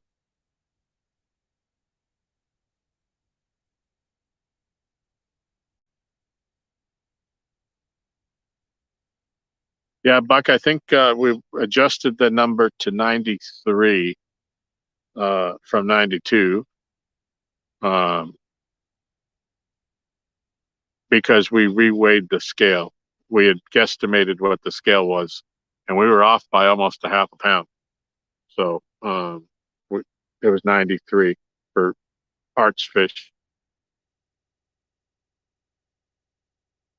Brooks, my friend, caught a 77-pound blue heron. Yeah, yeah. There's some nice ones up in here.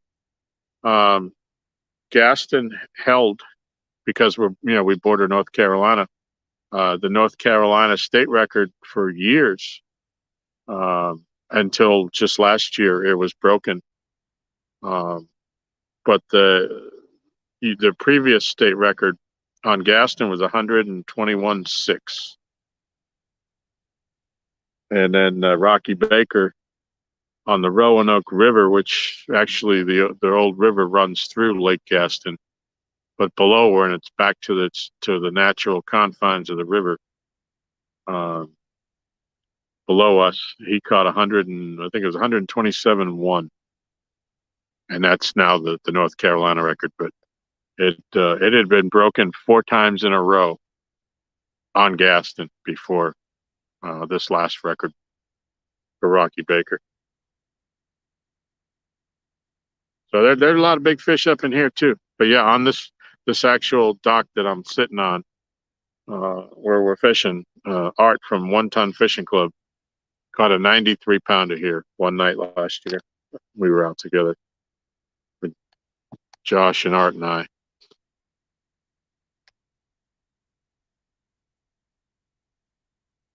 So it has its moments. My little slice of heaven. Oh, oh, oh, oh.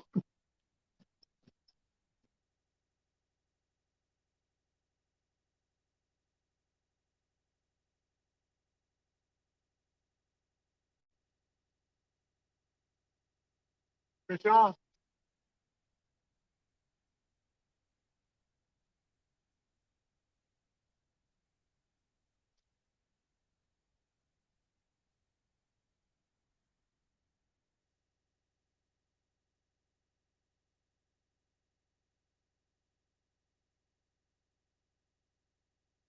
Might be the little better fish we were looking for.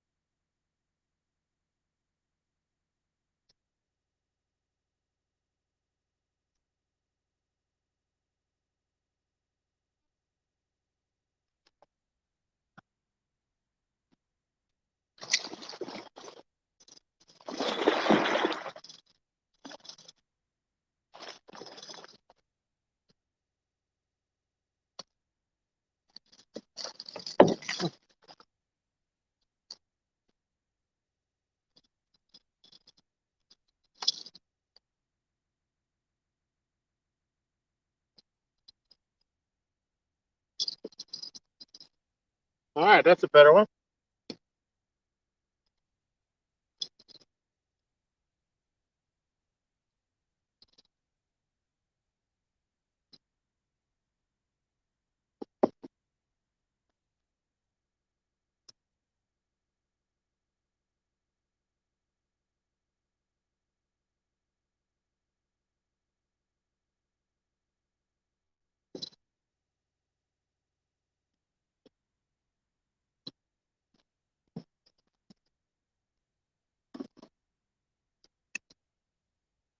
I'm moving the light here so maybe you can see it.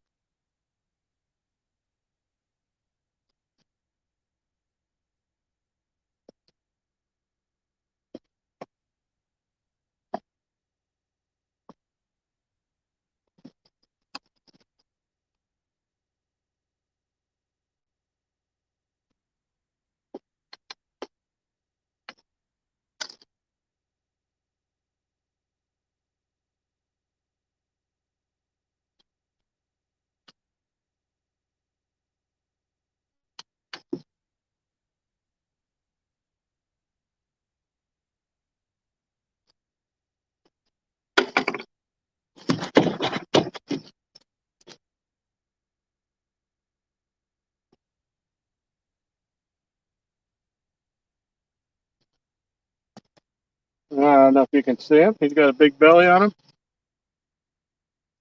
and he's prolapsed. Where's Dieter when you need him? All right, can you all see that one?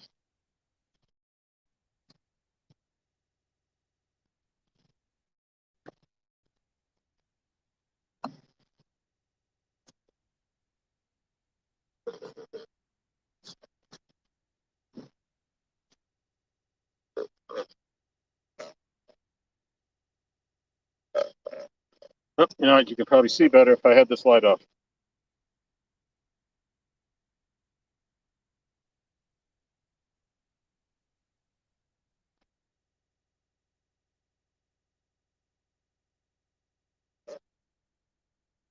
All right. Everybody get a look at him? Anybody want to guess the weight?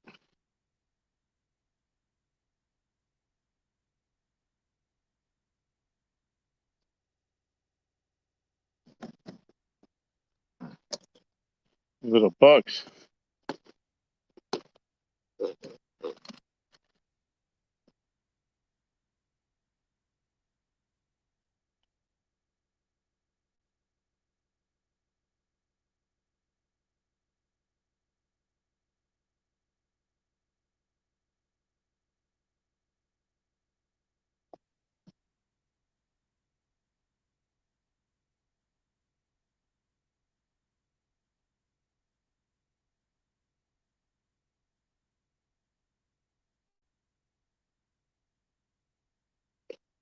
All right. Anybody guess? 20, 20.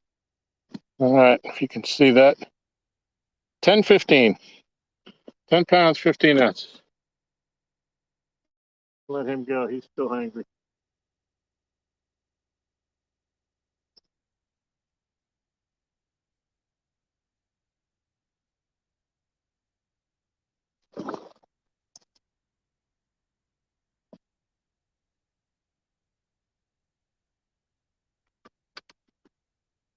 All right. Feel a little better?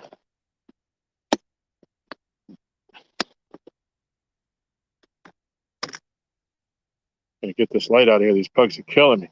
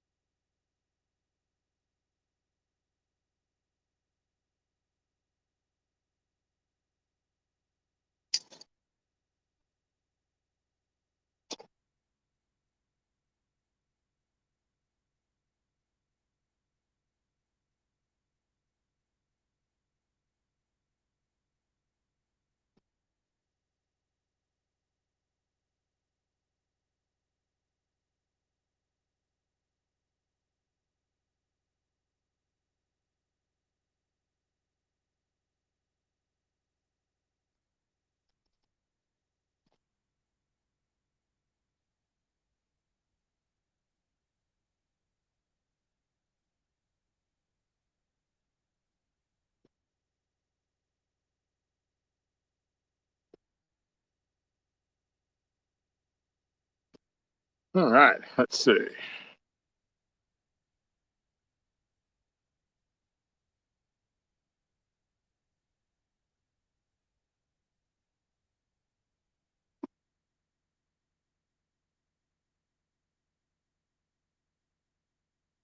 Let's see. I think this is where we left off. I told you were messing up the mojo. Yep. Poison ivy for the win. You're right, Lisa. Absolutely. Glad you pointed that out to me. Pretty nice blue. Cool, Mark. Glad you saw it.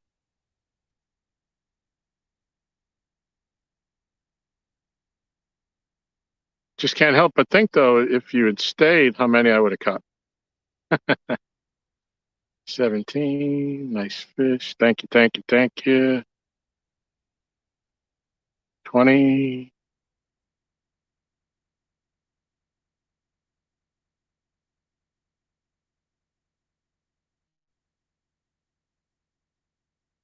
Great job. Thank you, thank you. The scale's off. Yeah.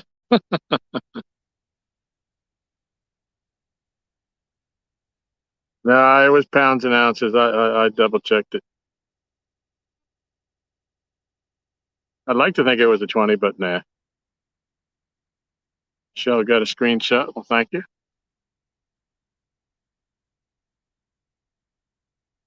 Yeah, it did look bigger than 10.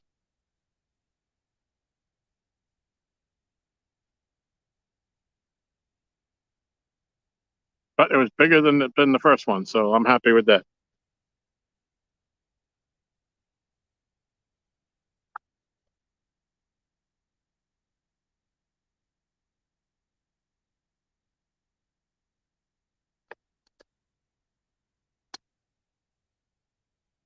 And I realized that I didn't have my drag set properly on that one.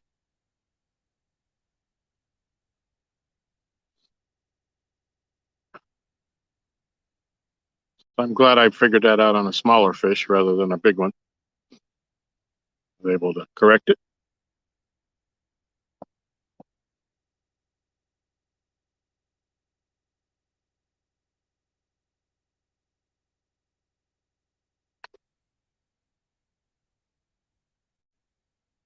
Fish just jumped out there. I don't know if y'all heard that.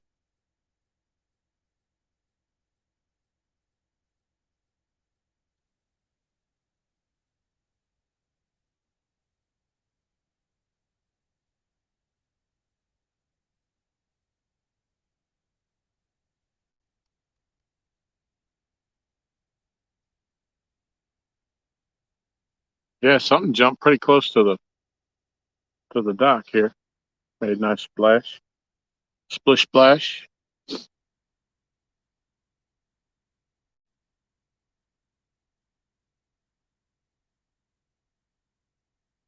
So I guess we can't go at midnight now.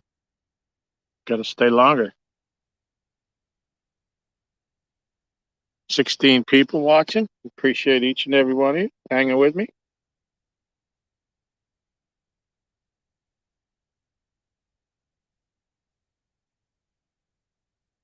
So we're definitely not tearing it up, but we're getting a few bites here and there.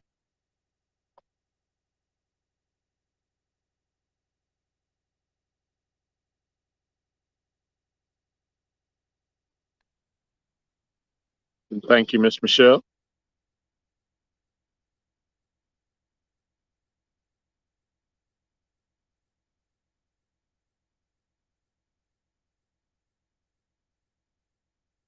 Yeah, that fish had a big belly on him.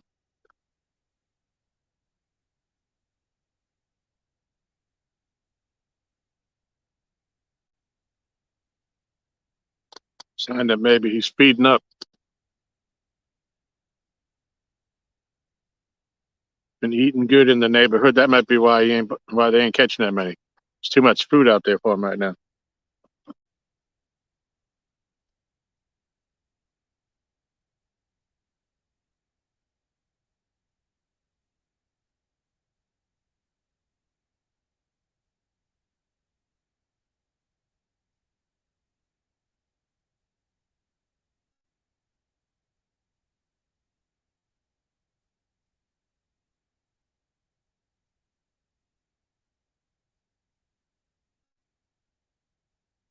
Yeah, right, James? Yep.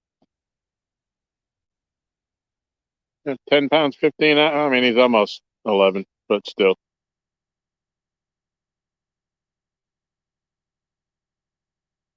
It wasn't a record.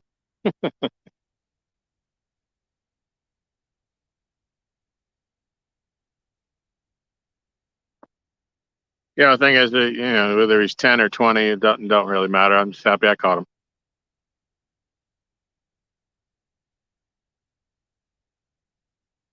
Were you all able to see the takedown as I was going up there when he first hit it?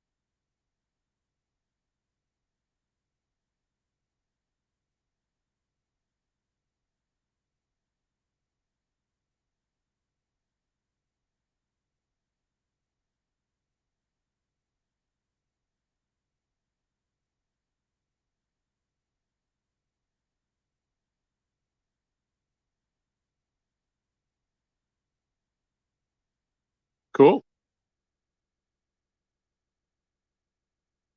Yeah, glad it was visible.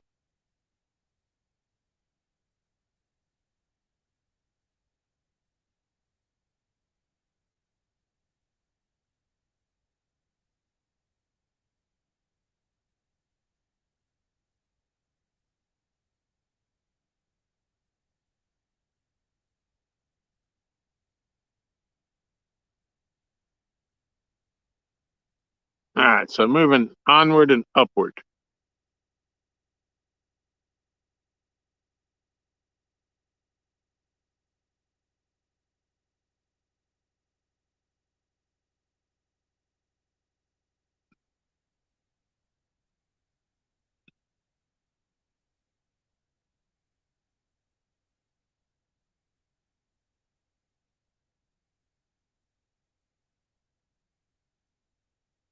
Yeah, sorry I missed you tonight, Mark, but I'll go back and watch it for sure.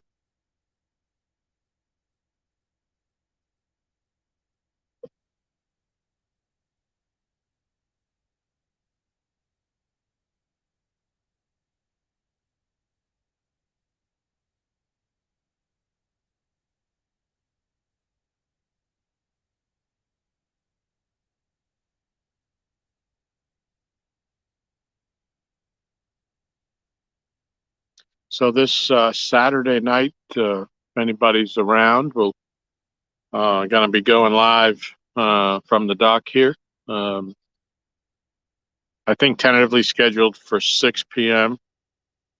Um, and I will have with me my special guest, Team Snag and Whiskers. It's coming down from the Richmond area, come down to fish with us.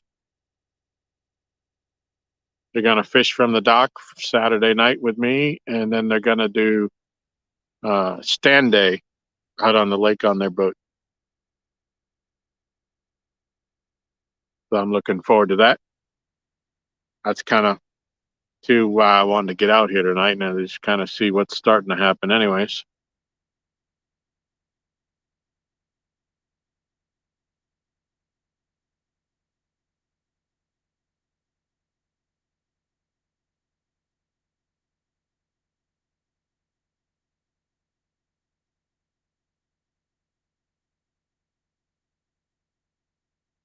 That'll be my first time fishing with them. I'm looking forward to it.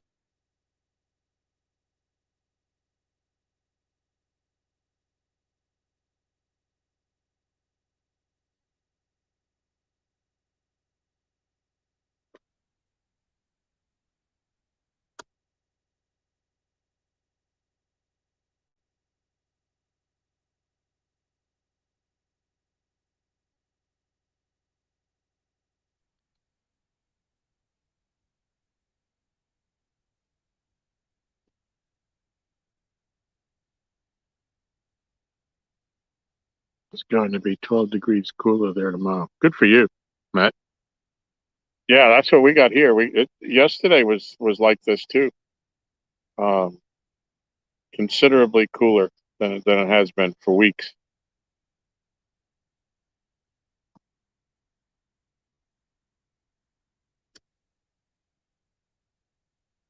I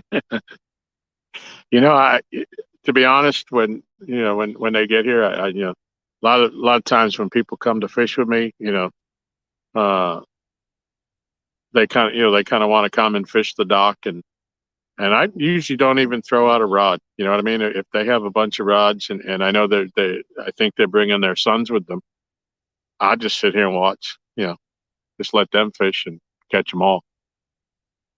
I really, I like to see. I would hate to think that somebody came down to fish with me and I caught a big fish and they that they had an opportunity to catch. So unless unless the bite is really hot and we're reeling them in one after another, I just assume let them catch them all.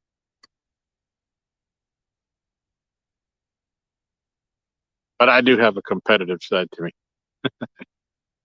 when it comes to my fishing. All those years of tournament bass fishing.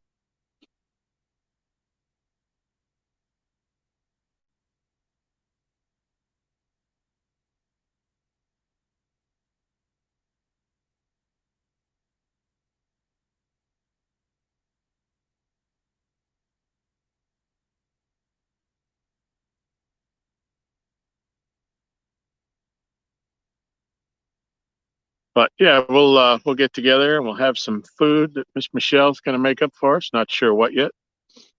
We're still working that out, and we'll come down and we'll fish and we'll just have a great time.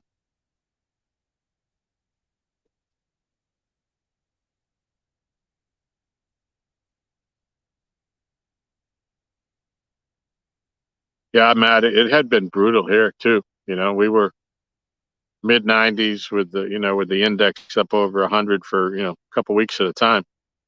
It was nasty. It's like you don't even want to. I didn't want to go out to walk the dogs. It was so miserable outside.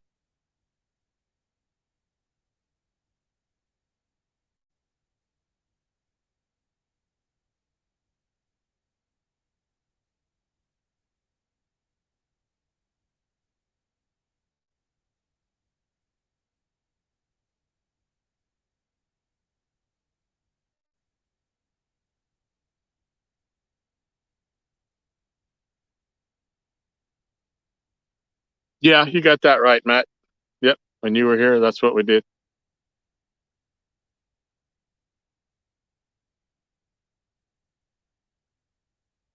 See, when because I used the left-handed reels. A lot of times, when everybody's right-handed and they have all right-handed rods, if I throw left-handed ones out there, they can't reel it in. If you've ever seen Aaron try to reel in my left-handed reel, you'll know.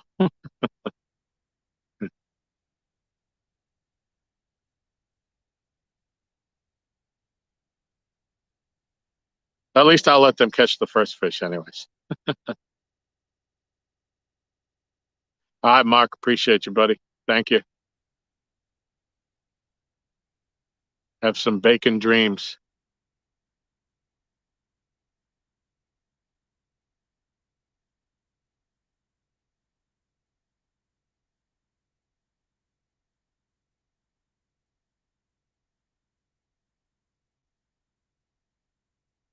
Yeah, we kind of have that rule, you know, an unwritten rule, Matt. When it's Aaron and I, whoever gets to it, whoever's closest to it.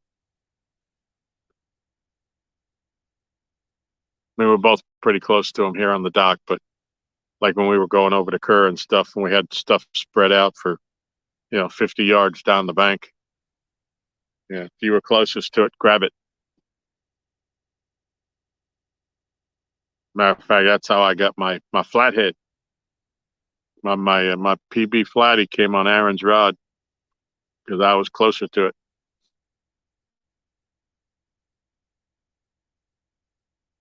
Flathead dreams every night.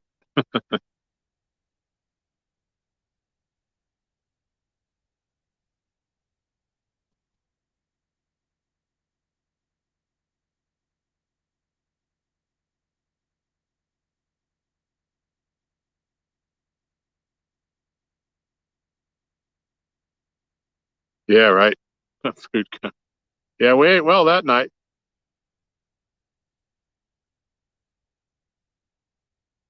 Between that lasagna that you brought and what we had here, and food and fishing, they go hand in hand when you're sitting.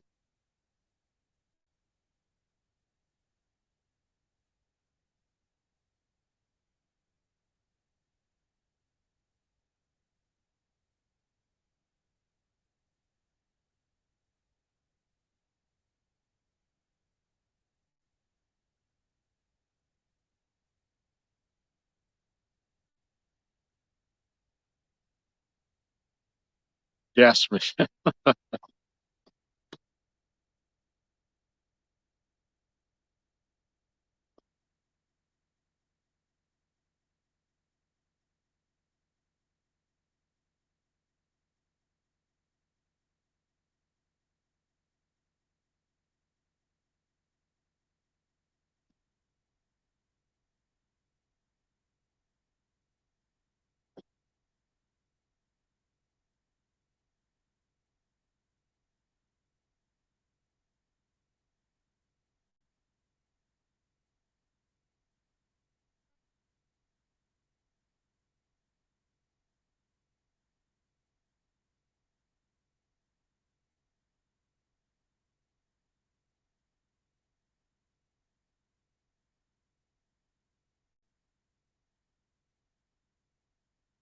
Yeah, Matt. Tonight, Michelle made me uh, some chicken that had skin-on chicken with a jalapeno apricot glaze with the jalapenos from that she grew in her little garden out on our deck. It was delicious.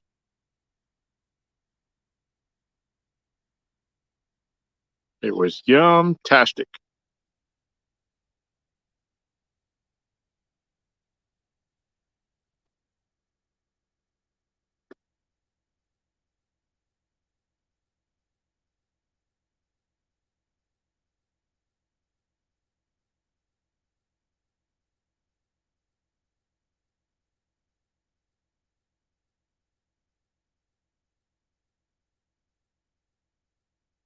All right, so we need a big takedown because Laurie said that I need to break her record tonight because it's the 1 year anniversary of her PB when she was here. So we're looking for something bigger than 22 and a half.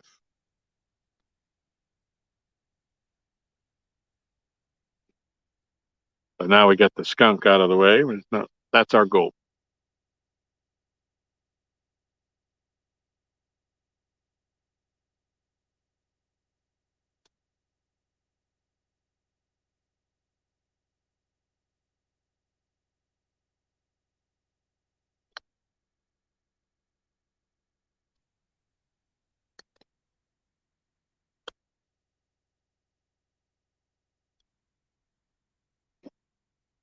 Do, do, do.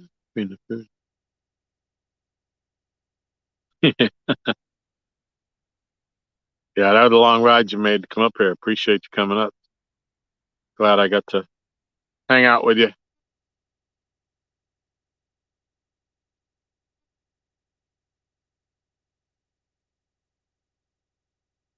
You'll have to do it again when you're ready and you get everything squared away.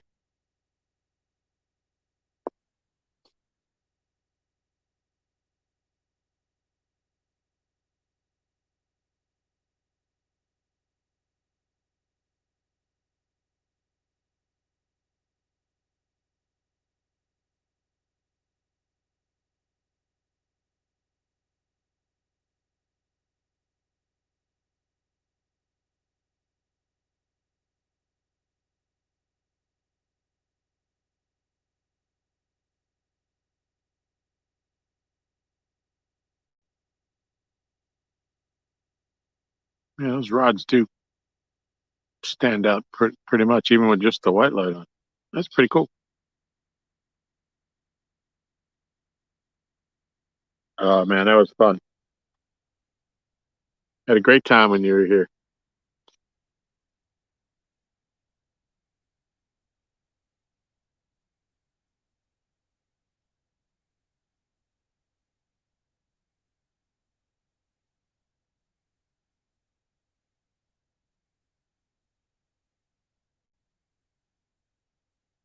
Yeah, Matt, somebody had the idea.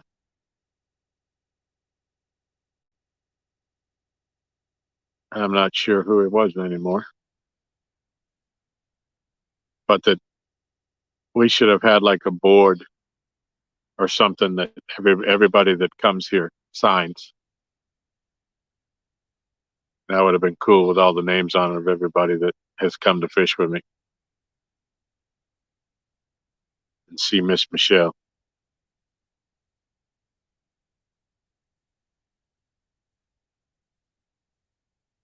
Yeah, I know you've been having problems with it.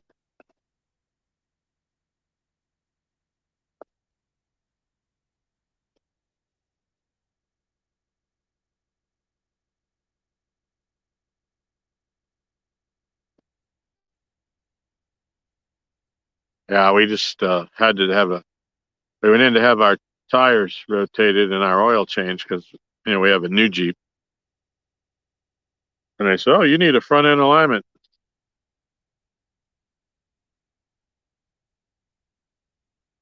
But, you would think that a brand new vehicle, you wouldn't need that. But I think we got 14,000 on it.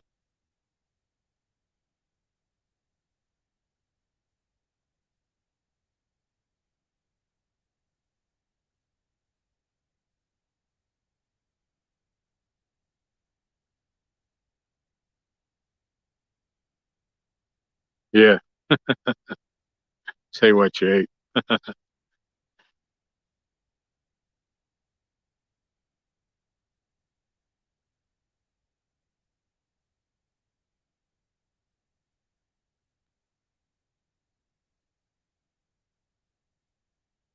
Yeah, I consider myself blessed to have everybody that's come here to see us. We've had a great time.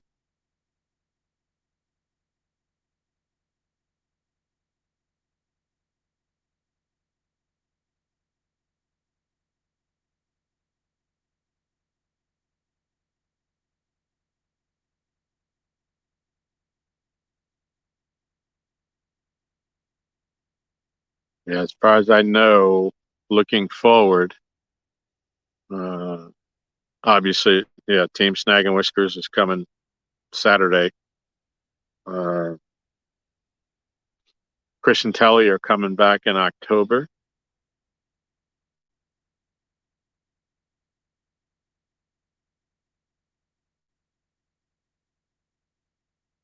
Yeah, I tell you what, Buck, we've missed so many. There's been so many people that come to fish with us,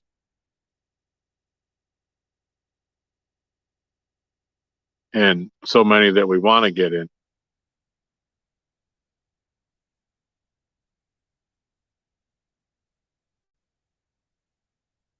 And I think we're trying to.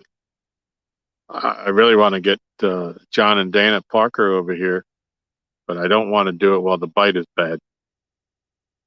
I definitely want it when John has a good chance of getting bit.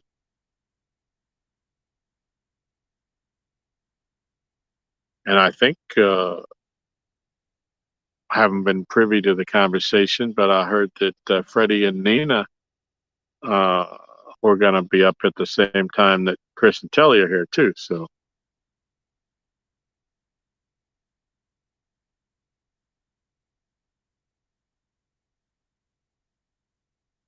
hey, Missy, what's going on? Thanks for coming in. Hope you're having a great night.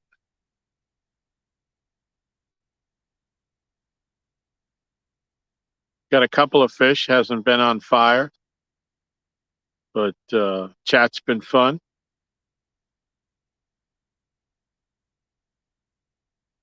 Glad to see you. It's been a while.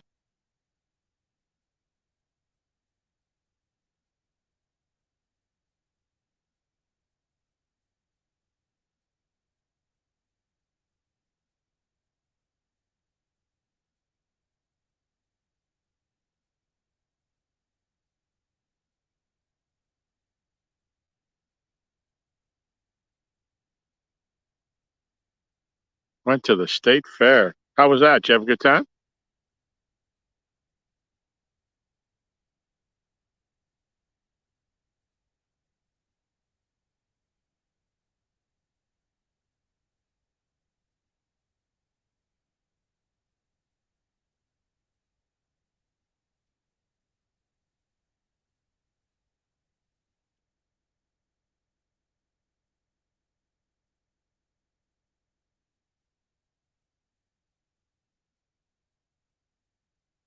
Oh, you still there?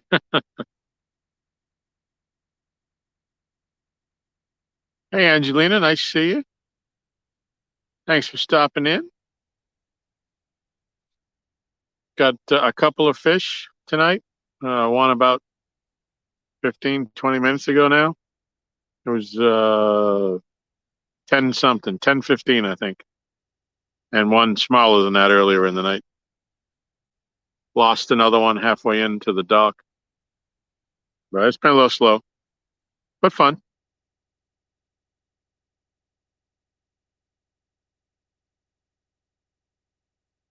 How are you feeling, Angelina?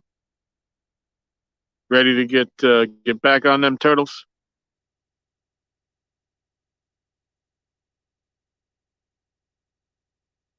Got another week of yeah, that's cool.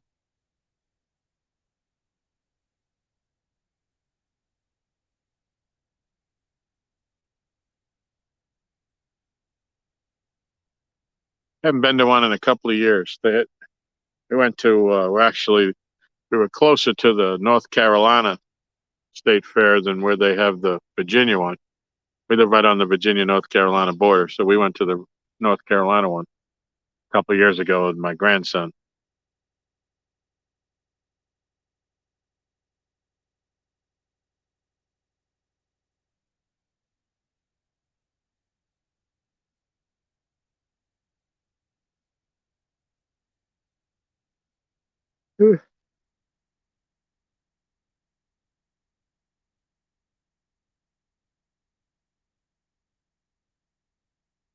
Making up leaders while sitting around. There you go.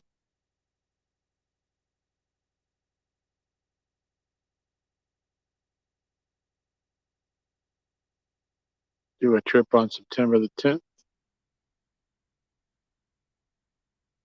Well, I hope you're able to make that one. Take lots of pictures.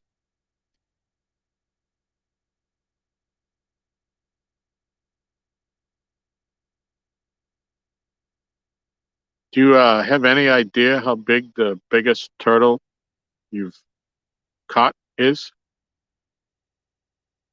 Obviously, you probably don't weigh them, but do you have a guesstimate on what your biggest one was?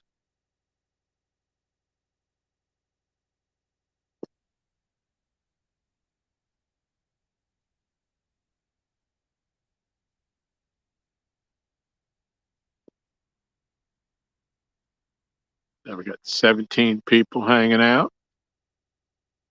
Appreciate you. Looking for one more big takedown.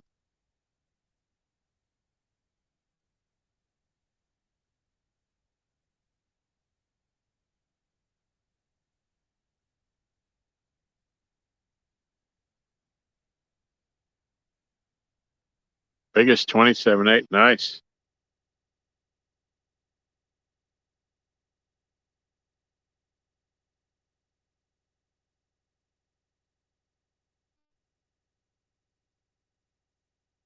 Yeah, you got to be careful. I get that.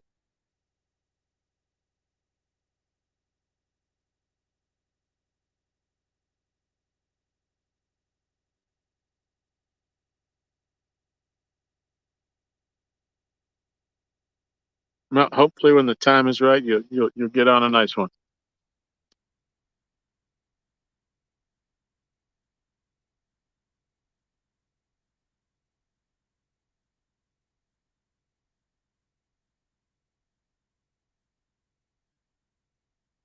Yeah, right, Matt.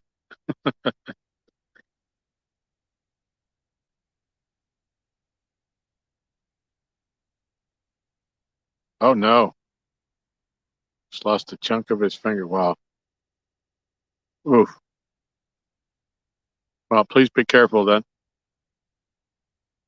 Yeah, I had a teacher when I was in high school who used to skin dive for lobsters, and he made the mistake of he followed a lobster and it went into a crevice, and he stuck his hand in right behind it, and the lobster was able to turn around and take off the bottom portion of his pinky finger for him.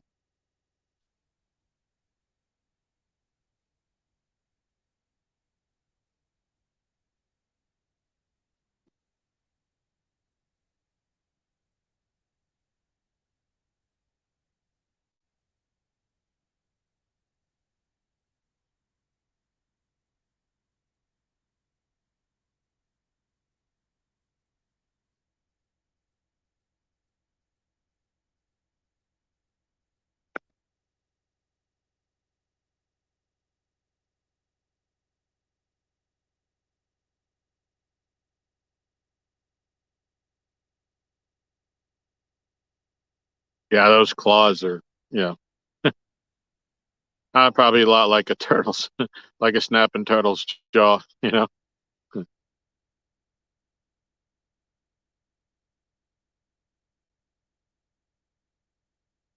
Definitely not something to mess with.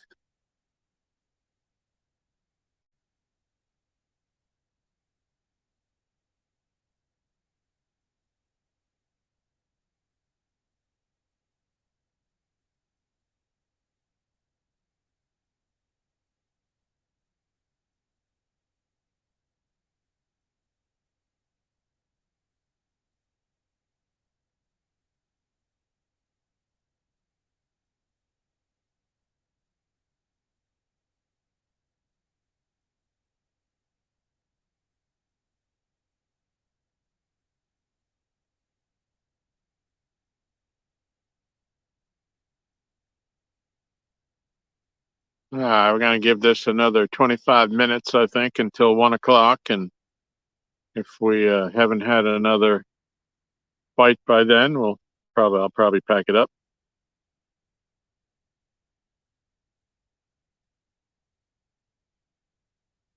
Going strong here for 5 hours and 11 minutes.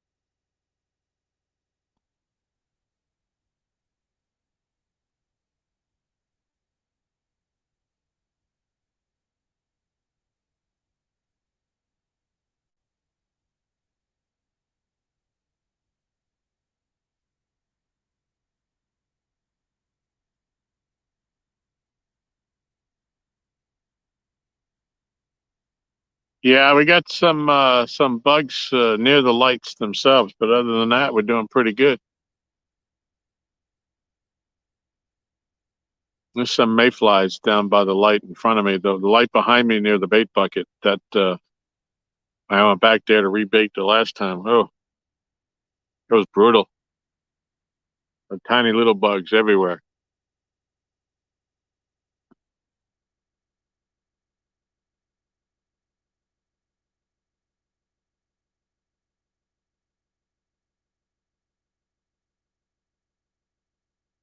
All right, Matt, I appreciate you, buddy.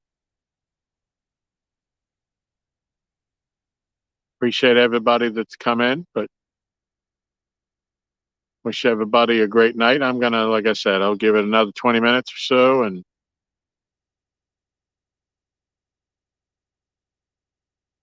if the rods don't move, then we'll pack it up for the night, and I'll go up and watch somebody else fish.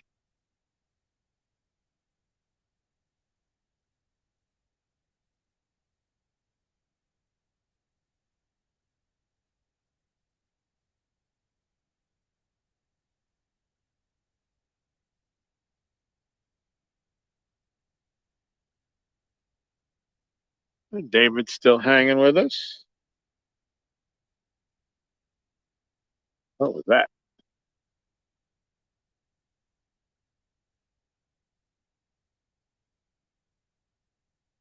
Something out in the water making some noise.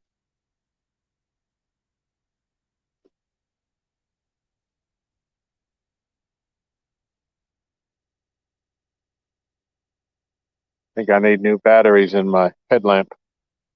Not so bright anymore.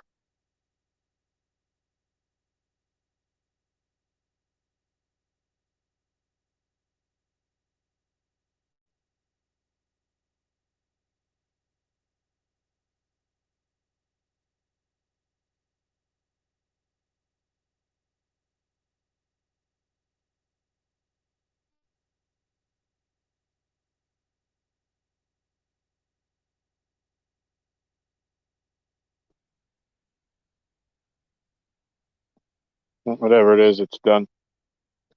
Doing whatever it was doing. That might have been the beaver splashing around.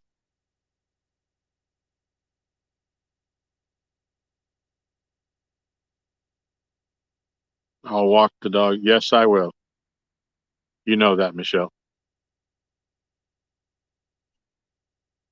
It don't matter what time I get in from fishing. 2 o'clock, 3 o'clock, 5 o'clock. I always walk the dogs. Unless it's pouring. And then sometimes I still do. So there.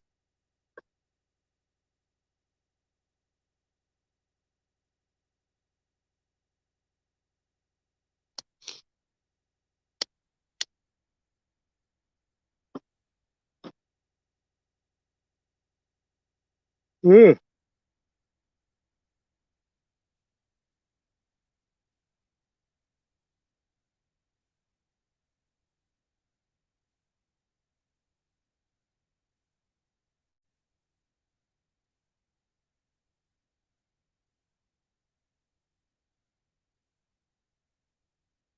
Well, we have two. We have a black lab who's, I believe he's 6 now. Oh, oh, oh, oh, oh, oh.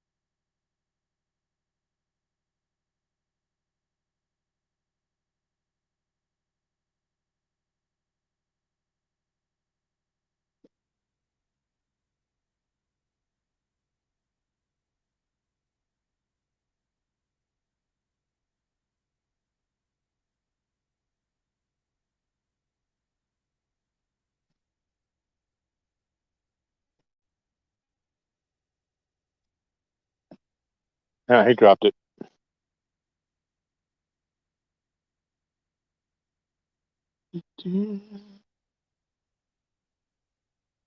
Okay, wait, wait, wait.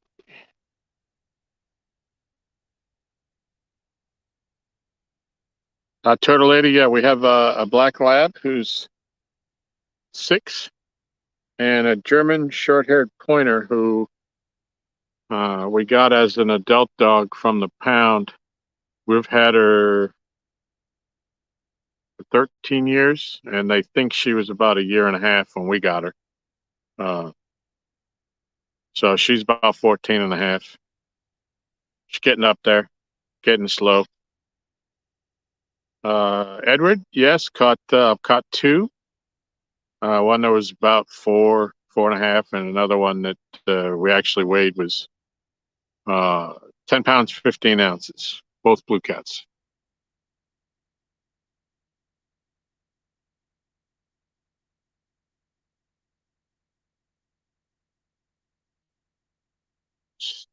Steve's hanging with us.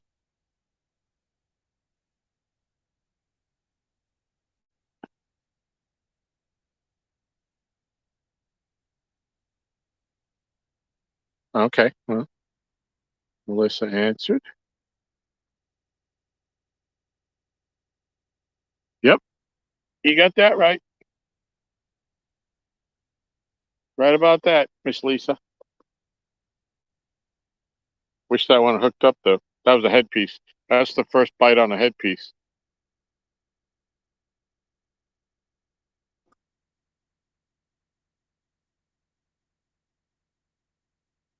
Spoiled ain't the word for it.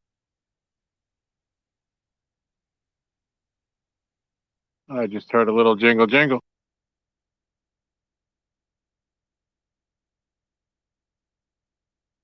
but I didn't see which rod it was.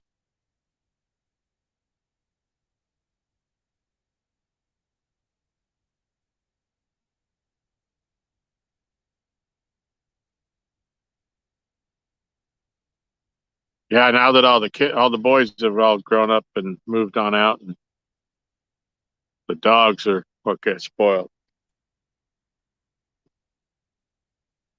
They rule the roost, so to speak.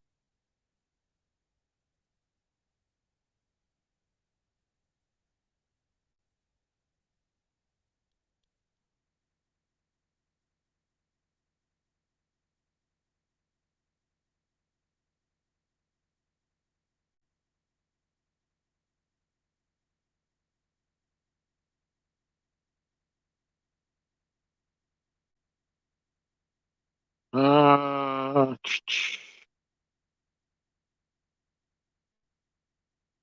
I don't know, Aaron. I don't remember if I caught a fish on it last week. The one that I caught, I don't remember what I caught it on.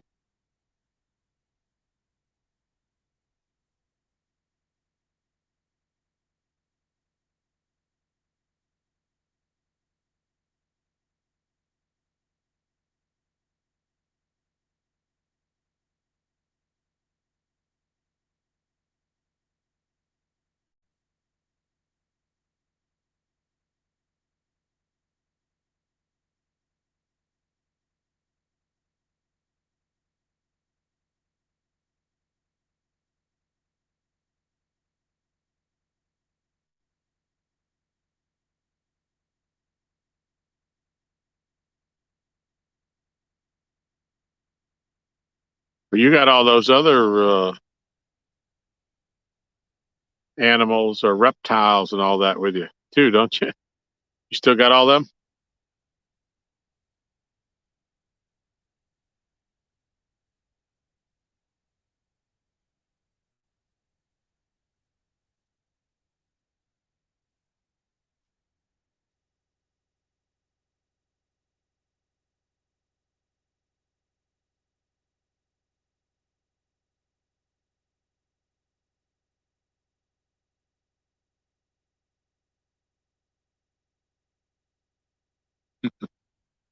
How big is your snake?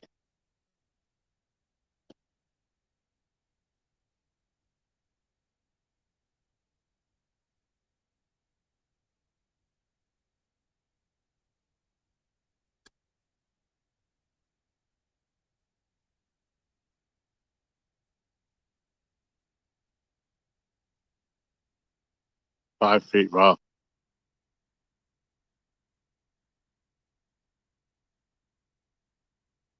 I know you got them roosters.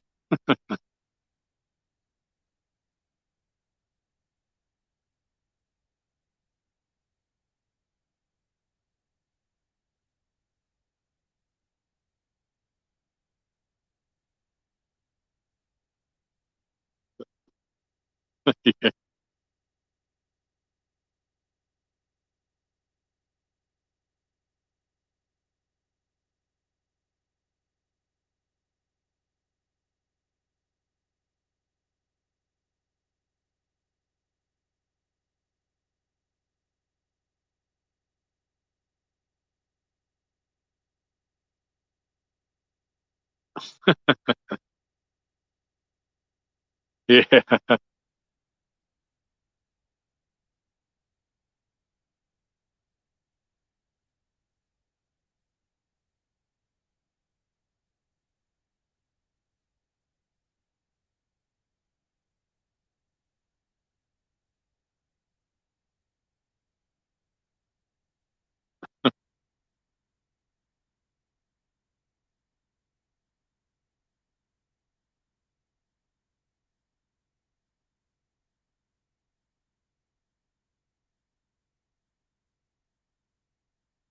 Yeah, Buck, I've seen the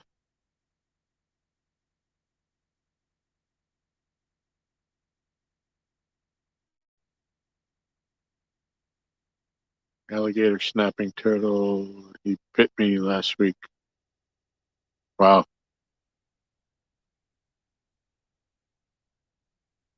Well, that ain't good.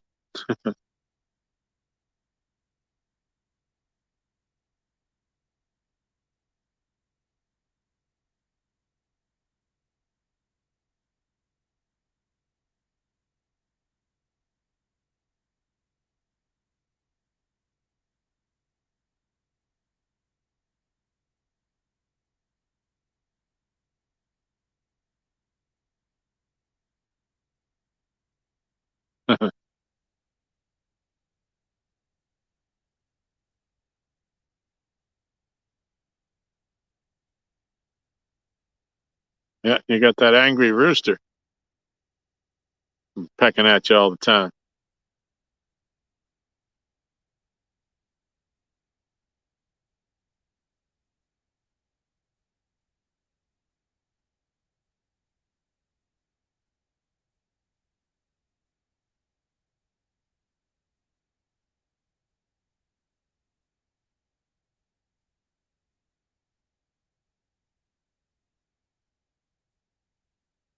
So, you guys able to get your radiator taken care of?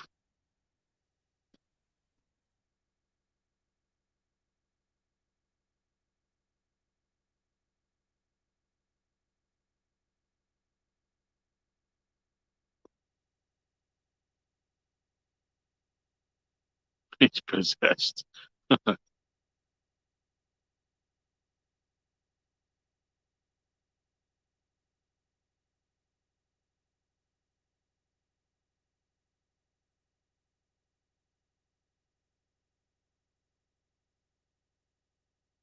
Yeah,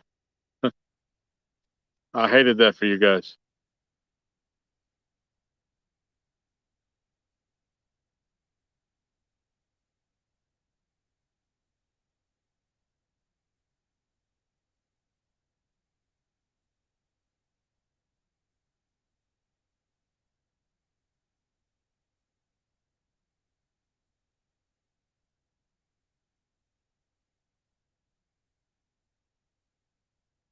Hey, Cat Mando. Yeah, we got a couple. I got a couple.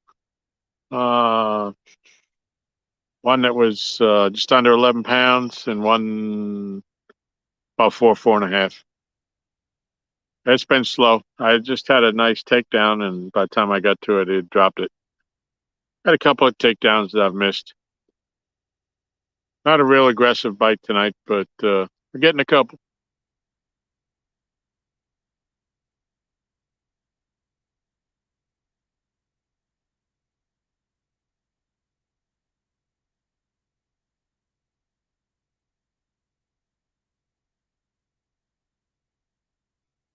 Yeah, hopefully you'll get it in.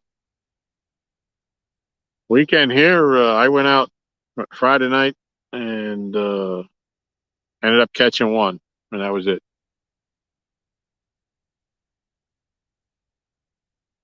Um, Saturday night didn't do anything. Watch TV, watch YouTube.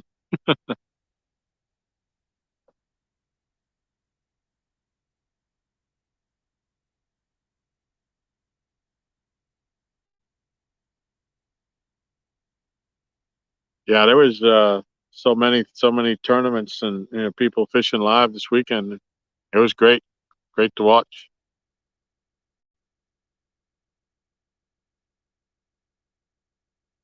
Yeah, a couple of guard dogs. I say our black lab when they're at the house, anyways, they're protected because I swear that dog can hear a beetle crossing the driveway. He barks at everything.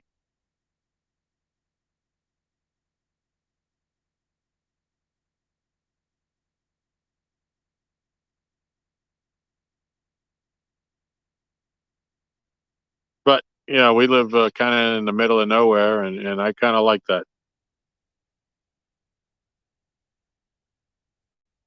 because if it ever was somebody, we're gonna know about it before they get there.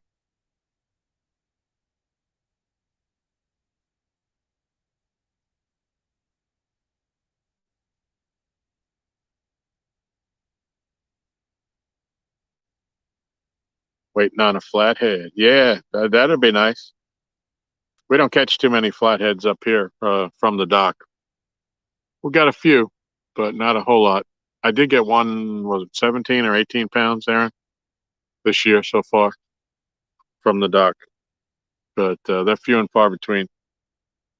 We're pretty much thrown out into deep water.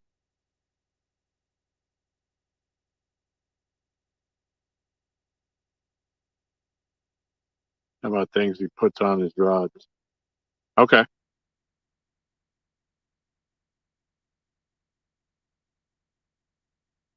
I tell you what, I've seen these rods bend over till they're almost horizontal, and none of them have ever moved out of the rod holders.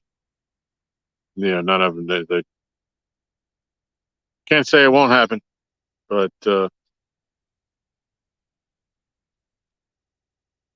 don't know how we would fasten them to the dock.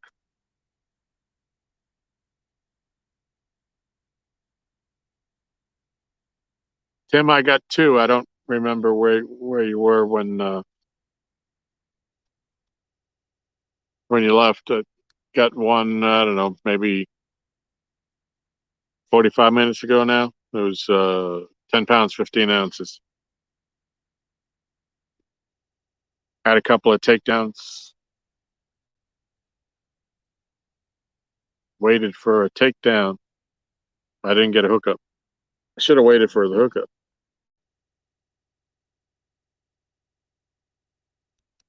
Something making some splashing out there.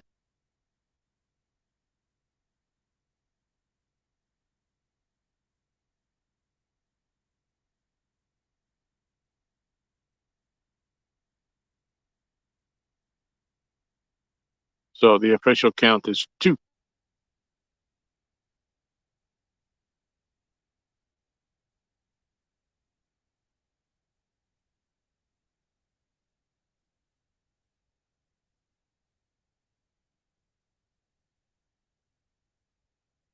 That's a lot of noise out on the water tonight. A lot of things moving around.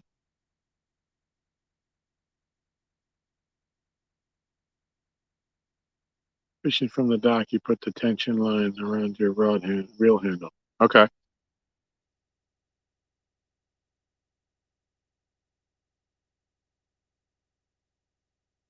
Huh. Yeah, I'm not familiar with that.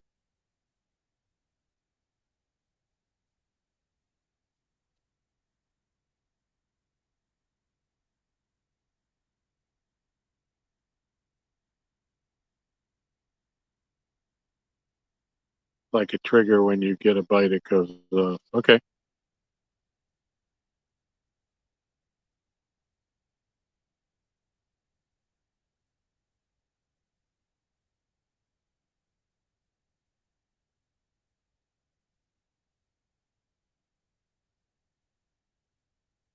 Yeah, I hear you, Tim. I am happy the two I caught. I'm happy just to get out.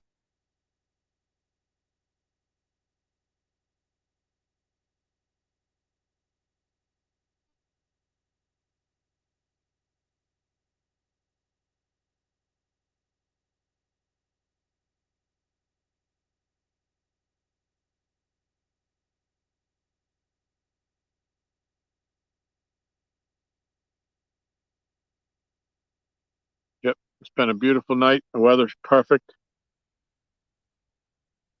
No heat, no humidity. A little bit of slight breeze. Bugs have been pretty bearable.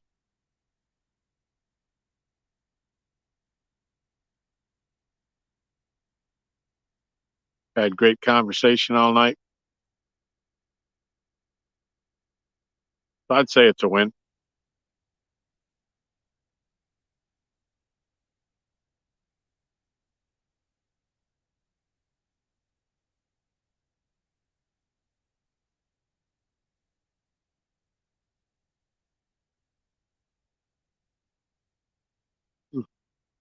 So they had my homeowners. Okay, Lance, cool. I'll check it out when I'm done here. So I've only got the one device. Um, the homeowners had their annual meeting on Saturday, but since I fished Friday night, I didn't get up in time. But they were gonna just, or at least my neighbor was gonna bring up one of the other guys that fishes about them resurfacing the deck, if that's in the cards or not. The Catmanda, I'm fishing on Lake Gaston in Virginia. Uh, it's, well, it's on the Virginia-North Carolina border. It straddles both states, and it's below the Kerr Dam. Where are you fishing tonight?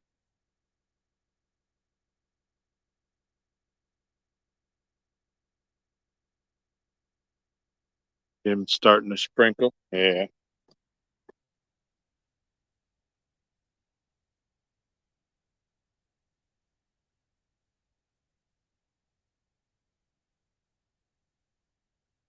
I don't mind a little sprinkle every now and then, but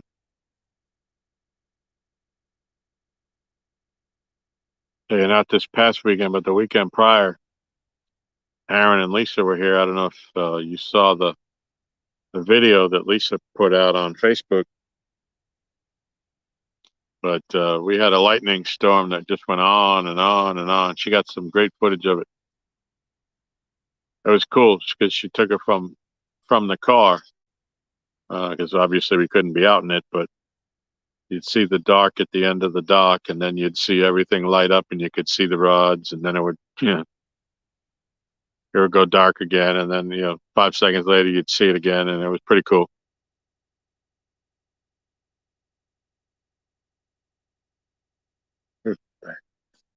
What was that making all that noise?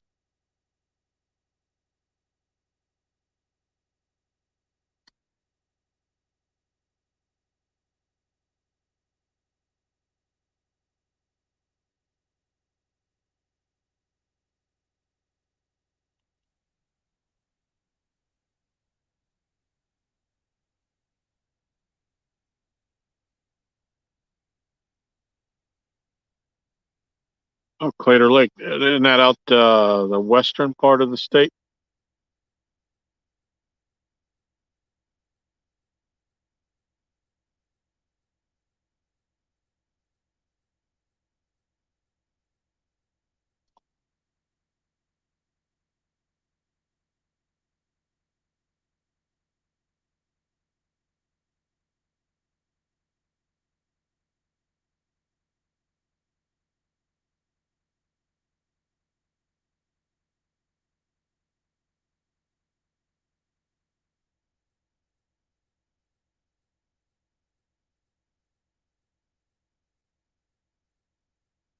Tonight I'm using bluegill, fresh bluegill. It's I caught them this afternoon. They're still alive, but I'm using them as cut bait. cutting them up as I need them. Whatever I don't use tonight, I will let go back into the lake. No sense in trying to freeze the drawer, vacuum seal them, keep them. But since they're just so plentiful this time of year, anyways. Yeah, 45. Okay. Yeah, I know it's out there somewhere. My son, one of our sons, went to Virginia Tech, so we've been out that way a bit.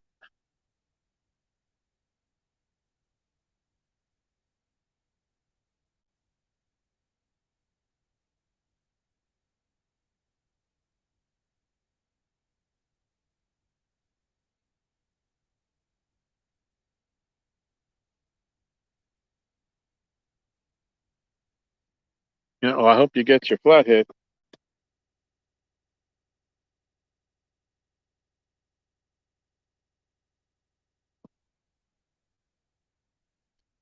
I think I've caught more flatheads on this lake while bass fishing than I have while catfishing.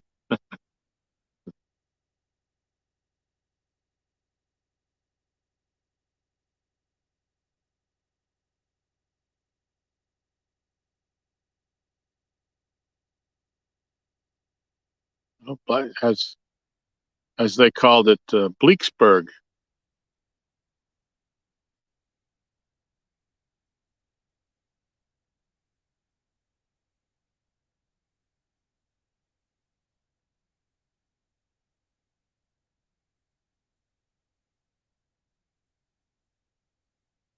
Yep, we made that trip out there many a time. My son was in the Corps of Cadets. We did get to go see one football game.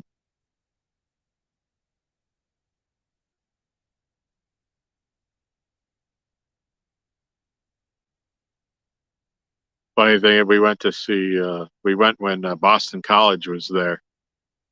And Michelle and I are both from Boston.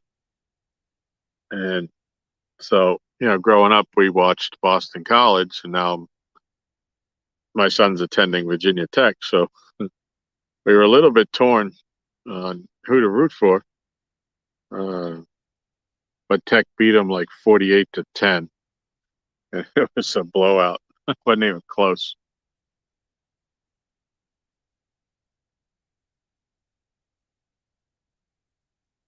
Yeah, we had a blast.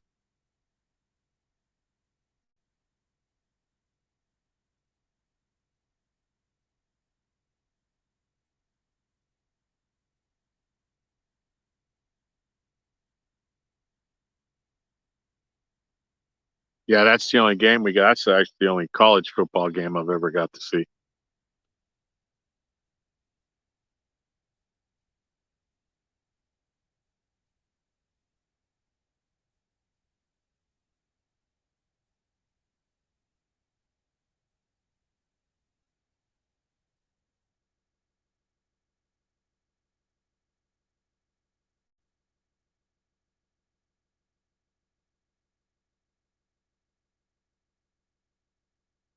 Not from Maine. There you go.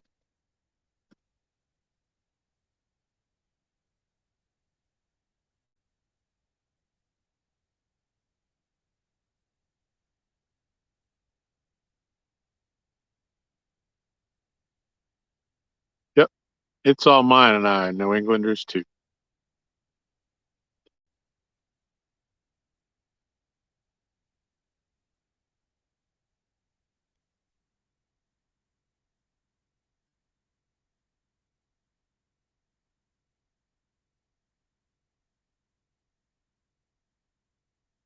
Hmm.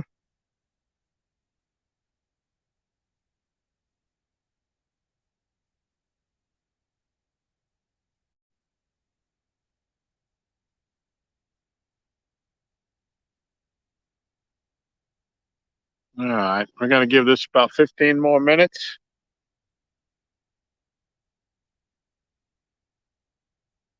And if nothing happens by then I'm going to start packing up. That'll that'll make it 6 hours on the live stream.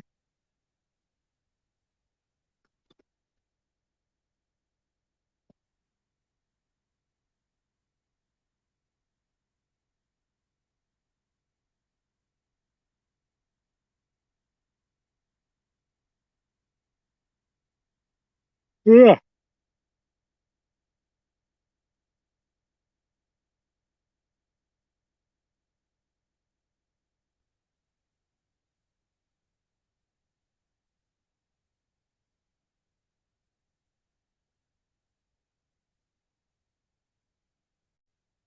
So how did you become a Notre Dame fan up in Maine?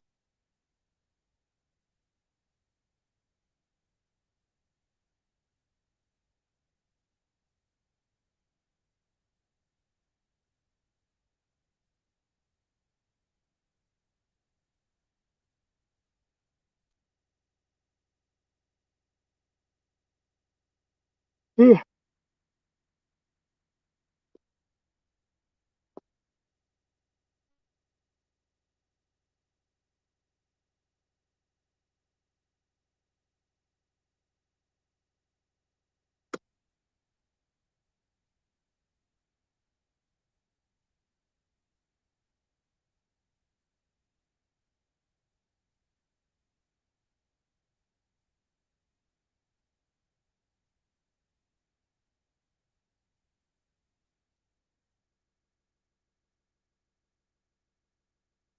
Oh, okay. Yeah. Yeah, he's growing up. I remember they had their own channel and they were on every Saturday.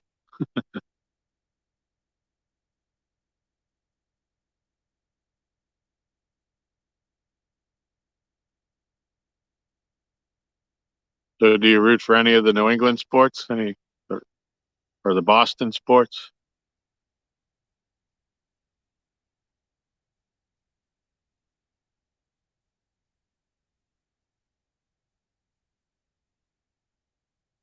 Yeah, Angelina, I don't miss that cold winter. We get snow maybe once, maybe twice, and we get like an inch maybe. And sometimes we get it where when you wake up the grass will be white and in the afternoon when the sun comes out it's green again. And I'm happy with that. I can fish 12 months out of the year here. This lake doesn't freeze.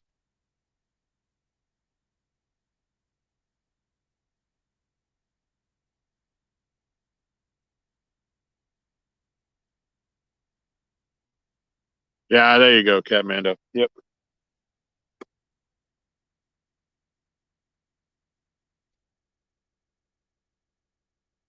Yeah, when I was growing up in the 70s, the Patriots were so bad that,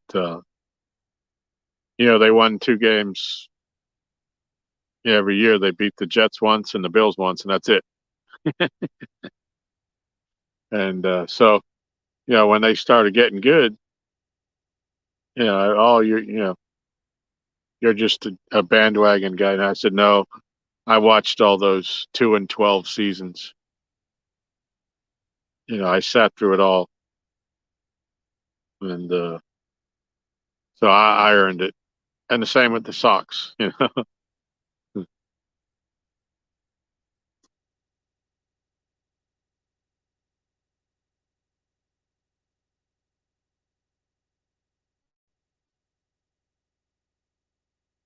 but I'm not real happy with what they're doing,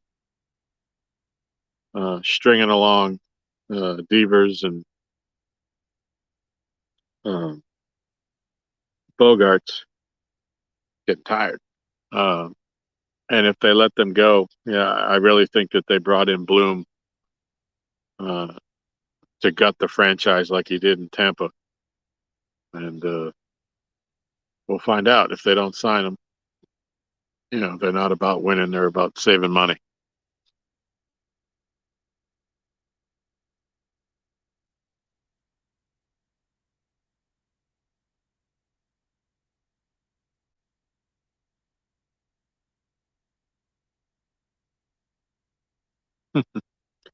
Yep.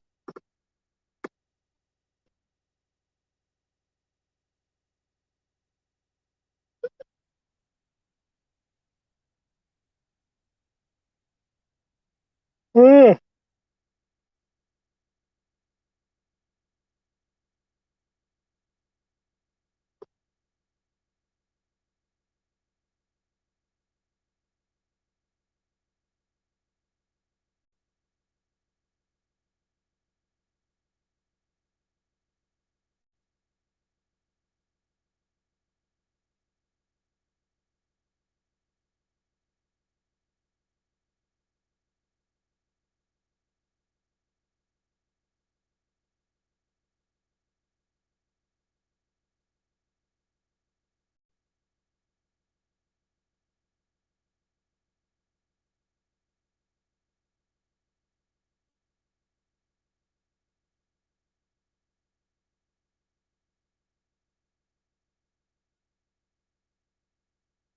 Yeah, I'm a big hockey fan too.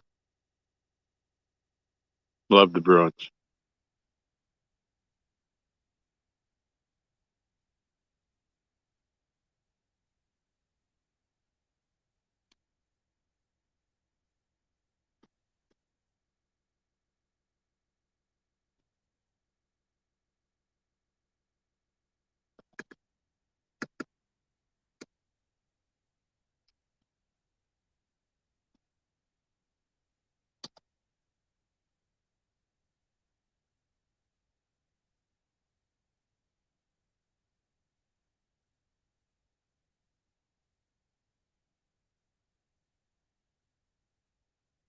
Yep.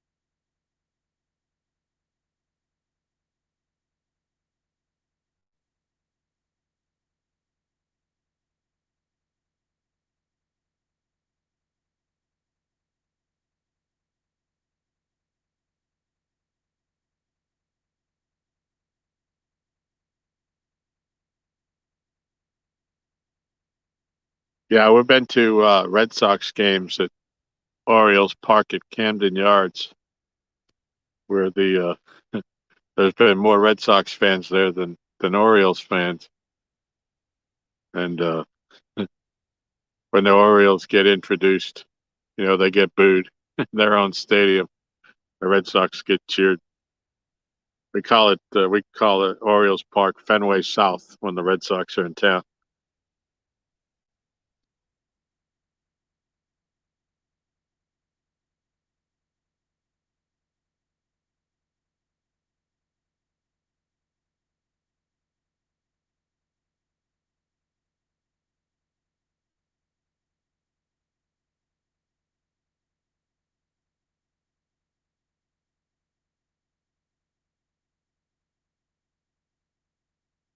All right, still 11 people hanging out with us. Thank you all so much.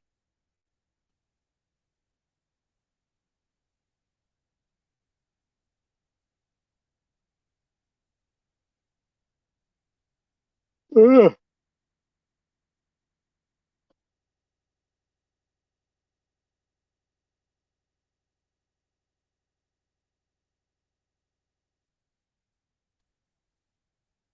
Hitting to sleep. All right, have a great night, Angelina. Thanks for coming in. Hope all goes well at his appointment. We'll see you on the next one.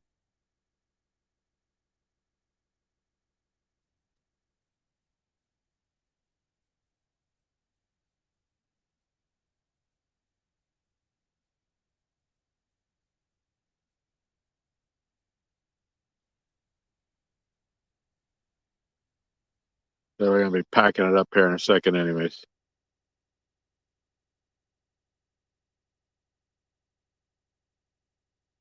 Yes.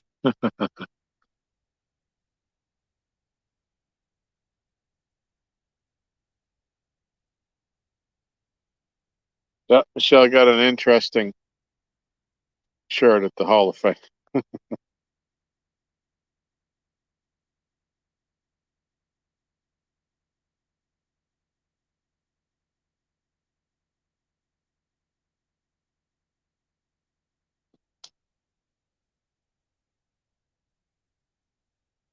All right, if anybody knows any fish prayers or dances or poems, now's the time.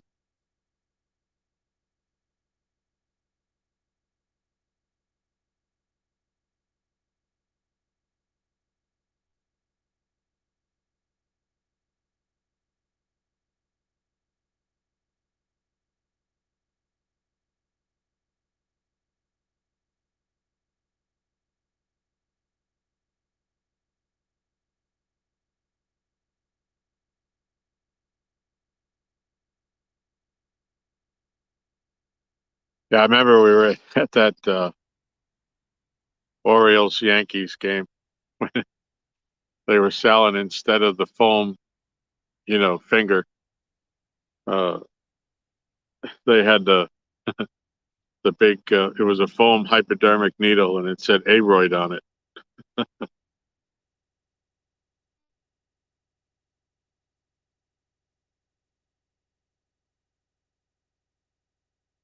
And we heckled Johnny Damon. We were like 4 rows from the wall, and we were out there. We heckled him.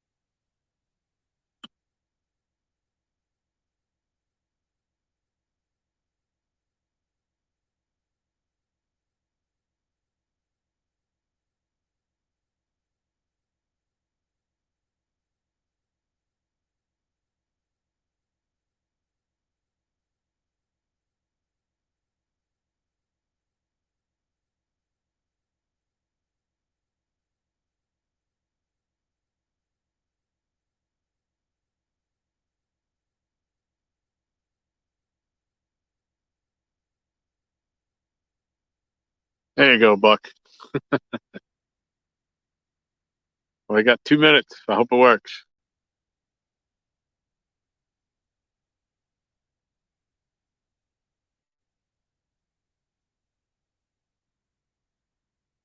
I want to thank everybody for hanging with us. It's been a fun night. I've really enjoyed it.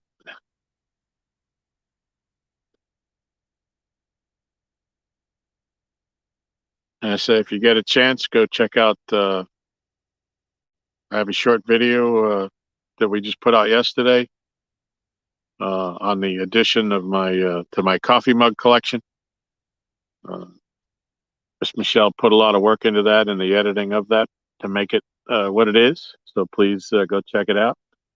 And in the description of that one is the first coffee mug video that we did. If you haven't seen that one, please check it out. Give us a like, leave a comment. And please check out It's All Mine's channel. She's got some awesome stuff on there. Cooking tips and tricks in the kitchen and gadgets and things like that. Trying to get her channel up and thriving.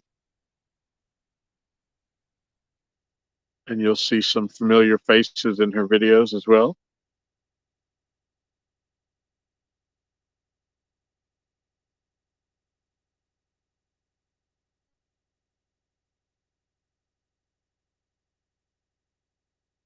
Like I said, I think we're going to be live on my channel Saturday, starting at 6 p.m. Eastern Time, with Team Snagging and Whiskers. And then we're going to switch over to their channel, I believe. I believe that's what we were talking about.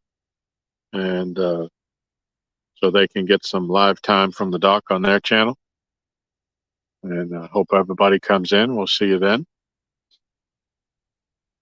And everybody have a great rest of the night. I'm going to leave you on as I start to pack up. I'll pull the rods last. Well, the tripod, I guess, will be last. Otherwise, it won't matter. So, I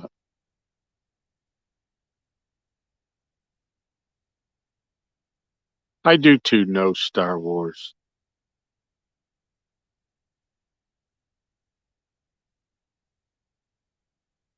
That's that thing Ronald Reagan wanted to do, right?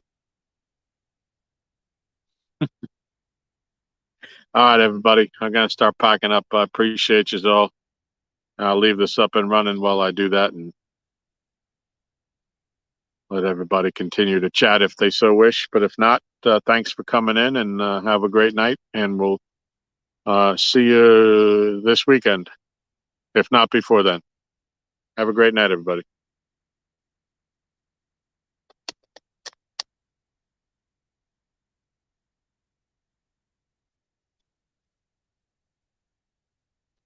All right. Good luck out there, Catmando. Be safe.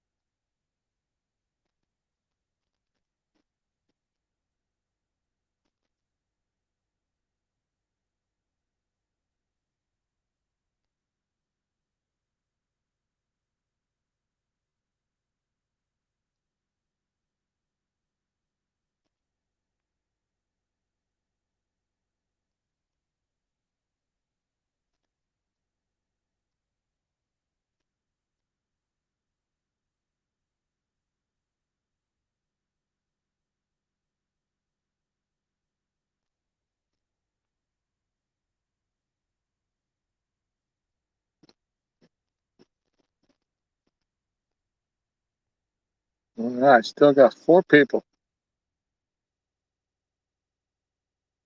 If everybody's still awake.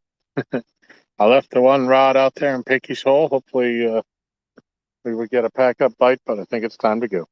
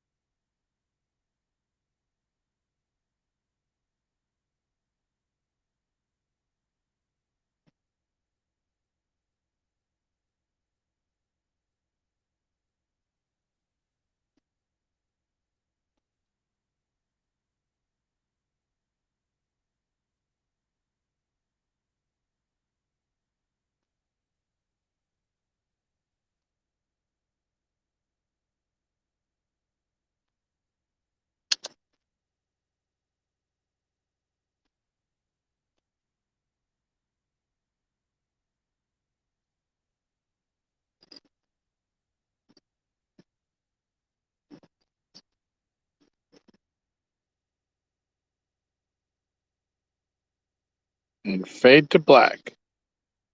All right, everybody. Thanks for coming in. Thanks for staying with me. Appreciate y'all. And we'll see you on the next one. Bye now.